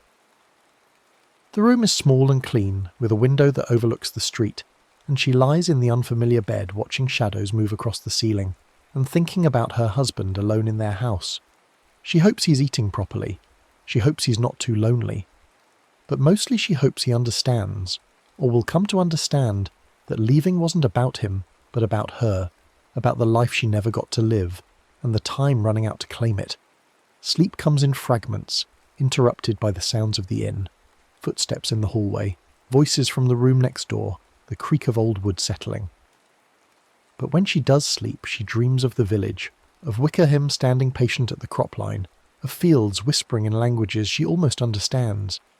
In the dream, the effigy turns its head to watch her walking away, and its smile widens just slightly, and she wakes with her heart pounding and the certain knowledge that she made the right choice, by performing the ritual, by forgiving instead of cursing. The third day brings her finally to Ashford. She sees it from a hilltop in late afternoon, a town larger than anywhere she's been, spread across both sides of a river, with stone buildings and church spires and streets that grid out in orderly patterns. Smoke rises from chimneys, and she can hear the faint sound of bells marking the hour. The sight of it makes her nervous and excited in equal measure. This is where Mara has built a new life, where her daughter has become someone the village would barely recognise. She enters the town through the main gate, though gate is generous. It's more of an archway that marks the boundary between countryside and settlement. No one stops her or asks her business. People flow in and out freely, carrying baskets and driving carts, going about their lives with a purposefulness that suggests they know exactly where they belong. She feels conspicuous in her homespun dress and worn boots, convinced that everyone can tell she's an outsider, a woman from nowhere, someone who doesn't understand how towns work, but no one pays her particular attention. A few people nod politely as they pass. A child nearly runs into her, apologises breathlessly and keeps running. A man asks if she needs directions, and when she explains she's looking for a bookshop run by a woman named Iris, he points her down a street lined with shops and says, 3 blocks down, on the left. You can't miss it, has a blue door and a sign with a painted book. She follows his directions, her heart beating faster with each step. The street is busy with afternoon shoppers, and she passes a bakery that smells like heaven, a tailor's shop with dresses displayed in the window, a tobacconist, a butcher, a general store. And then she sees it, a shop with a blue door and a wooden sign that shows an open book with words painted across its pages in elegant script. The sign reads, Iris and Company, Booksellers. Mara's mother stands outside for a moment, gathering her courage. What if Mara isn't happy to see her? What if she's intruding on her daughter's new life, bringing village complications into a space Mara has carefully built free of them? But before she can spiral too far into doubt, the blue door opens and Mara steps out, and the look on her daughter's face, shock melting instantly into joy, answers every question. "Mother," Mara breathes, and then they're embracing on the street, holding each other tightly while passers-by navigate around them with amused tolerance. Mara pulls back, finally studying her mother's face as if to confirm she's real. "I can't believe you came. I didn't think... I hoped, but I didn't think." "I left 3 days ago," her mother says. "I did the ritual. I laid down the straw and forgave in silence, just like you must have done." Mara's eyes well with tears. "Did Father... is he... He's fine. Sad, but understanding. Or trying to understand, anyway." She touches Mara's face, noting how her daughter looks different. Not in obvious ways, but in the set of her shoulders, the clearness of her gaze, the way she holds herself like someone who belongs in the world rather than someone apologizing for taking up space. "You look happy." "I am," Mara says simply. "Come inside. You have to meet Iris, and I'll show you the shop, and... Oh, Mother, there's so much to show you." The bookshop is everything Mara's letters suggested and more. Books line the walls from floor to ceiling, their spines creating a tapestry of colours and titles, in languages both familiar and foreign. The air smells like paper and leather and something else, something that Mara's mother eventually identifies as possibility, the scent of knowledge waiting to be discovered. Iris emerges from behind a counter, a woman perhaps 70 years old, with silver hair pulled into a bun, and eyes that are sharp and assessing but not unkind. "So you're Mara's mother," Iris says, extending a hand. "She's told me about you. Welcome to Ashford." They shake hands, and Mara's mother feels herself being evaluated in that brief contact, measured against some internal standard. She must pass the test because Iris smiles and says, "You have the same look she did when she first arrived, like you've been holding your breath for years and finally remembered how to exhale. Stay as long as you like. Mara can show you the town, introduce you to people. We have a room above the shop that's sitting empty if you need a place to stay while you get your bearings." "I couldn't impose." "It's not an imposition if I'm offering," Iris says firmly. "Besides, Mara works better when she's happy, and having you here will make her happy. Consider it a business decision." She returns to the counter, effectively ending the conversation, and Mara grins at her mother's startled expression. "She's like that," Mara whispers. "Direct but kind underneath. She offered me the room when I first arrived too, wouldn't take no for an answer. I lived there for 2 months before I could afford a place of my own." The room above the shop is small but comfortable, with a bed and a dresser and a window that overlooks the street. Mara helps her mother settle in, carrying up her bag and pointing out where things are. The wash basin, the extra blankets, the lamp that sometimes needs coaxing to light properly. Then they sit on the bed together, and Mara asks the question her mother has been dreading. How was it? The leaving. "Terrifying," her mother admits. "I almost turned back 12 times on the walk to the cropline. But I kept thinking about your letters, about the painting you described and the festival and the university. And I thought, if I don't try now, I never will. I'll die in that village having never seen anything else, having never known if I could be someone different." Mara takes her mother's hand. "Did anyone try to stop you? Your father was sad, but he understood. Or said he did, which amounts to the same thing. The neighbours gossiped, I'm sure, but I didn't stay long enough to hear it. And Wickerham..." She trails off, remembering the ritual, the bundle of straw, the forgiveness she spoke in silence. "Did it move?" Mara asks quietly. "When you laid down the straw?" "I don't know.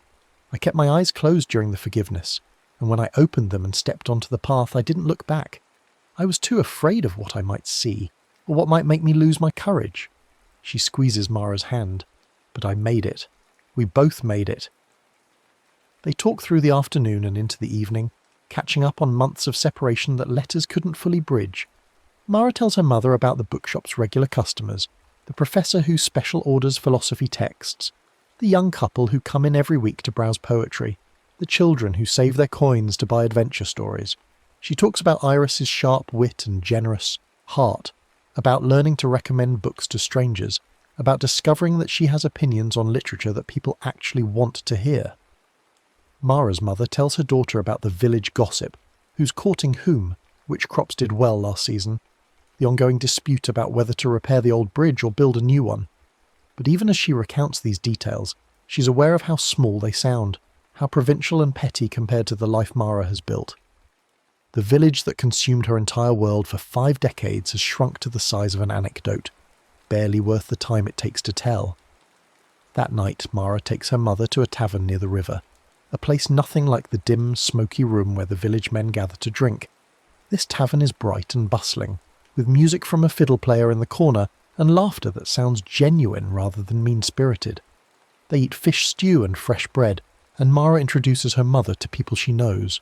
A baker, named Thomas, not the Thomas from the village, a different one, a woman named Claire who teaches at the school, a young man named David who works at the mill and has a talent for drawing.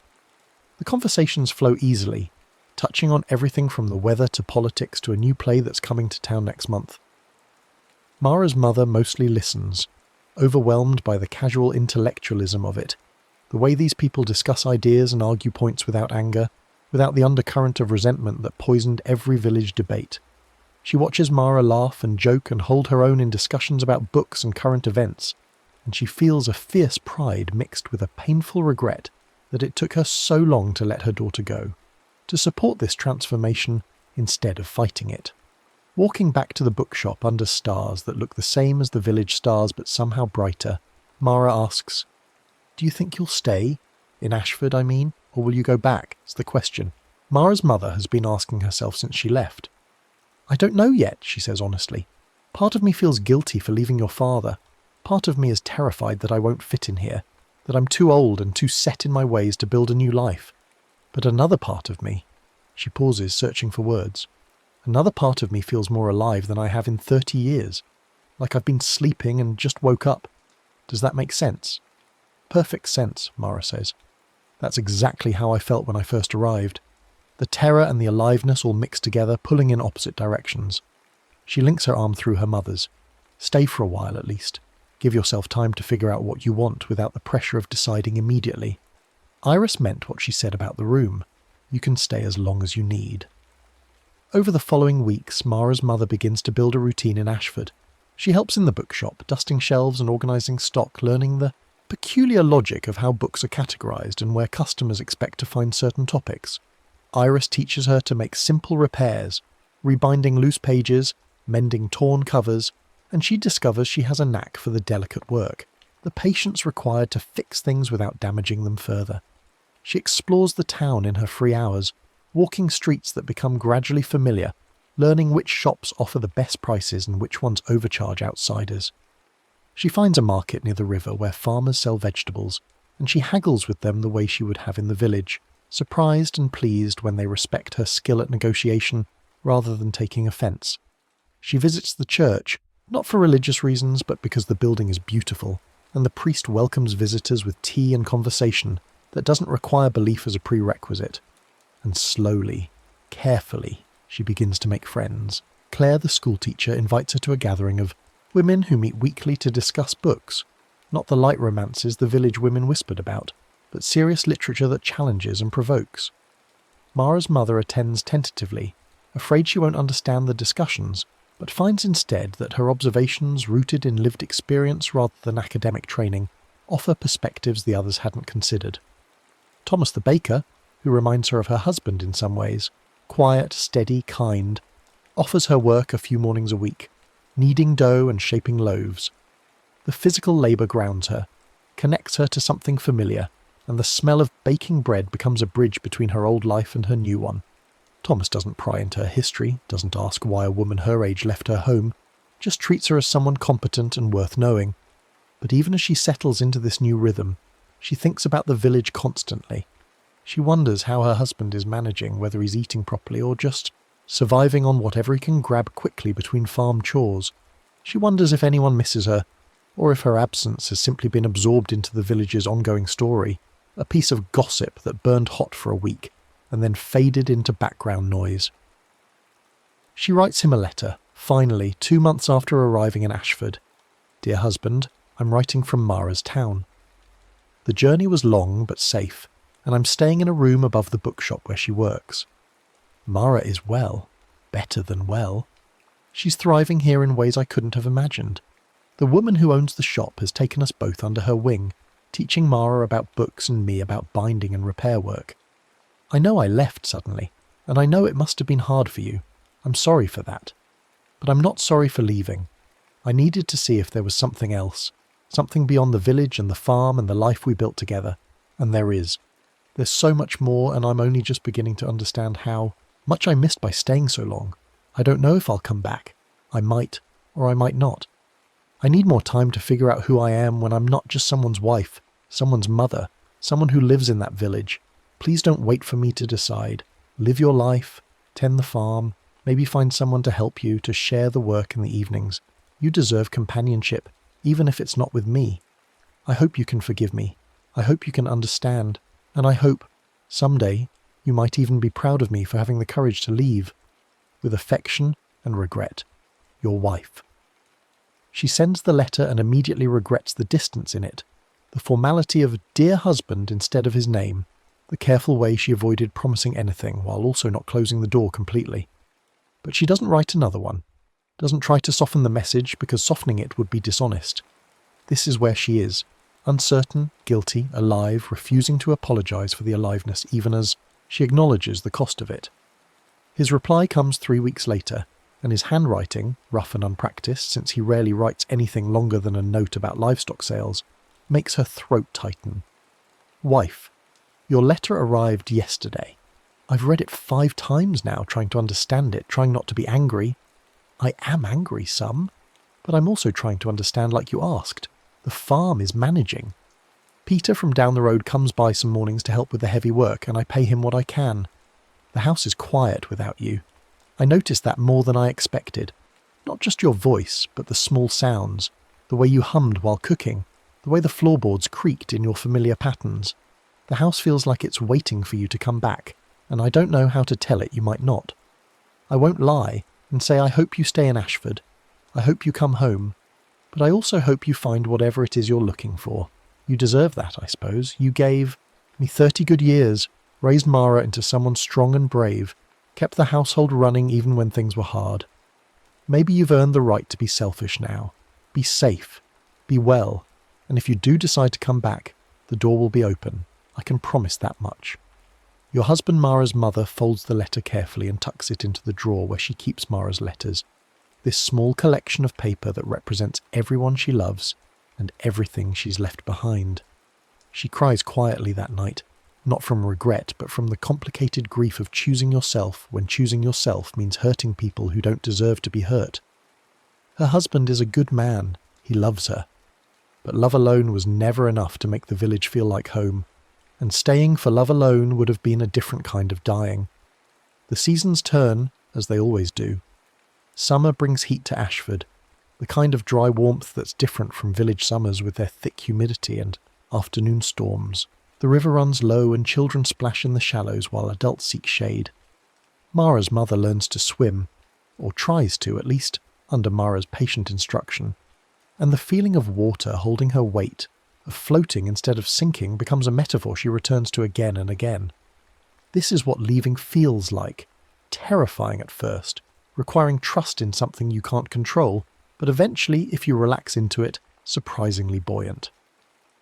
Iris begins teaching her to read more seriously. Not just simple texts, but the kind of complex books that line the shop's shelves. Mara's mother has always been able to read, learned from her own mother in those rare quiet moments between chores, but her education was practical. Recipes, invoices, the occasional letter. She never read for pleasure, never considered that books could be anything other than tools for navigating necessity. But Iris hands her a novel one afternoon and says, "Read this. We'll discuss it next week."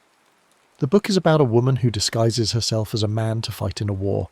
and the story grabs Mara's mother in ways she didn't expect.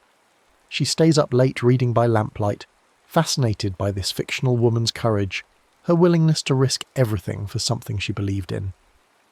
When she and Iris discuss it, she finds herself arguing passionately about the characters' choices, defending them against Iris's skeptical questions, and realizes halfway through that she's defending herself as much as the character.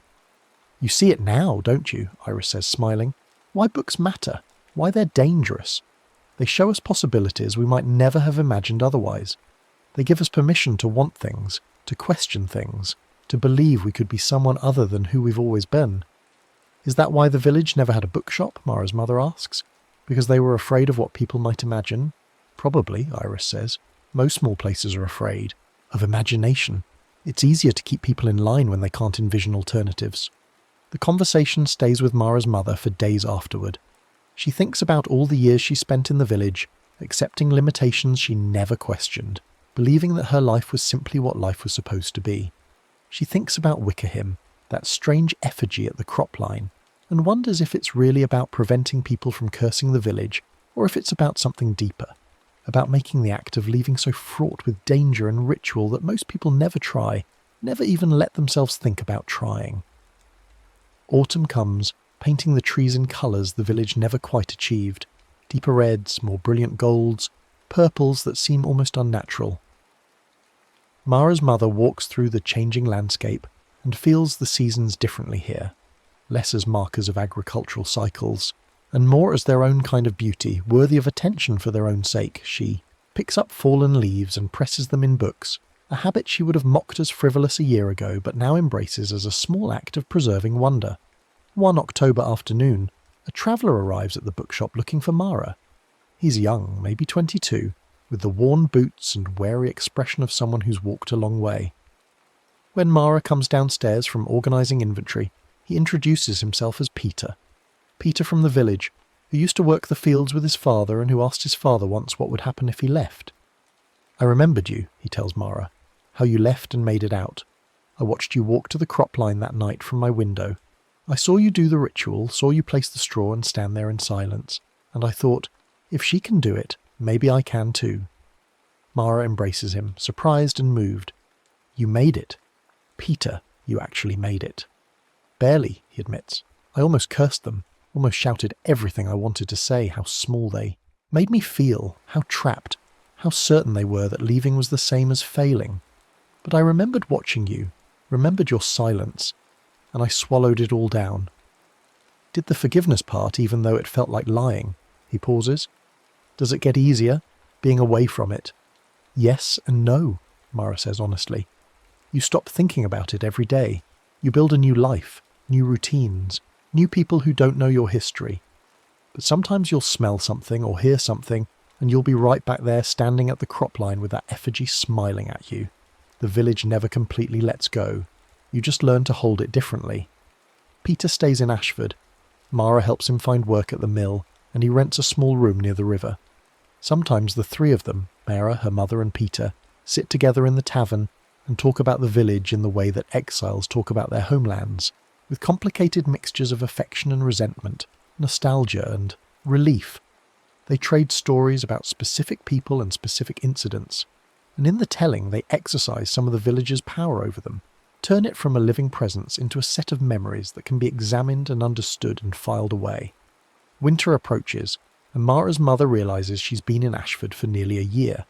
She's 54 now, her hair greyer than when she left, her hands more calloused from bookbinding work, but also steadier, more confident in their movements. She looks in the mirror one morning and sees someone she barely recognises, not because she's changed so dramatically in appearance, but because the expression on her face is different. She looks like someone who makes choices rather than someone who accepts fate.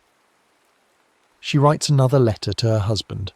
"I'm not coming back, not permanently.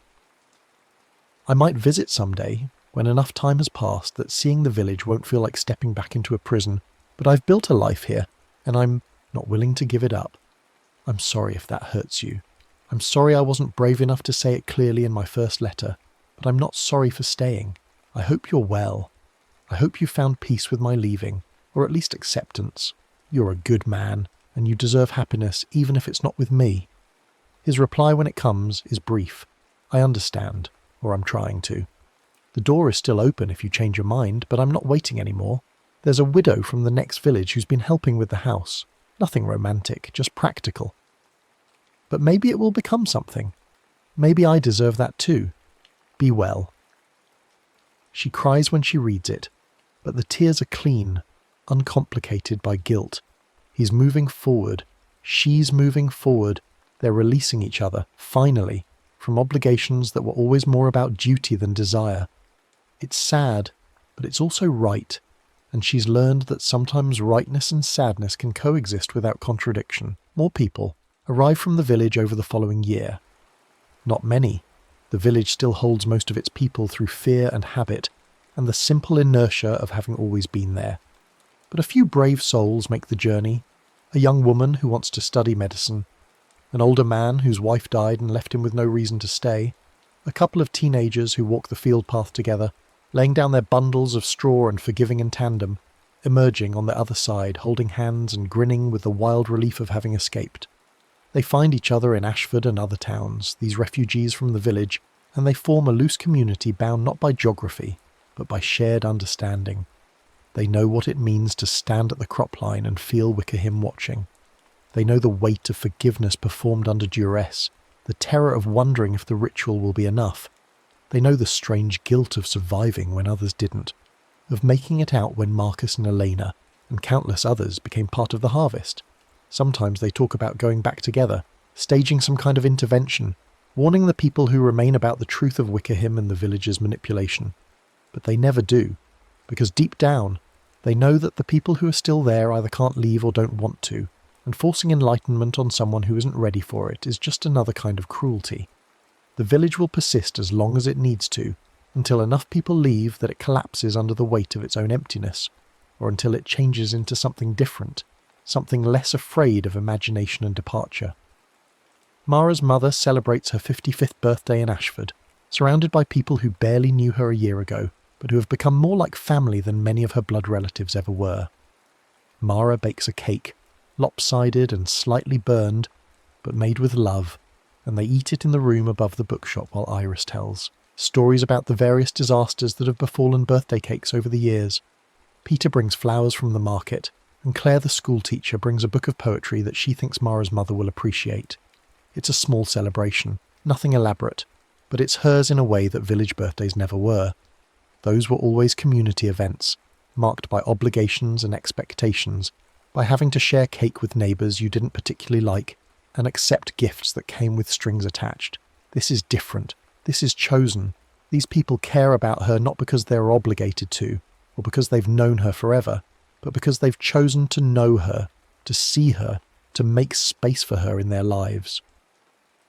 That night, lying in bed and listening to the sounds of Ashford settling into sleep, so different from village sounds, but equally familiar now, she thinks about forgiveness and what it really means. She forgave the village that morning at the crop. Lina spoke the words silently and meant them as much as she was capable of meaning them. But she's come to understand that forgiveness isn't a one-time event, something you perform and then it's done forever. It's a practice, a choice you have to keep making, especially when memory tries to turn nostalgia into regret or bitterness into righteousness. She forgives the village again now, more completely than she could have then.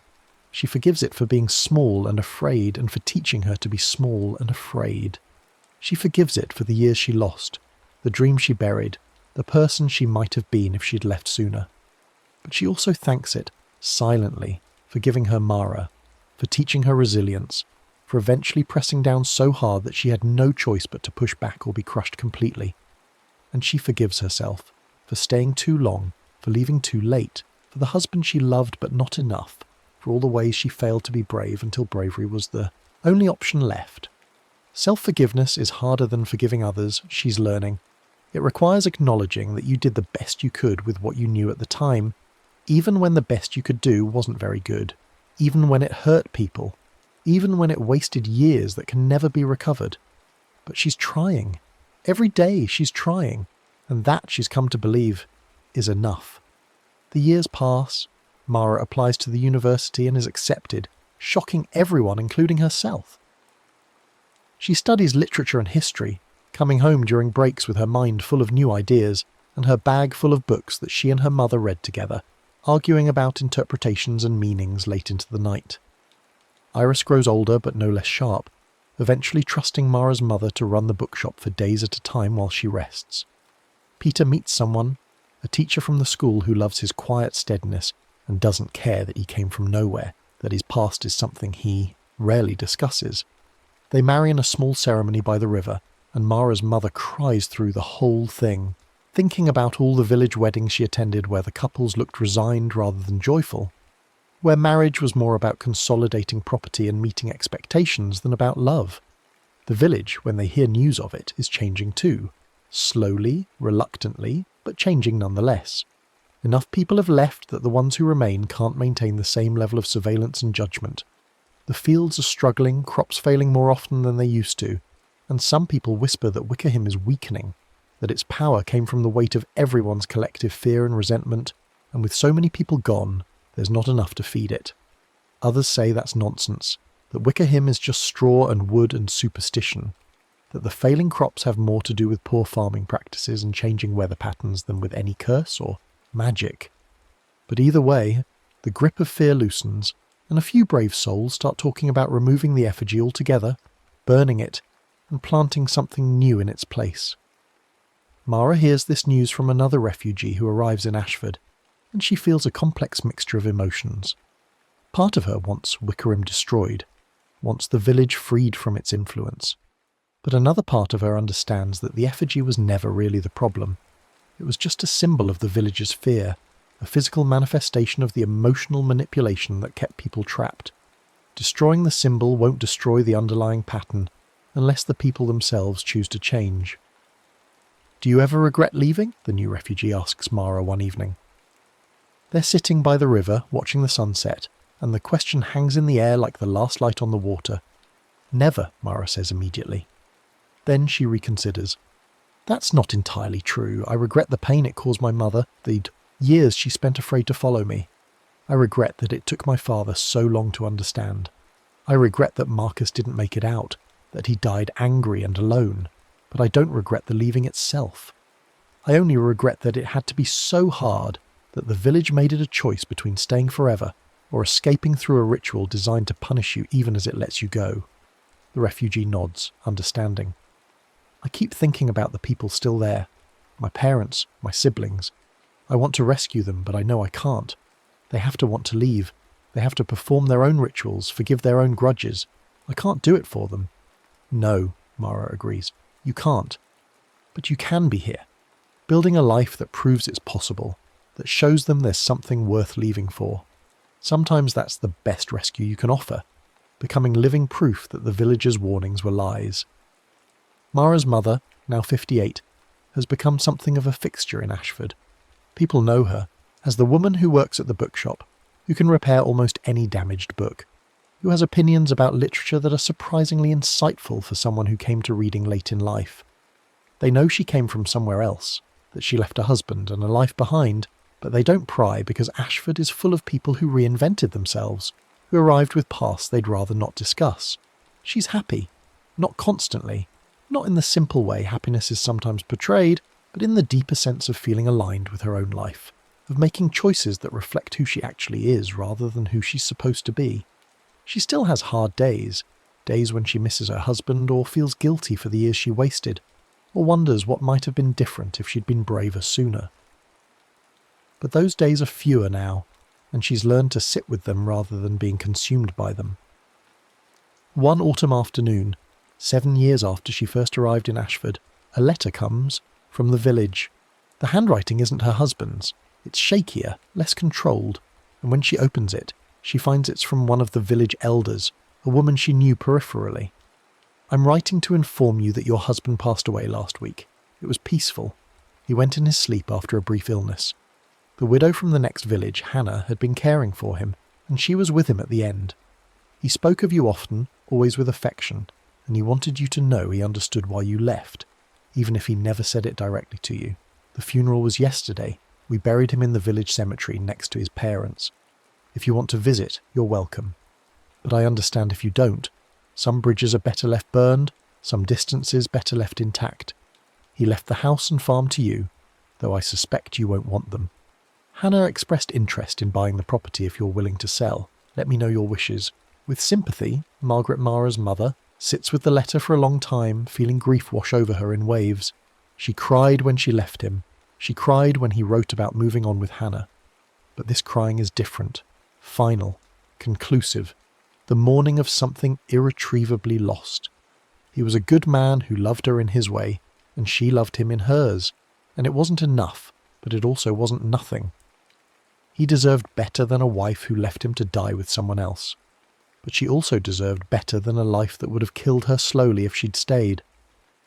She writes back to Margaret, giving Hannah permission to buy the house and farm for a fair price, asking that the money be divided between Mara and Peter, who she learned was her husband's distant cousin. She doesn't go to the village for the funeral or the sale. Some bridges are better left burned. Margaret was right about that. The village is part of her history, but it's not her present, and it won't be her future, and returning now would only complicate the clean separation she's fought so hard to maintain. Mara holds her mother that night while she cries, and they don't talk about whether the crying is for the husband who died, or the years they both lost to the village's gravity, or simply the inevitable sadness of time passing, and people changing, and the impossibility of getting anything back once it's gone. Grief doesn't need categories or explanations. It just needs to be felt, and survived, and eventually integrated into the ongoing story of continuing to live. The next morning, Mara's mother wakes early and walks to the river. The sun is just rising, painting the water gold and pink, and she stands at the edge and thinks about her husband's body being lowered into village soil, about becoming part of the harvest himself now, his bones feeding the fields that fed him his whole life. It's a different kind of being consumed than what Wickerham does. Natural, inevitable, the cycle that everyone eventually joins. She forgives him, silently, for not understanding her need to leave.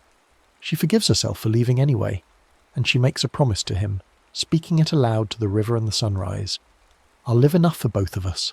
I'll see things and read things and experience things you never got to, and I'll appreciate them twice as much because you can't. That's the best memorial I can offer. Not visiting your grave, but refusing to waste the time I have left. The river keeps flowing, indifferent to promises and grief and all the small human dramas played out along its banks. But Mara's mother feels lighter after speaking the words, as if she set down another burden she didn't realise she was carrying. She turns and walks back toward the bookshop, toward Ashford, toward the life she's built from the ruins of the one she left behind. And in the village, far to the east, Wickerham stands at the crop line, patient and silent and smiling. Fewer people approach it now. Fewer people need to perform the ritual because fewer people are leaving. Not because the village has become better, but because the ones brave enough to leave have mostly already gone, and the ones who remain have made their peace with staying. The effigy's straw body grows more weathered with each passing season, its smile fading slightly as the carved mouth fills with dirt and debris. Some say it's dying. Some say it was never alive to begin with. Some say it's simply waiting, patient as only something woven from last season's fears can be patient, for the next person who approaches with bitterness in their mouth and a choice to make about whether to feed it or forgive it. The fields whisper around it, as they always have, speaking in languages that sound like wind but might be something more. And the village continues, smaller now, quieter, less certain of itself but still there, still holding on to the people who can't imagine anywhere else to be. In Ashford, in a room above a bookshop, a woman who once believed her story was over is discovering it's just beginning. She's 58 and learning new things every day, about books, about binding, about herself and what she's capable of when fear doesn't dictate her choices. She has a daughter who's brilliant and brave, friends who chose her rather than inherited her, work that satisfies rather than simply sustains. She has improbably, impossibly, a future worth living toward instead of a past worth escaping from. And on quiet nights, when the bookshop is closed and Ashford is sleeping, and memory pulls her back toward the crop line and the effigy and the ritual that set her free, she whispers the forgiveness again, for the village, for her husband, for everyone who stayed and everyone who left and everyone who never got the choice. And then she opens a book and reads and continues living the life she barely dared to imagine when she knelt in the mud and laid down her bundle of straw and spoke the words that changed everything. The next story is about to begin. Please relax and enjoy. The rain had been falling for 3 days straight, and somewhere in the middle of the second day it had stopped being an inconvenience and become something closer to a condition, a state of being that Maya had forgotten she could exist outside of. The sound of it was everywhere, on the metal roof of her apartment, on the windshield during her commute, on the nylon of her jacket as she stood outside the grocery store trying to remember what she'd come for. By the third day, the rain had worked its way so deep into her awareness that when she finally drove out to the Riverside Trail just before dusk, she barely noticed it anymore. It was just there, like her pulse, like her breathing, like the thing she'd been trying not to think about for 6 weeks. The parking area was empty, except for one other car, an old sedan with a faded bumper sticker she couldn't quite read in the failing light. Maya sat in her own car for several minutes after turning off the engine, watching the rain pattern, the windshield, and listening to the tick of the cooling motor. She'd told herself she was coming out here to walk, to clear her head, to do something other than sit in her apartment and refresh her phone every 3 minutes. But that wasn't entirely true, and she knew it. She was coming out here because this was the place she always came when she needed to feel small enough that her problems might shrink to match her. The river had a way of putting things in perspective. At least, that's what she'd always told herself. She pulled up the hood of her rain jacket and got out of the car, immediately feeling the rain find its way past her collar and down the back of her neck. The cold shocked her system just enough to make everything feel a little more real. The trail started just beyond a weathered wooden sign that listed the usual warnings about flash flooding and wildlife. Though Maya had never seen anything more threatening than a blue heron in all her visits here, the sign was nearly obscured by overgrown blackberry brambles that had taken advantage of all this rain to explode across the path's entrance, their thorns gleaming wet in the last grey light of the day. She pushed through carefully, feeling the brambles catch at her sleeves, and stepped onto the trail proper. Immediately she could see that conditions were worse than she had expected. The path, which usually ran a good 6 feet above the river's edge, was now partially submerged, with water creeping over the banks and pooling in every depression. The trail itself had become a series of islands connected by submerged sections, where she could only guess at the stability of the ground beneath. Her phone's flashlight beams swept across the scene, illuminating a landscape that seemed to have been rearranged by the rain into something unfamiliar. Maya moved forward anyway. She'd walked this trail dozens of times, knew every route and rock and turn. A little flooding wouldn't stop her. Besides, she needed this. She needed to be somewhere that wasn't her apartment, wasn't her office, wasn't any place where she might run into someone who would ask how she was doing, with that particular tone of voice that meant they already knew the answer. The river itself was swollen and dark, running high and fast with debris riding its surface, branches, leaves, what looked like an entire sapling torn up by the roots. The sound of it was different from usual, deeper and more urgent, a continuous rushing that seemed to come from everywhere at once.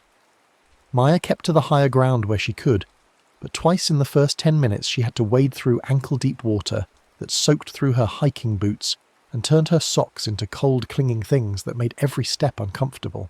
She'd been walking for maybe 20 minutes when she realized she hadn't thought about it, the thing, for at least 5 minutes. That was progress. That was why she'd come. Out here, with the rain and the river and the effort of not twisting an ankle on hidden roots, there wasn't room in her head for the loop that had been playing constantly since that Thursday afternoon 6 weeks ago. The loop that started with Ethan's voice on the phone and ended with her sitting in her car in the hospital parking lot, unable to make herself go inside. But now that she'd noticed the absence of the thought, of course the thought came back, because that's how thoughts work. They're like those insects that play dead until you stop paying attention, and then they're crawling on you again. Maya felt her throat tighten in that familiar way, felt the pressure building behind her eyes that meant she was either going to cry, or scream, or just keep swallowing until the feeling passed. She stopped walking and stood in the middle of the trail, rain falling on her hood and running down in streams, and she made herself breathe. In for 4 counts. Hold for 4. Out for 4. The technique her therapist had taught her back when. She'd still been going to therapy back before she'd decided she was fine and didn't need help processing things. The breathing helped. It always did, eventually. Maya opened her eyes. She didn't remember closing them, and swept her phone light across the path ahead. The beam caught on something reflective about 50 yards ahead, a shape that resolved into the narrow footbridge that crossed to the trail's far section. She'd forgotten about the bridge. It was usually such a minor feature, just a simple wooden structure maybe 15 feet long, spanning a place where a creek fed into the main river. But now, with the water this high, the bridge looked precarious and strange. Its supports half submerged, its boards warped and tilted at odd angles. Maya started walking toward it, moving more carefully now because the footing was getting worse. The trail had almost completely disappeared under the floodwater here, and she was navigating more by memory than sight, trying to remember where the solid ground was versus where the edge dropped off more steeply. Her phone light played across the water's surface, and she watched the way the ripples moved, radiating out from where the rain hit and overlapping in complex patterns that her brain wanted to find meaning in but couldn't. She was perhaps 10 yards from the bridge when she noticed something odd about the reflections. The phone's light was bouncing off the water in the expected way, creating a bright spot on the surface that moved as she moved. But there was something else too, a secondary reflection, or maybe not a reflection exactly, but a patch of water that seemed darker than the rest, as if the light was being absorbed rather than reflected. It was roughly person-shaped, though that might have just been her brain's tendency to find patterns in randomness.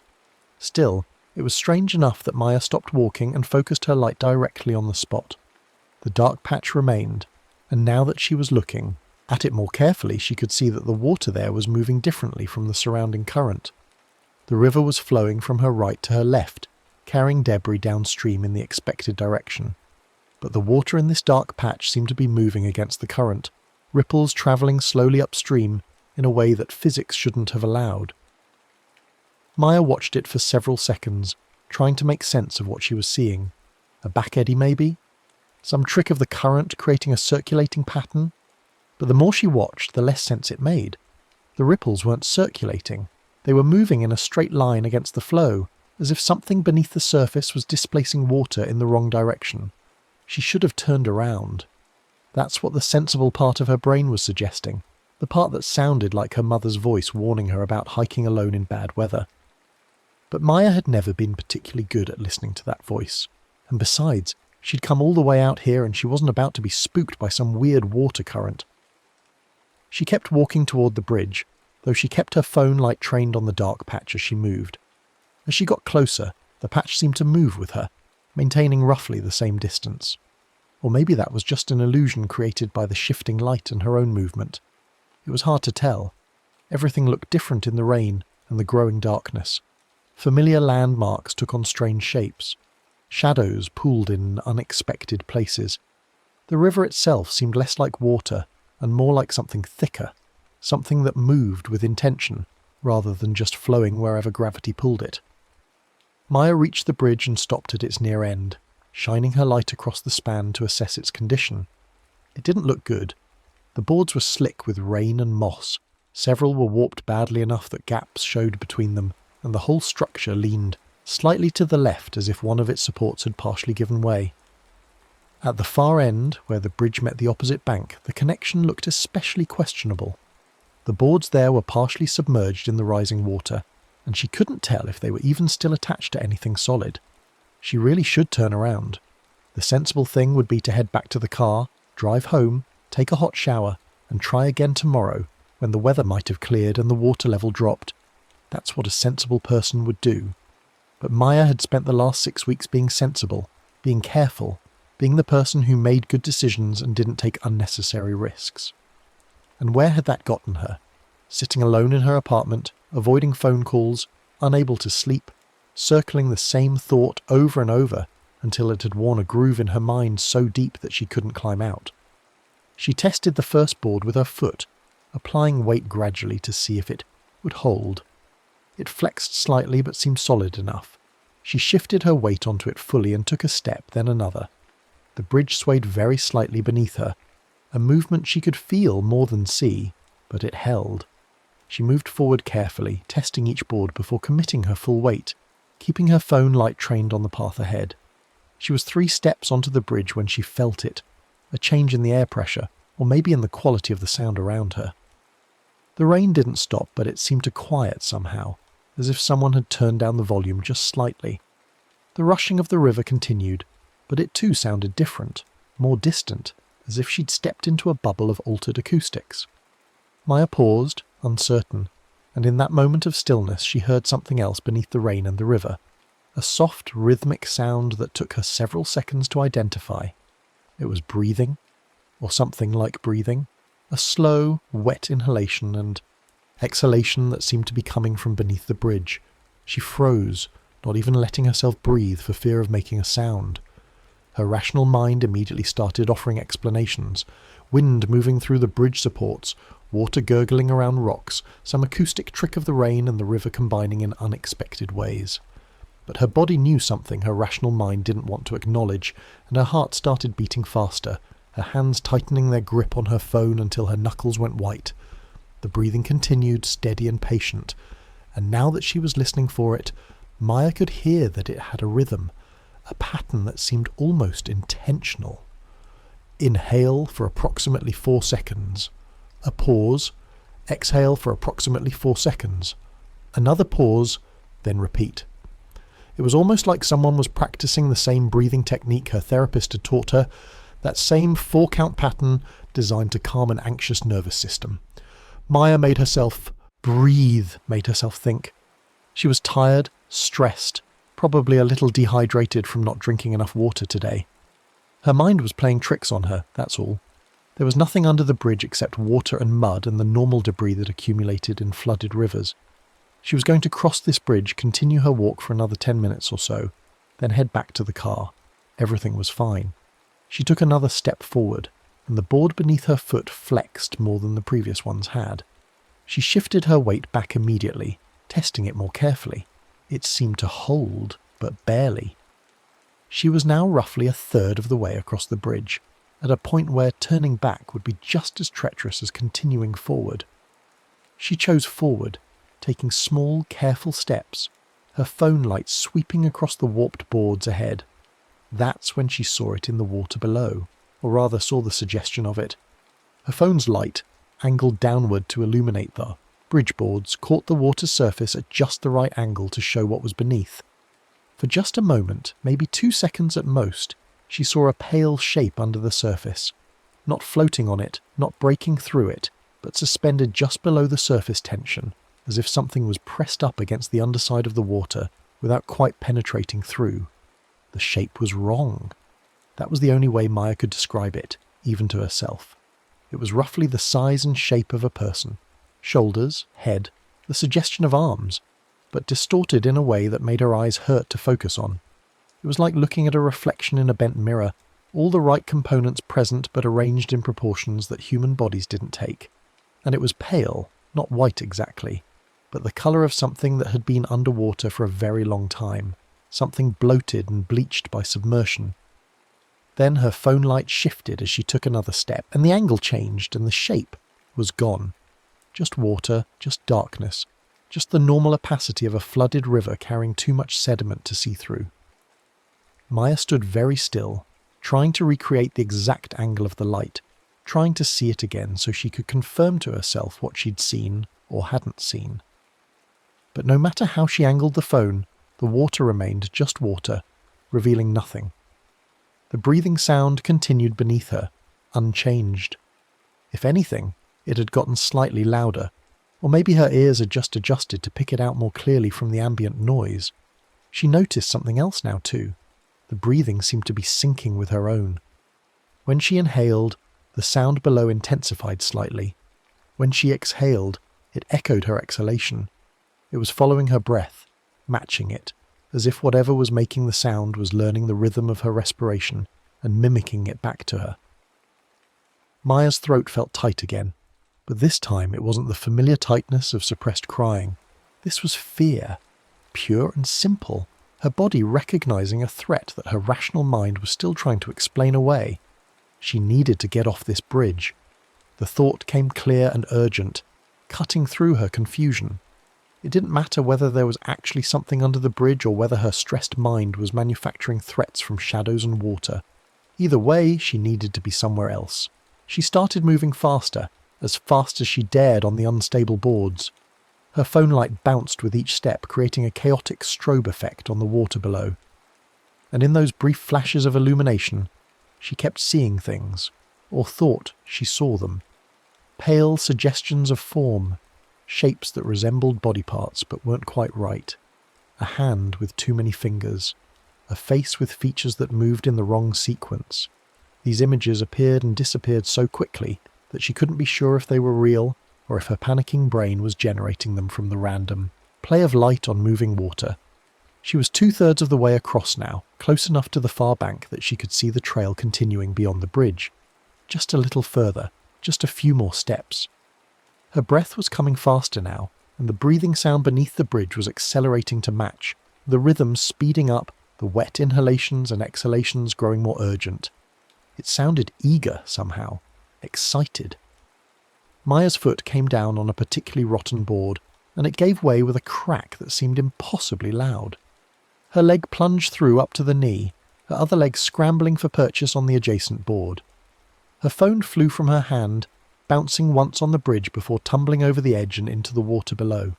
For a moment she saw its light glowing beneath the surface, illuminating the murky water from within, and in that underwater glow she saw the shape again, much closer now, rising up toward the light like a moth drawn to a flame.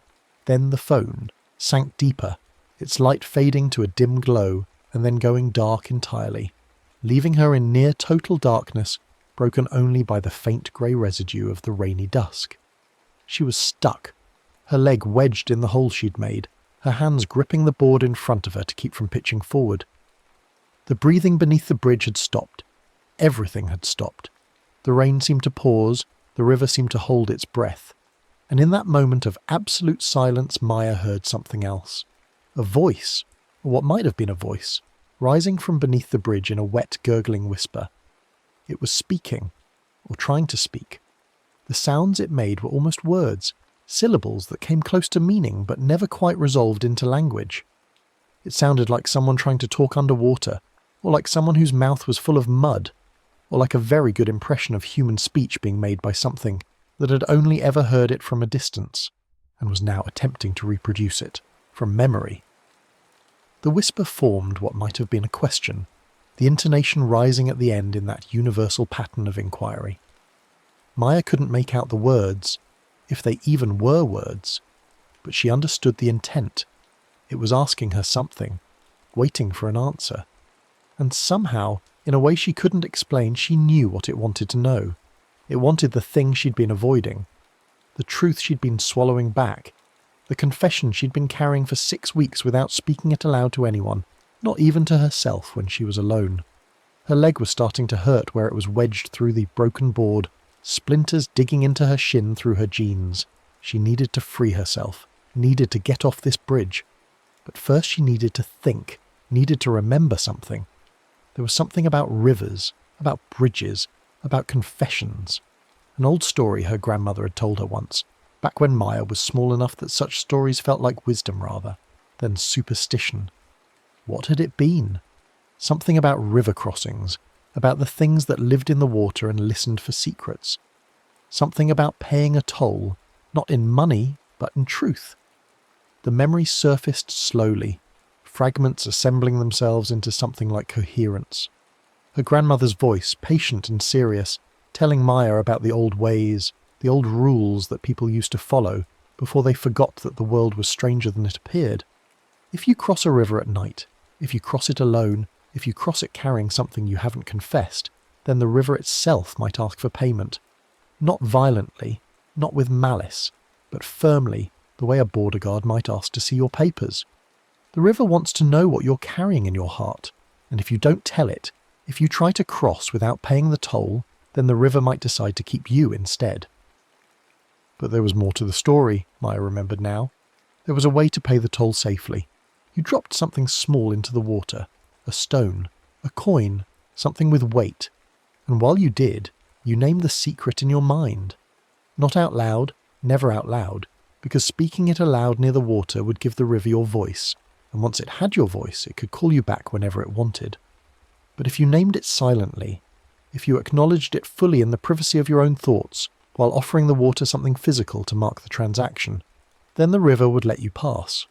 It was just a story, a superstition, the kind of thing people made up before they understood how rivers actually worked. But Maya's leg was stuck in a broken bridge. She dropped her phone into the water, something was breathing beneath her in a rhythm that matched her own, and she was out of better ideas. She reached into her jacket pocket with one hand, still gripping the board with the other for balance. Her fingers found the usual debris, lint, a receipt, a hair tie, and then, at the very bottom of the pocket, something small and hard and round. She pulled it out and held it up to what little light remained. It was a stone, a small river rock she'd picked up on some previous walk. She couldn't remember which one, and had forgotten to empty from her pocket. It was smooth and dark and fit perfectly in the palm of her hand, still holding a trace of warmth from her body heat. The thing beneath the bridge whispered again, that same questioning intonation, asking, waiting. Maya took a breath. Then she did the hard part. She let herself think about it clearly, without deflection, without the usual mental gymnastics she employed to avoid the truth. She thought about the phone call 6 weeks ago, about Ethan's voice telling her that Dad had collapsed at work, that the ambulance was taking him to County General, that she should come now. She thought about getting in her car and starting to drive, getting all the way to the hospital parking lot, seeing the emergency, room entrance, and then she thought about what she'd done next, put the car in reverse, driven home and told herself she'd go later, after she'd had time to compose herself, after she'd changed clothes, after 1,000 different excuses that all meant the same thing. She'd been afraid. Not of hospitals, not of sickness, not of any practical concern. She'd been afraid of seeing her father diminished, afraid of having to be strong when she felt weak, afraid of having to face the fact that he was mortal and fallible, and wouldn't always be there. So she'd driven home, and by the time she'd talked herself into going back, by the time she'd parked in that same parking lot 3 hours later, Ethan was calling her again to say that Dad was stable, that he was going to be fine, that she'd missed the scary part. And she'd never told anyone. She'd shown up at the hospital and played the concerned daughter, and she'd visited during his recovery, and she'd been there when he was discharged. But she'd never told him, never told Ethan, never told anyone that when he needed her most, when Ethan had asked her to come now, she'd chosen to go home instead.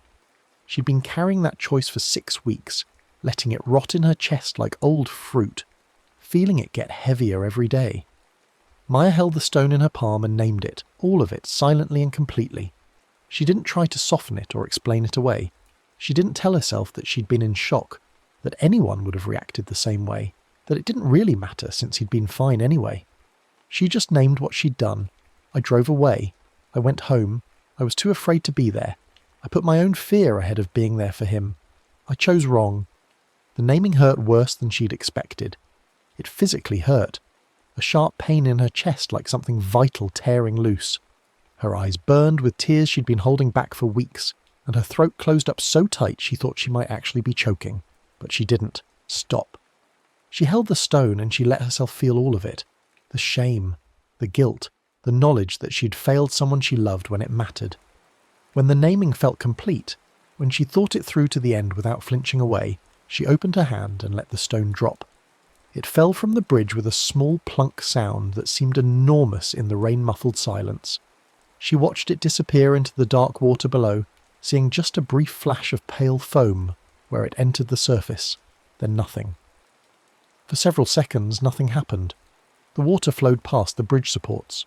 The rain continued its endless whisper. Maya remained stuck, her leg still wedged through the broken board, waiting to see if her grandmother's old story had been anything more than superstition. Then she felt it. A change in the water's movement beneath the bridge. The current, which had been pushing against the supports with constant pressure, seemed to ease slightly, as if whatever resistance had been there had suddenly relaxed.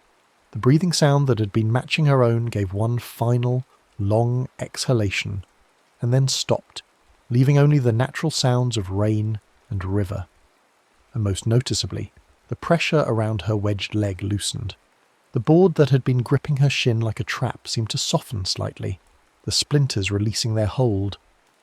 Maya pulled her leg free slowly, testing to make sure she wasn't about to make things worse.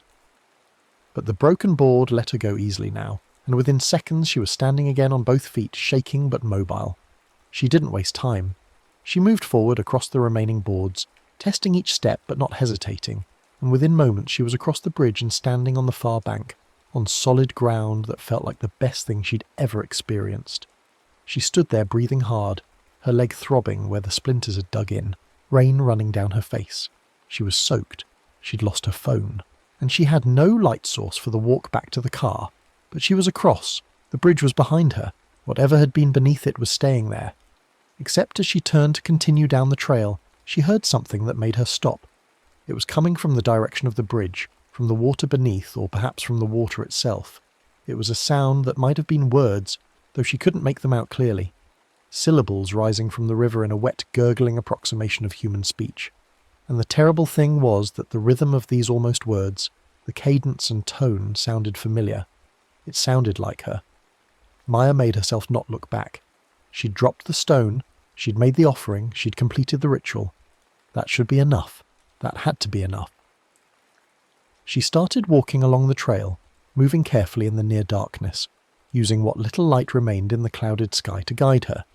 Behind her the river continued its incomprehensible, muttering, practicing syllables, learning the shape of her voice. The walk back to the car was going to be difficult without light, but Maya found she didn't care. She'd learned something out here on the bridge, something she'd been avoiding for 6 weeks. She'd named the thing she'd done, and naming it hadn't destroyed her the way she'd feared it would. It hurt. God, it hurt. But she was still standing, still breathing, still moving forward. The trail ahead was dark and flooded and treacherous, but she'd navigated worse in the last hour. She could make it back. And tomorrow, or maybe the day after, when she'd had time to dry out and rest and gather her courage, she would call Ethan. She would tell him what she'd done, or what she hadn't done, that afternoon 6 weeks ago. She would say it out loud to another person, with her actual voice instead of just in her mind. It would be terrible and hard and maybe unforgivable, but it would be honest. It would be true. The rain continued, falling as Maya walked, and behind her, very faint now and growing fainter, the river practiced speaking in a voice that wasn't quite hers but was close enough to be unsettling. She didn't turn around. She kept her mouth shut. She focused on the path ahead, on the careful placement of each foot, on the simple act of moving forward through water and darkness towards something like home. Downstream, where the river widened and deepened, the mud along the bottom shifted slightly, as if something large had just settled into a more comfortable position. The confession Maya had named but not spoken hung suspended in the water like a dissolved substance, invisible but present, adding its weight to all the other secrets the river had collected over the years. And deep in the silt something listened, patient and eternal, waiting for the next crossing, the next confession, the next small stone dropped as payment for passage. The thing that lived in the riverbed, if it could be called a thing, if it could be said to live in any conventional sense, had no name for itself. It existed in the pressure between water and mud, in the vibrations that travelled through saturated earth, in the patterns of disturbance that marked where one element met another. It had been there long before the first humans crossed the river, would be there long after the last of them were gone. It didn't hunt, didn't hunger, didn't seek anything beyond what was freely offered. It simply listened, and in listening, it collected. Not the secrets themselves, perhaps, but the shape of them, the resonance they created in a human throat, the frequency of guilt, of shame, of things done or left undone. These vibrations sank into the riverbed and stayed there, layering over one another like sediment, building up a kind of archive of unspoken truths. Whether the thing could understand these truths in any meaningful way was unclear. Perhaps it simply appreciated their weight, their texture, the way they differed from ordinary sound. Perhaps it was no more conscious of their meaning than a musical instrument is conscious of the notes it produces. Or perhaps it understood perfectly, and kept them the way a collector keeps specimens, examining them in whatever passed for its awareness during the long, quiet hours when no one crossed the river. Maya didn't know any of this and wouldn't have wanted to. She made it back to the parking area 45 minutes later, soaked to the bone and shivering, her legs scraped and bleeding from the broken board. The rain was starting to ease finally, thinning from a downpour to a steady drizzle. The old sedan that had been parked when she arrived was gone now, and she was alone. She got into her car and started the engine, turning the heat up as high as it would go. Her hands were shaking too badly to drive immediately, so she sat there for several minutes, warming up, waiting for the shaking to subside. She kept expecting to feel traumatized, shocked, disoriented by what had happened on the bridge, but instead what she felt was a kind of clarity, as if something that had been blocking her vision had been removed. The fear was still there. She wasn't foolish enough to think dropping a stone had solved anything, but it felt different now, less like a weight and more like something she could examine, could understand, could eventually learn to carry without being crushed by it. Her phone was gone, at the bottom of the river, which meant she couldn't call anyone even if she'd wanted to. She'd have to deal with replacing it tomorrow. For tonight she would just go home, take a hot shower, bandage her leg, and try to sleep. And tomorrow, after she'd gotten a new phone, she would call Ethan. She would say the thing she needed to say. And whatever happened after that, anger, disappointment, forgiveness, or just understanding, she would handle it the same way she'd handled the bridge, one careful step at a time. Maya put the car in, reversed and backed out of the parking space, her headlights sweeping across the trailhead sign with its warnings about flooding. She paused there for a moment, engine idling, looking at the dark trail entrance. Part of her wanted to go back, to reclaim her phone if possible, to confirm in daylight what she'd seen, or convince herself that she'd seen nothing at all. But she knew she wouldn't. Some experiences weren't meant to be revisited, weren't meant to be verified or explained. Some things you just had to accept as they were, strange and frightening and real in ways that defied comfortable explanation. She drove away from the river, following the winding access road back toward the highway. In her rearview mirror, the dark line of trees that marked the river's course gradually faded into the rainy gloom. She didn't look back after that. She kept her eyes on the road ahead, on the yellow lines that marked her lane, on the simple mechanics of driving safely in poor weather. The rain continued through the night and into the next morning, and by the time Maya woke up, late, having slept deeper than she had in weeks, the weather service was warning about major flooding all along the river basin. Roads were closing, evacuations were being recommended for low-lying areas, and the riverside trail where Maya had walked was now reported as completely underwater, impassable even to emergency vehicles. The footbridge, according to one news update, had washed away entirely sometime during the night. Maya read these reports on her laptop since her phone was still at the bottom of the river and felt a strange mixture of relief and regret. Relief because if the bridge was gone, she wouldn't be tempted to go back and look for explanations. Regret because the loss of the bridge felt significant somehow, like the closing of a door she might have wanted to pass through again someday, under different circumstances. She spent the morning dealing with practical matters, reporting, her phone lost, arranging for a replacement, cleaning and bandaging the scrapes on her leg, which looked worse in daylight than they'd felt in the dark. The splinters had left ragged gouges that would probably scar, thin white lines she'd carry as evidence of a night when she'd learned that old stories sometimes contained truths that modern understanding couldn't quite accommodate. By early afternoon the rain had finally stopped, though the sky remained heavy with clouds that threatened to open up again at any moment. Maya sat at her kitchen table with a cup of tea, her laptop open to the contact form for a phone replacement, her bandaged leg propped on a second chair. She'd been staring at the screen for 20 minutes without typing anything, because what she needed to type wasn't related to the phone replacement at all. She closed the laptop and picked up her landline instead. Old technology she'd kept mostly out of habit, never expecting to actually need it. She dialed Ethan's number from memory, listened to it ring twice, 3 times, 4. She was starting to hope he wouldn't answer, starting to tell herself she could just leave a message when he picked up. "Hello? It's Maya. Hey, I was going to call you later. Did you see Dad's texts about dinner this weekend? He wants to..." "Ethan, I need to tell you something." She interrupted him before she could lose her nerve, before the momentum that had carried her this far could dissipate. "About the day Dad collapsed, when you called me from the hospital. There was a pause on the other end of the line. Okay?" And then Maya told him. She told him about driving to the hospital, about making it all the way to the parking lot, about putting the car in reverse and going home instead. She told him about the fear, about the excuses she'd made to herself, about the 3 hours she'd wasted before finally coming back. She told him all of it in simple, direct language, no hedging, no justifications, just the plain facts of what she'd done. When she finished, there was a long silence. Maya waited through it, not trying to fill the space, not apologizing or explaining further. She'd made her offering, dropped her stone. Now she would see what the river gave back. "Why are you telling me this now?" Ethan asked finally. His voice was neutral, impossible to read. "Because I should have told you 6 weeks ago, and because I couldn't keep carrying it anymore." Another pause. Maya could hear background noise on his end. Traffic, maybe, or wind. He was somewhere outside. "Did something happen?" he asked. "You sound different." "I went for a walk," Maya said. "Learned some things. Decided to stop being a coward about at least one thing in my life." "You're not a coward." "I drove away when you needed me there. That's not courage." "No," Ethan agreed, "but telling me about it is. That takes courage." Maya felt tears starting again, the same ones she'd been holding back on the bridge. "Are you angry?" "I don't know yet," Ethan said honestly. "I need to think about it.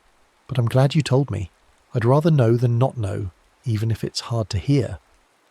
They talked for a few more minutes, carefully navigating the new terrain their conversation had opened up. Eventually Ethan had to go. He was on his lunch break, needed to get back to work. But before he hung up, he said something that Maya would remember later.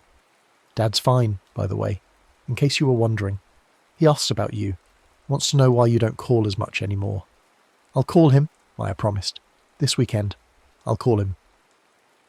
After she hung up, Maya sat at her kitchen table for a long time, holding the phone and listening to its dial tone.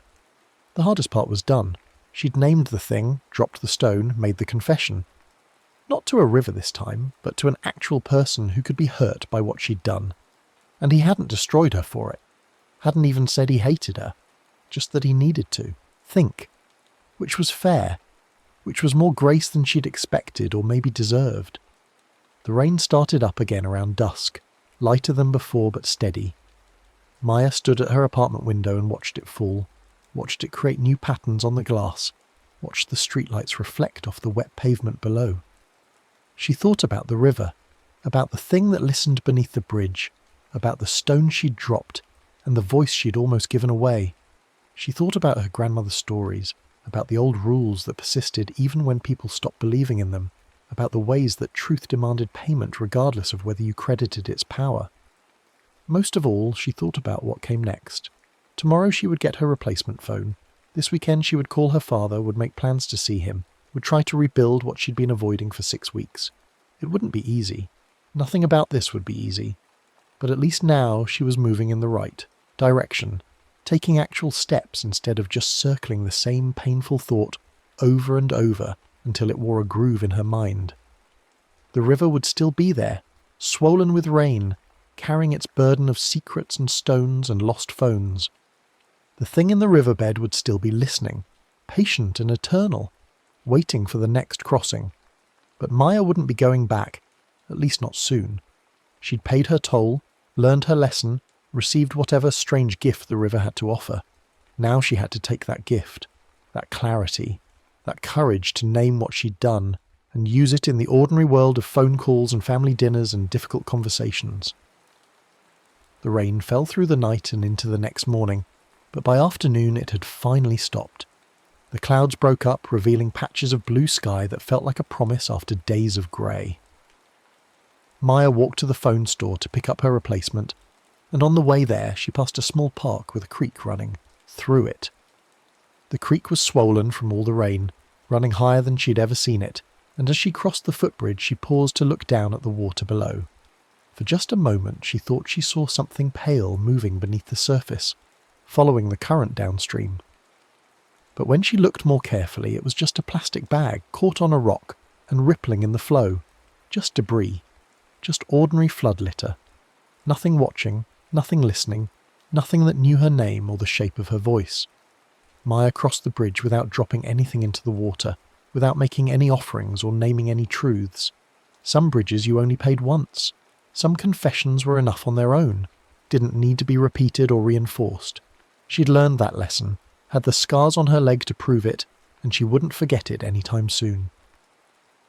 The phone store was busy, full of people replacing devices they'd lost or broken in the storm. Maya took a number and waited her turn, watching rain-soaked customers argue with clerks about insurance coverage and data recovery. When her number was finally called, she provided the necessary information, signed the forms, and received her new phone in a small box that felt much heavier than it should have, weighted with all the calls she would need to make, all the conversations she would need to have. She activated the phone sitting in her car in the parking lot, watching it go through its setup procedures, downloading her backed-up data, restoring her contacts and messages. Among the messages waiting for her was one from Ethan sent earlier that day. Thought about what you said, not angry. Want to talk more when you're ready. Love you. Maya read it 3 times, feeling something in her chest loosen, some tension she'd been holding finally releasing. It wasn't forgiveness. It was too soon for that. But it was something better. Acknowledgement. The confession had been heard, the truth had been spoken, and the world hadn't ended. That was enough for now. She texted back, "Love you too. Let's talk this weekend. I'm ready." Then she started the car and drove home through streets that were still wet but no longer flooding, past parks where the creeks were beginning to recede, past the closed road that led to the Riverside Trail, where she dropped a stone into dark water and learned that some prices were worth paying. The sun was breaking through the clouds now, creating patches of warm light on the wet pavement, making everything steam slightly as it dried. The world was returning to normal, or what passed for normal, and Maya was returning with it. That night, she slept better than she had in weeks. She didn't dream about the river, didn't dream about pale shapes in dark water or breathing sounds beneath bridges. She dreamed instead about ordinary things, grocery shopping, walking in sunshine, conversations with people she loved. When she woke, she felt rested in a way that went deeper than just physical sleep. Something had shifted, some burden had been partially lifted, and while she knew the work of making things right was far from over, at least she'd started. At least she'd taken the first hard steps. The weekend came, and Maya kept her promise to call her father. It was awkward at first. She was out of practice at talking to him honestly, but they found their rhythm eventually, fell into the comfortable patterns they'd established over years of being family. He told her about his recovery, about the dietary changes his doctor had recommended, about a new project he was starting at work. She told him about the flooding, about losing her phone, about work stress and apartment problems and all the safe, ordinary topics that felt easier than the truth. But then, near the end of the call, she surprised herself. "Dad, I'm sorry I haven't been calling as much. I've been dealing with some stuff and I handled it badly and I'm sorry." There was a pause and then her father said, "We all handle things badly sometimes, kiddo. What matters is whether you learn from it." "I'm learning," Maya said. "I'm trying." That's all anyone can do. They made plans to meet for dinner the following week, just the two of them, and when Maya hung up she felt like she'd crossed another bridge. A smaller one, maybe, less dramatic than the river crossing, but still significant. Still a step forward. Days passed. The floodwaters receded. The Riverside Trail remained closed while crews worked to repair the damage and rebuild the bridge that had washed away. Maya didn't follow the reconstruction progress too closely, didn't feel any urgent need to go back and walk that trail again. She'd gotten what she needed from it, left behind what needed leaving. The river could keep its secrets, and she would keep hers.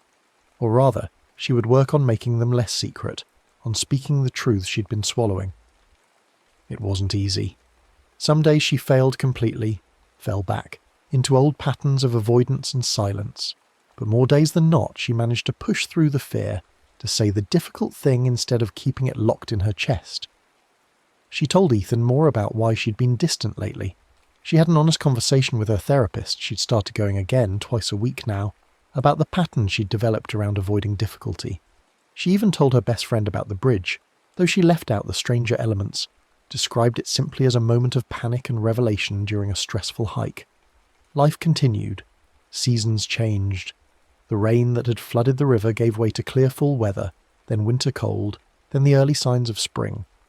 The Riverside Trail eventually reopened with a new bridge, concrete this time instead of wood, rated for higher water levels, built to modern safety standards that would have seemed like overkill to anyone who didn't know what the old bridge had been. Maya never walked that trail again. She told herself it was because she'd found other routes she liked better, closer to home, with better parking and less flood risk. But really it was because she didn't need to go back. Whatever lesson the river had to teach her, she'd already learned it. Whatever price the bridge had required, she'd already paid it. And the confession she'd dropped into dark water, the knowledge of her failure and fear, had become something she could carry in daylight now, something she could look at without having to swallow it down and pretend it didn't exist.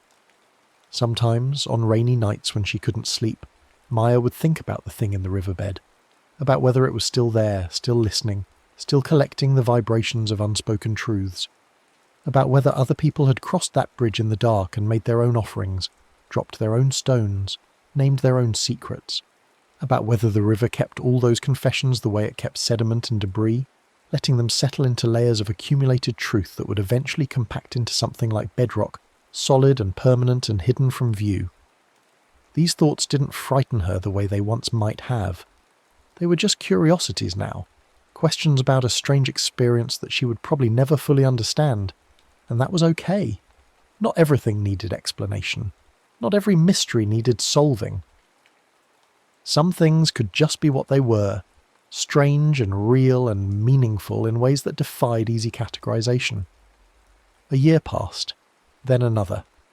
Maya's life moved forward in the ordinary ways that lives do, with new jobs and new relationships and new problems that required new solutions. She got better at naming the hard things, better at not swallowing them down and pretending they didn't exist. She got better at crossing bridges without dropping stones, because most bridges didn't require that kind of payment. Most bridges you could cross just by putting one foot in, front of the other, and trusting that the structure would hold. But sometimes when she crossed a bridge over water, any bridge, any water, she would pause for just a moment and listen. Not for breathing sounds or whispered voices, but for the ordinary music of flowing water, for the sound of the current doing its patient work of carrying things downstream. And sometimes she would drop a small stone into the water, not as payment or offering, but just as acknowledgement, a way of saying, I remember, I was here, I learned something, I'm still learning. The river would always be there in one form or another. Water had been flowing before humans arrived and would keep flowing long after they were gone.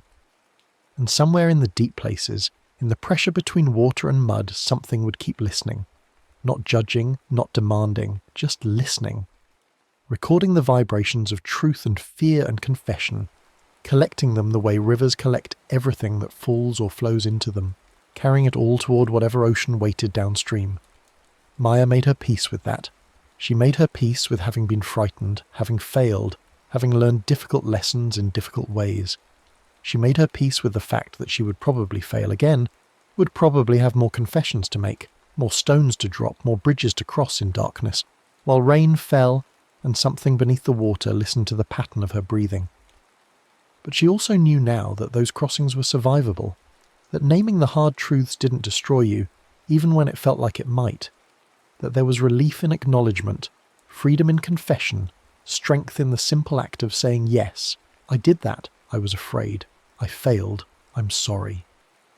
These were the lessons the river had taught her, and she carried them forward into whatever came next. Not as talismans or protections, but as earned knowledge, hard-won understanding, the kind of wisdom that only comes from making mistakes and learning to name them clearly. The river flowed on, patient and eternal, waiting for the next crossing, the next confession, the next small stone dropped as payment for passage. And Maya walked on too, on dry land for now, but knowing that eventually she would need to cross water again, would need to make offerings again, would need to face her fears and name her truths in the dark. That was just how life worked. You kept crossing bridges, you kept dropping stones, you kept learning slowly and painfully how to move through the world with a little more honesty, a little more courage, a little more willingness to acknowledge what you carried. And if you listened carefully, really listened, the way the river listened, you could hear it everywhere. The sound of truth trying to surface, the sound of confessions waiting to be spoken, the sound of fear and hope, and everything in between flowing like water towards some distant shore. The river was everywhere in every difficult conversation, in every moment of choice between honesty and avoidance. You just had to learn to recognize it, to respect it, to pay it what it was owed. Maya had learned. She was still learning. She would always be learning. The river flowed on, carrying its burden of stones and secrets. And somewhere downstream, in the deep places where water met earth, something listened. The years that followed taught Maya that crossing one bridge didn't mean you'd crossed them all. Life had a way of presenting new rivers, new dark crossings, new moments when the choice between truth and silence felt like the choice between drowning and breathing.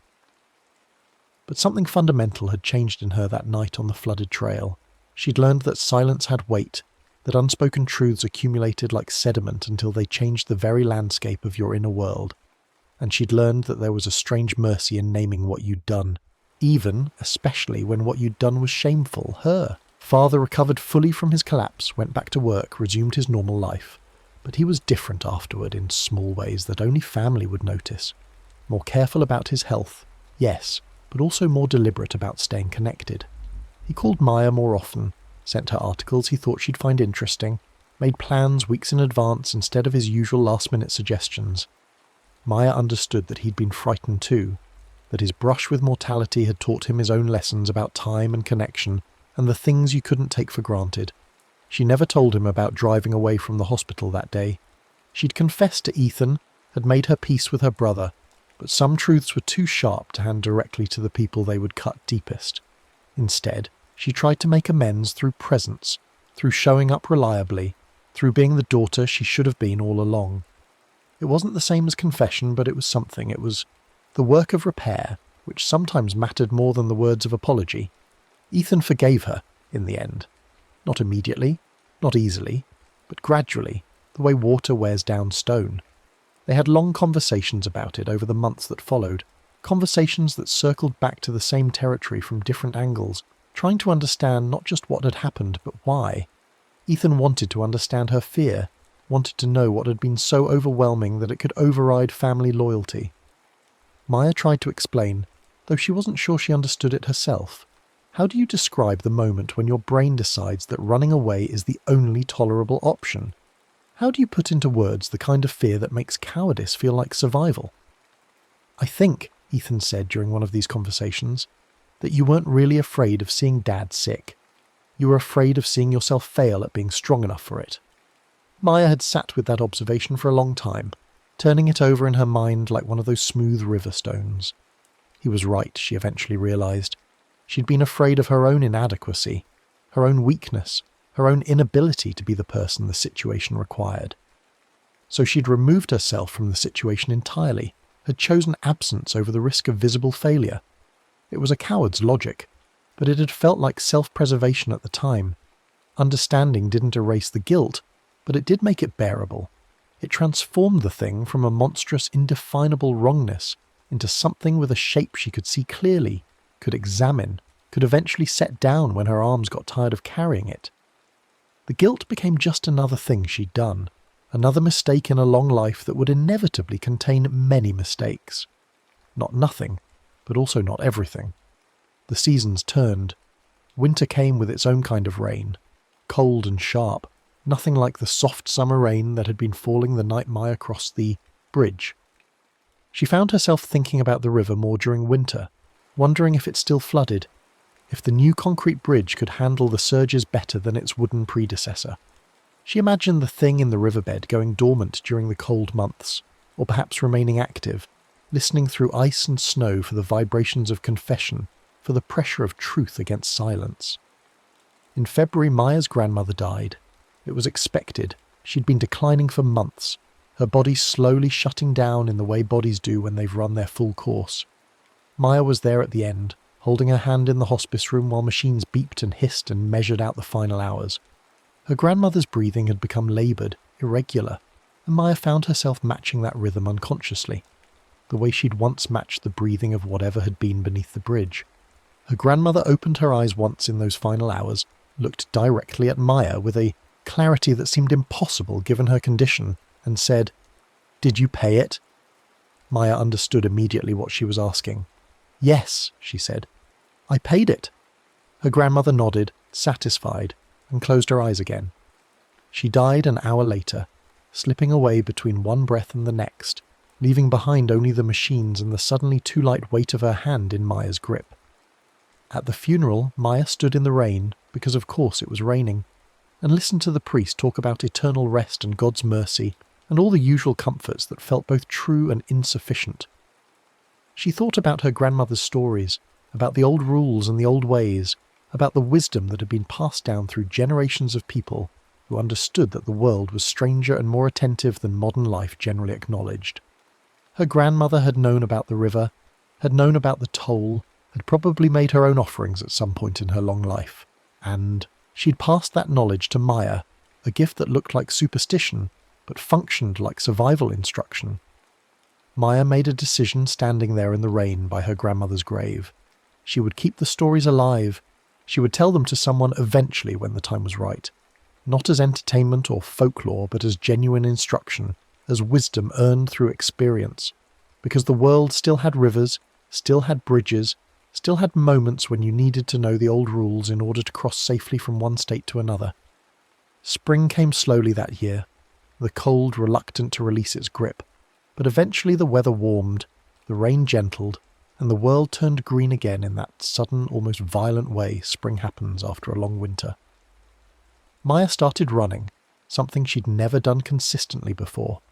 She found routes along other waterways, creeks and canals and small rivers that weren't the river, that didn't carry the same weight of memory and meaning. Running gave her time to think, or rather, time to not think in the usual way. Her mind would quiet into a rhythm matched to her footfalls, and in that rhythmic quiet she could process things that seemed too large or complex to handle in her normal waking state. She ran through grief over her grandmother. She ran through continued guilt about her father. She ran through the normal stresses of work and relationships and the ongoing project of being a functional adult. And slowly, gradually, she ran herself into a new shape, a new way of being that felt more honest, more integrated, more willing to acknowledge difficulty instead of fleeing from it. On one of these runs, she encountered another runner stopped on a small footbridge over a creek. The woman was standing very still, hands on the railing, staring down into the water with an expression Maya recognized instantly. It was the expression of someone circling a difficult truth, someone on the edge of naming something they'd been avoiding. Maya slowed to a walk, her runner's instinct telling her to keep moving, but something else, some deeper instinct perhaps, the same one that had guided her to the riverside trail that rainy evening, made her stop. She approached the bridge carefully, not wanting to startle the woman, and paused at a respectful distance. "You okay?" Maya asked. The woman looked up, startled, and Maya saw that she'd been crying. "Yeah, sorry, just..." She gestured vaguely at the water. "Having a moment?" Maya nodded. She understood moments. She moved closer to the railing, looked down at the creek flowing beneath. It was swollen with spring runoff, running faster than usual, carrying the accumulated melt from upstream. "This is going to sound strange," Maya said, "but do you have a stone, or a coin, something small you could drop in the water?" The woman looked at her like she might be crazy, which was fair. "Why would I do that?" "Old tradition," Maya said. "My grandmother taught me. If you're carrying something heavy, something you haven't been able to say out loud, sometimes it helps to drop a stone and name it in your mind. Not speaking it, that's important. Just thinking it clearly while you make the offering. The water takes the weight of it or something like that. I don't know if it actually works or if it's just psychological, but it helped me once." The woman was quiet for a long moment, considering. Then she reached into her jacket pocket and pulled out a keychain with several keys attached. She worked one of them free, an old key that didn't look like it fit anything important, and held it in her palm. "Just think it, not say it." "Not out loud," Maya confirmed. "The speaking part is important. Keep that to yourself or save it for someone you trust. But the naming, the acknowledging, that you can do silently, just for you and the water." The woman nodded slowly. She closed her hand around the key, closed her eyes, and stood there for maybe 30 seconds. Maya saw the muscles in her jaw working, saw her throat move as she swallowed something back. Then she opened her hand and dropped the key into the creek. It disappeared with a small splash, and the woman let out a breath that sounded like it had been trapped in her chest for a very long time. "Thank you," she said, wiping at her eyes. "That's weird, but it actually helped." "The weird stuff usually does," Maya said. She started to leave, to continue her run, then paused. "One more thing. If you ever need to actually talk about whatever that was, find a person, not a river. The water can hold the weight for a while, but people are better for the long term. The woman nodded, managed a small smile. Got it. Person, not river. I'll remember. Maya ran on, leaving the woman alone on the bridge. She felt strange about the interaction, part proud, part embarrassed, part uncertain whether she'd helped or just imposed her own weird beliefs on a stranger. But the woman had seemed genuinely relieved after dropping the key, and Maya chose to believe that meant something, that the old wisdom her grandmother had passed to her was worth passing forward. Over the following months, Maya found herself having variations of that conversation several more times, always at bridges, always with people who had that particular look of someone wrestling with unspoken truth. She began to understand that she'd been given a kind of responsibility that night on the flooded trail. Not a burden exactly, but a duty, to recognize others at that same threshold, to offer them the option of naming and releasing, to keep the old knowledge alive and functional. Some people thought she was crazy. Some ignored her advice entirely. But some, enough to matter, took the stone or coin or key she suggested they drop, made their silent naming, and walked away lighter. Maya never asked what they'd named. That wasn't the point.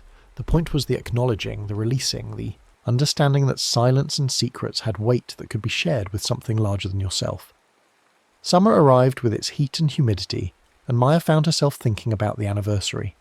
It had been almost 2 years since that night on the Riverside Trail, since she'd crossed the damaged bridge and made her offering to whatever listened beneath. The trail had been open again for months, the new concrete bridge installed and certified safe. She could go back if she wanted. Walk the same path, cross in daylight, see if anything of that night remained, or if it had all been washed away by time and flood and reconstruction. She decided to go, but in daylight, and with company. She asked Ethan if he wanted to join her for a hike, and he agreed readily, probably just happy that she was initiating plans instead of avoiding him.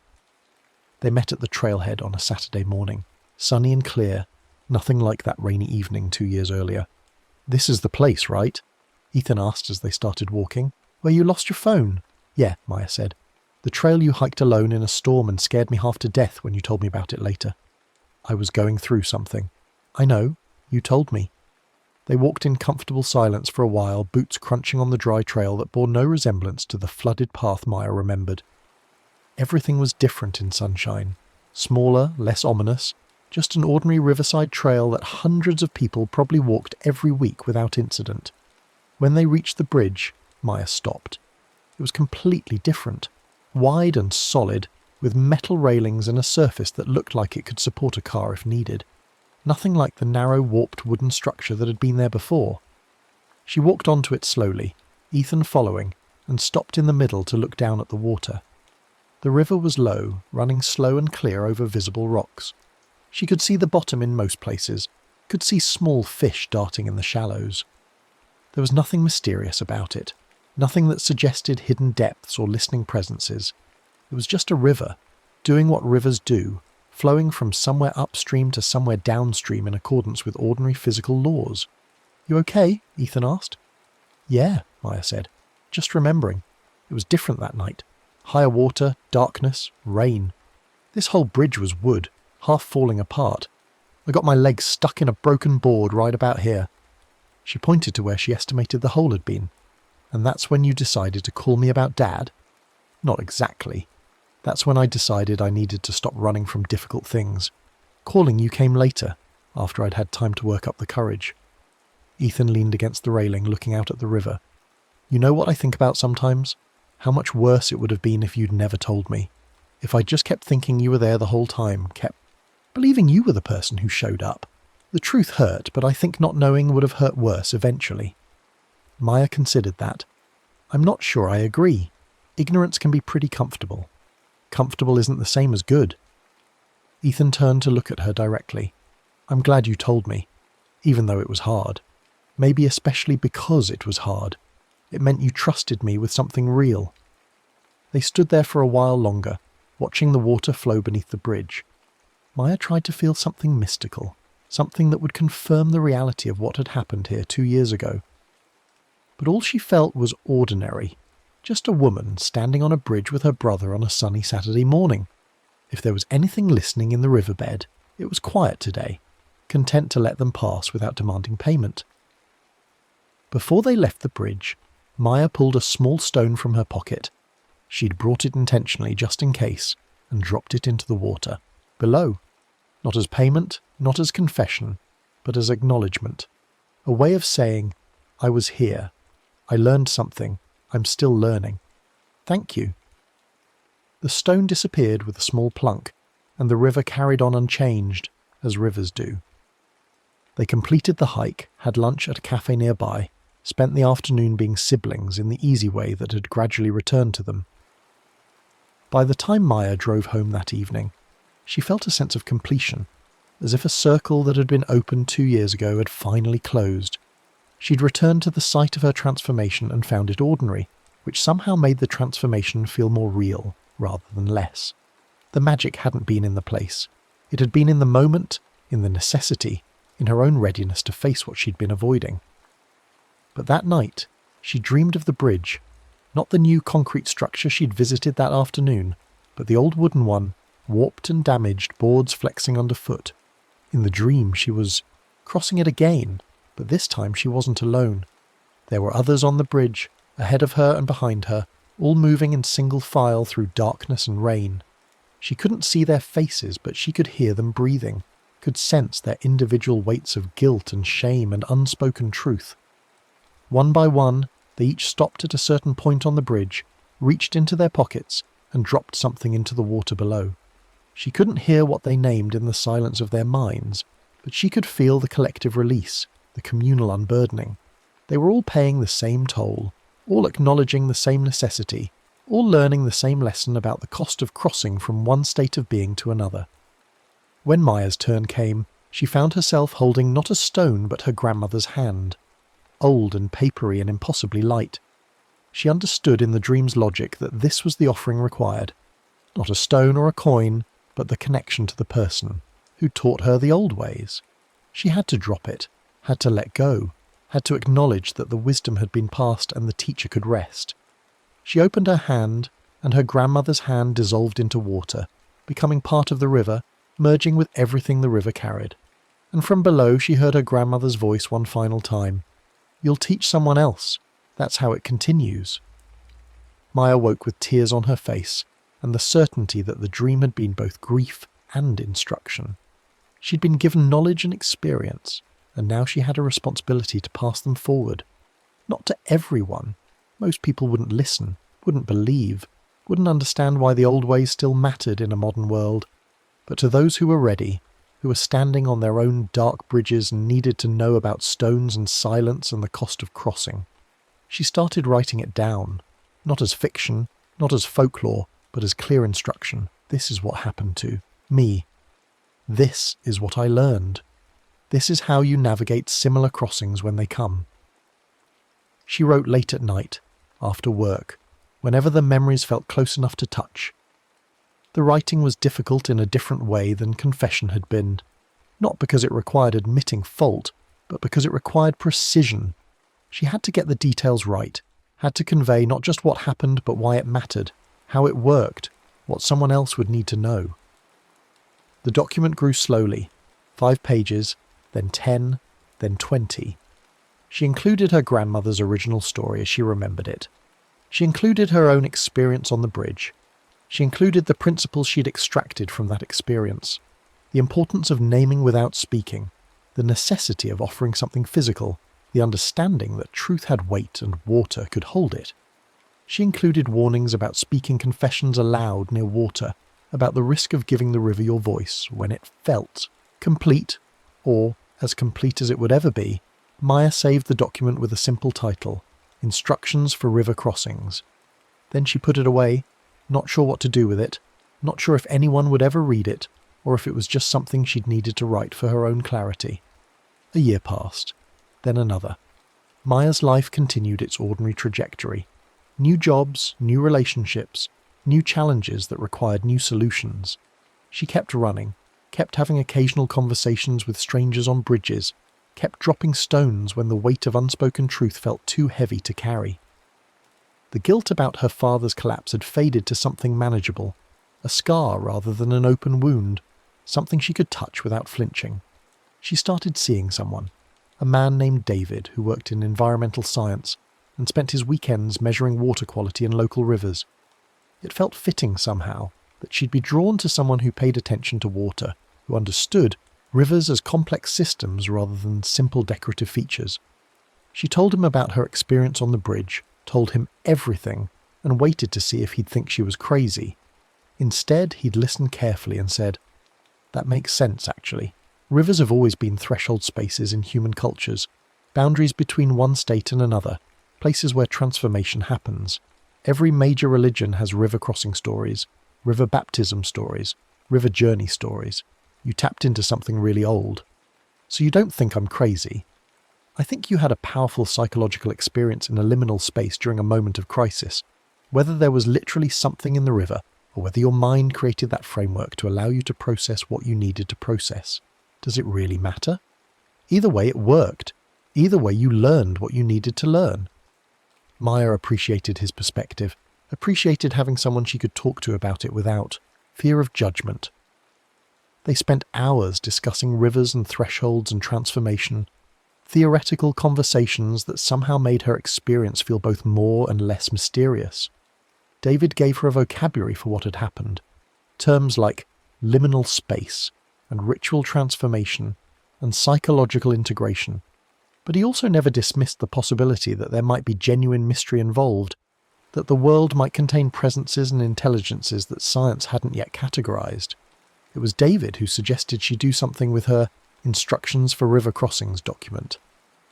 "This is valuable," he said, reading it one evening on her couch. "People need this. Maybe not everyone, but the ones who need it really need it. What am I supposed to do? Publish it? Put it online? Maybe. Or maybe you just keep it available for when someone asks the right question. Keep it ready for when you recognize someone who's standing at the same threshold you were," Maya thought, about the woman on the bridge during her run, the one who'd dropped the key, about the others she'd spoken to over the years, the ones who'd listened when she offered the old wisdom, about her grandmother who'd known she would need this knowledge someday and had made sure to pass it on. "Yeah," Maya said. "Okay, I can do that." She created a simple website, nothing fancy, just a single page with her instructions and a contact form. She didn't advertise it, didn't promote it, just let it exist as a resource for anyone who might stumble across it while searching for answers to questions they couldn't quite articulate. River crossing traditions, old ways of confession, how to make offerings to water. The search terms that might lead someone there were varied and obscure, but that was fine.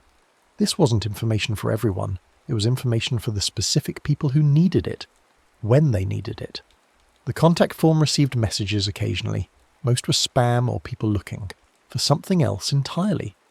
But every few months someone would write with a story that echoed Maya's own.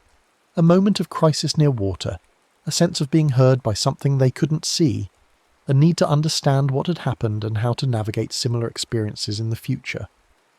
Maya answered these messages carefully, sharing what she knew without imposing belief, offering the old wisdom while acknowledging that everyone's experience would be unique. One message came from a woman named Sarah who'd had an experience almost identical to Maya's, a damaged bridge, rising water, a moment of necessary confession. "I dropped a stone like the old stories say," she wrote, "but I'm not sure I did it right. I'm not sure it worked. I still feel like something followed me home." Maya wrote back immediately, her fingers moving faster than her conscious thoughts could follow. She explained about speaking versus naming, about the importance of keeping the confession silent about what it meant if you'd spoken the truth out loud near the water. She asked Sarah specific questions. Had she said anything aloud on the bridge? Had she called out, cried out, spoken any part of the confession vocally? Sarah's response came 2 days later. "Yes, I said it out loud. I was alone and scared and I just started talking, telling the water everything. Was that wrong?" Maya sat with that for a long time before responding. According to her grandmother's stories, speaking the confession aloud near the water was the crucial mistake. It gave the river your voice, created a connection that could be used to call you back. But Maya didn't know what to do about that, didn't know if there was a way to sever that connection, or if Sarah would just have to live with it. She wrote back honestly. "I don't know if that was wrong exactly, but it might have created a stronger connection than the silent method. Old stories say not to speak confessions aloud near water because it gives the water your voice. If you feel like something followed you, trust that instinct. Stay away from that river for now. Find someone safe to talk to about what you confessed. A therapist, a trusted friend, someone who can help you process it in a healthier way. And maybe, if you feel ready, go back to that bridge in daylight with someone you trust. Make a second offering, this time silently, and see if that helps close whatever got opened. She didn't know if her advice was right. She was making it up based on fragments of old stories and her own single experience. But it felt right. Felt like wisdom, even if it wasn't certainty. Sarah wrote back a week later to say she'd followed the advice, had returned to the bridge with her sister, had dropped another stone in silence. It helped, she wrote. I don't feel watched anymore. Thank you for understanding. These exchanges became part of Maya's life, a strange ministry she'd never asked for but seemed to have inherited along with her grandmother's stories. She was the keeper of old knowledge about rivers and crossings and the prices truth demanded. It wasn't a role she'd sought, but it was one she'd been prepared for by experience and necessity, and she found she could fulfill it with something approaching grace. Her relationship with David deepened and steadied. They moved in together, found an apartment near a small creek that David could monitor for his work. Maya would sit on their balcony and watch the water flow past, thinking about all the confessions that had probably been dropped into it over the years, all the small stones and heavy secrets it had carried downstream towards some larger confluence. The creek was too small to have the presence she'd felt beneath the bridge. Or maybe she was just too familiar with it now, had domesticated it through daily observation until it lost its mystery. But sometimes, on rainy nights, she would still hear something in the water's voice, a rhythm that sounded almost like breathing, a pattern that suggested intention rather than mere physics.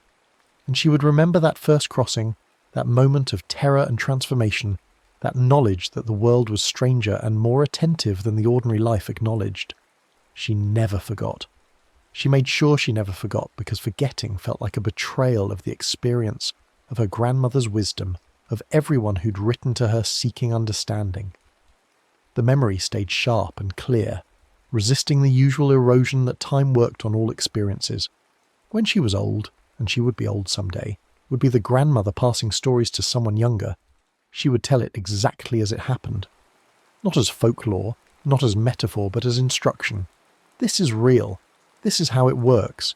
This is what you need to know. Years passed. Maya's father eventually retired, began the slow process of accepting that his working life was behind him. Ethan got married, had children, began the enormous project of raising new humans. Maya became an aunt, which felt both ordinary and profound. This continuance of the family line into another generation. She wondered if any of those children would someday need the knowledge she carried, would someday stand on a dark bridge and need to know about stones and silence. She hoped they wouldn't, but if they did, she would be ready. The river flowed on, as rivers do, carrying water and debris and secrets downstream toward the ocean.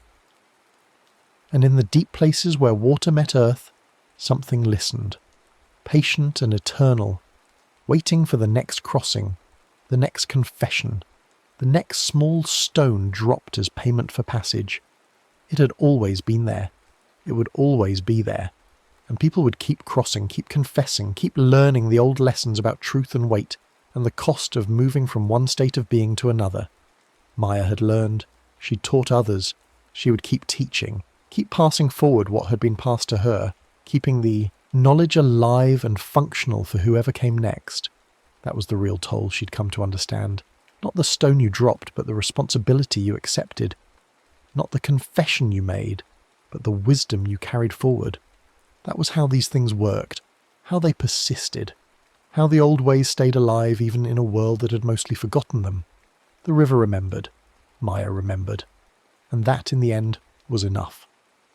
The next story is about to begin. Please relax and enjoy.